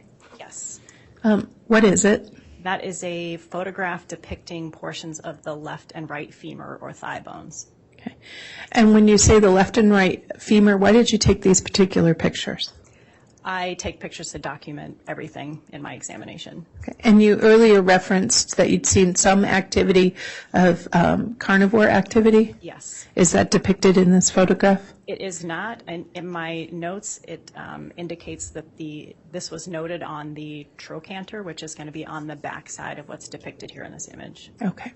So in the back side of this bone is where you found the carnivore activity? Yes. Okay.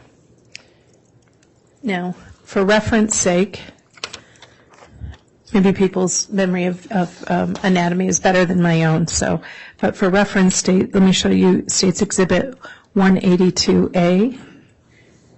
Do you have the laser pointer up there? Yes. Okay. Can you point to us where the bone you just referenced is? The femur is the thigh bone, which is this bone here. Okay. So State's Exhibit 181A is an image of both the right and the left femur, correct? Yes. Okay.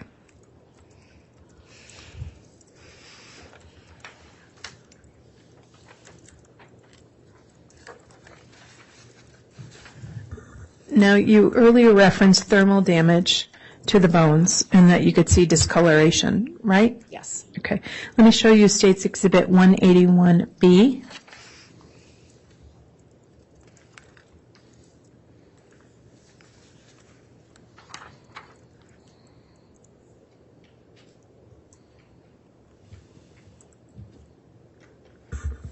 What is 181B?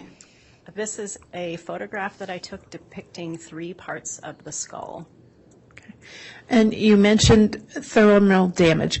Is there a way to show us what you mean by thermal damage in this image? Yes. So on this bone here, which is the right side of the face and upper jawbone, this part where you see the blackened area is thermally altered from heat.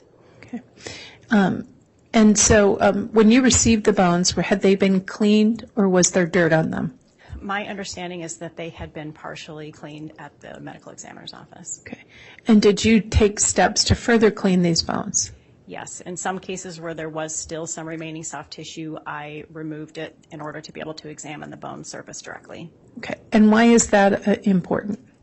Because if I'm looking for any alterations or damage to the skeleton, I can't see it visually through the soft tissue, so I remove the soft tissue to expose the bone surface. Okay.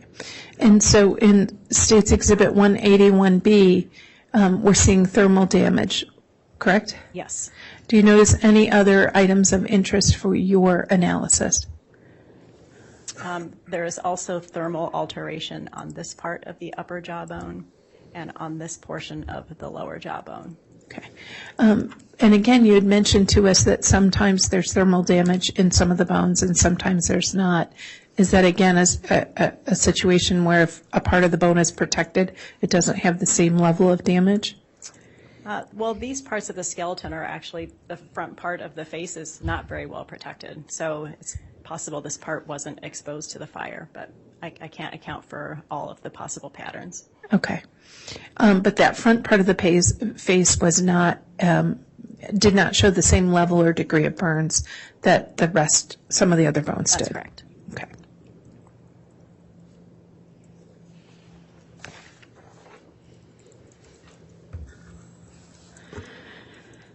Now, do you have experience in examining items and bones that have experienced or show evidence of trauma?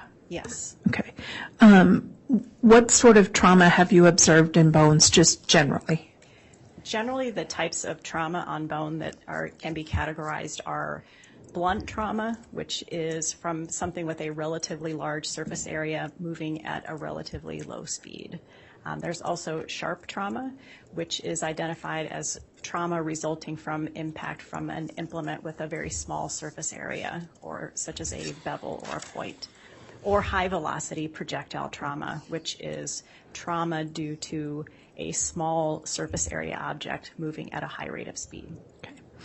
In the bones for Tylee Ryan, did you examine them for evidence of the trauma? Yes. Okay. And what sort of trauma, if any, did you observe?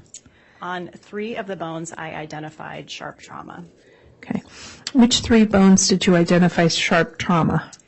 That was the left and right innominates, or hip bones, and the sacrum, which is the back of the pelvis or the bottom of the spine. Okay.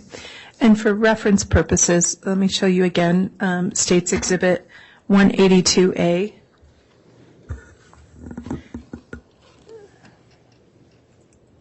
Can you point to us on the diagram that's up there on 182A and show us generally what you're talking about? Yes. So these are the 2 hip bones. This is the right side and the left side. And the sacrum is the one right in the middle at the base of the spinal column. Okay. And that's areas where you found evidence of sharp trauma? Yes. Something sharp, a knife or a hatchet or something of the like caused injury in this area? I can't identify the specific tool type, but it was something with a small surface area, such as a beveled edge or a point. Okay. And a tool mark examiner would be the person who might try to identify what object would do that. Yes, the procedure in my agency is the anthropologist identifies the location and general nature of sharp traumas, and that's then forwarded to our firearms and tool marks unit for additional analysis. Okay. Now, let me show you, just for reference, it states Exhibit 182B, which is a close-up of that area. Okay. Could you again point to us the area where you saw the trauma? Yes. So this is the right innominate or right hip bone and the left side, and the sacrum in the middle. Okay. Thank you. Now, did you document the injuries that you saw? Yes, I documented the sharp alterations that I observed. All right, let's start with your item 16. And let me show you State's Exhibit 181C.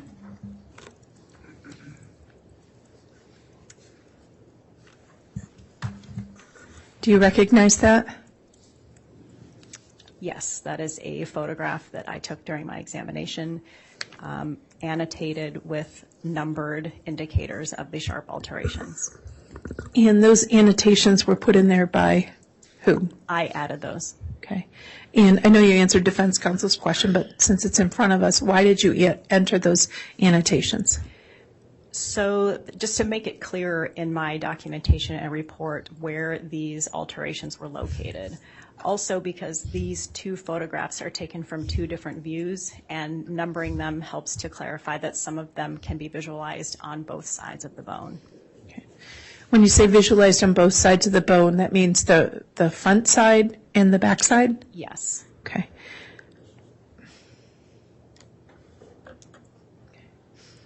And how many areas of sharp trauma did you identify? On item 16, which is the left innominate, there were 5 sharp traumas. Okay. Okay. Are these type of traumas consistent with something happening inside of her, like a disease or a natural process? No. Okay. Why not?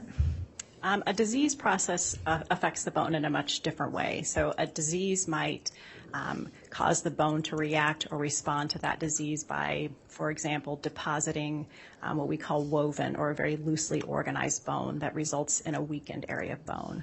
A disease process might also affect an entire bone or the entire skeleton, for example, in a loss of bone density.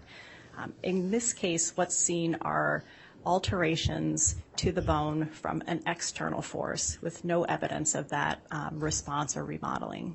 Okay. When you say an external force, something or someone penetrated and pierced this bone? Yes, this was an external force imposed on the bone.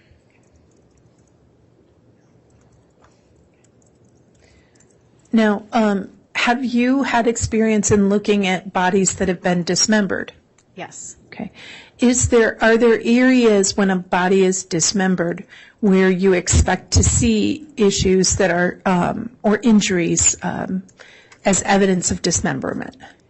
Typically, sharp traumas in dismemberment cases occur around joints. So when you say around joints, what does that mean? Around parts of the limbs and body that join together. So, for example, where the arms or legs or head meet the torso. Okay. So the 5 sharp instrument injuries that we see in your item 16 on the exhibit before you, are these all evidence of dismemberment? These would not be typical of dismemberment. Okay. What are they typical of? I can't say exactly what sort of action or implement caused them, but that some sort of external small surface area object impacted the bones. So why do you say they are not consistent with consistent with other injuries you've seen for dismemberment? Because these do not appear, these aren't near joints. So typically dismemberment, the objective is to break the body into smaller portions, and that's why the joints tend to be targeted. In this case, all of these sharp traumas are in the area of the pelvic region. Okay. So you said in the area of the pelvic region. So for reference, if I may, let's use State's Exhibit 182B again. Could you point to us what you're talking about? So the sharp traumas were all found on the innominates, or the hip bones here, as well as part of the left side of the sacrum. And some of the sharp traumas can be visualized on both sides of the bone because it went all the way through. So it would be on the back side that you can't see here. Okay. So it's more on the side that would be interior of the body and not exterior? Yes. Okay.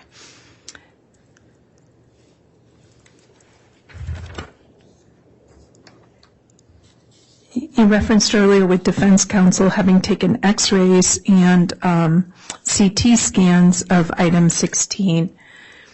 Let me show you State's Exhibit 181D. Do you recognize it?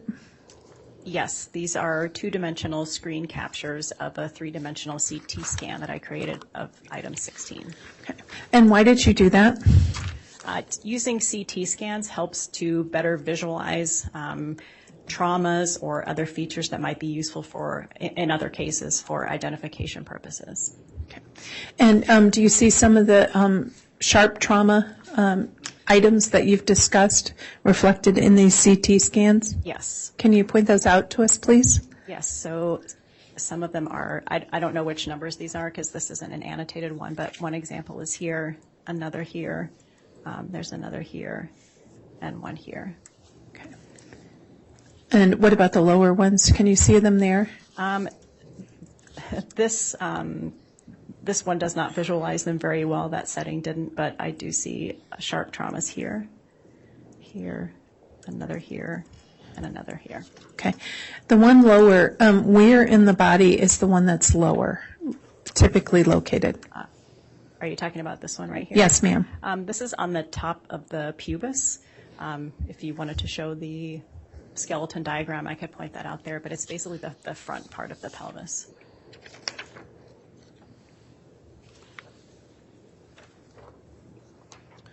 And for the record, I'm showing 182. Let me use the large one. Let me do 182B, Your Honor. All right. And Ms. Smith, we're drawing right up to our time to adjourn for the day. If you'd like to figure out a logical breaking point here soon. May I do this one and one more picture, and then we'll be on to another object? Yes. Thank you, Judge. And you were saying you asked to see this. Where is that area of the pubis? Yes, that previously indicated sharp trauma was approximately in this region. Okay. And it just for orientation for those of us how is that by your belly button? Is that by your uterus? Understanding everyone's different, but general region. Yes, so that's going to be below the belly button in the pubic region. Okay. And is that particular sharp injury, consistent with dismemberment or inconsistent with dismemberment? That's inconsistent with what's typically seen in dismemberment.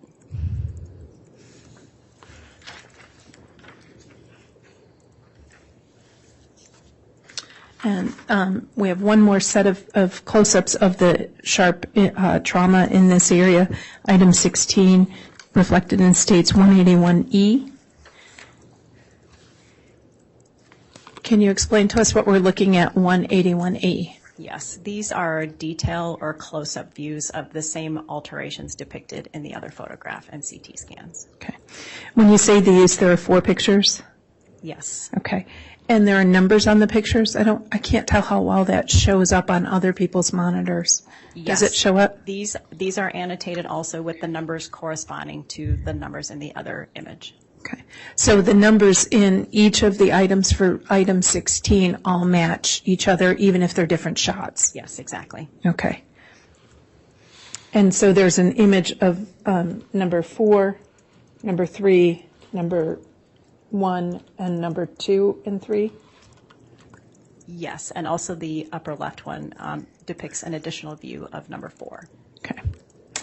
And those are all on the left side, correct? This is item 16, so yes, let me just verify. Yes, these are all on the left hip bone. Okay. We're done with this view, Judge. I can start up with item 19 tomorrow. Okay. All right. Thank you, Judge. All right. Thank you, Ms. Smith.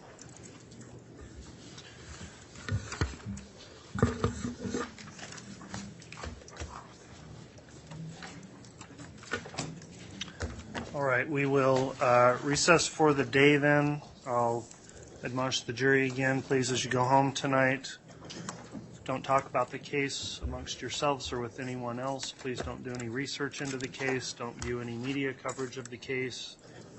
Follow the case at all anywhere that would impair your ability to be impartial in this case, as you've continued to do so up to this point. I appreciate you doing that every day. The parties as well appreciate your continued service. And so with that, we will adjourn for the day and plan on commencing again tomorrow morning at 8:30. All right, please.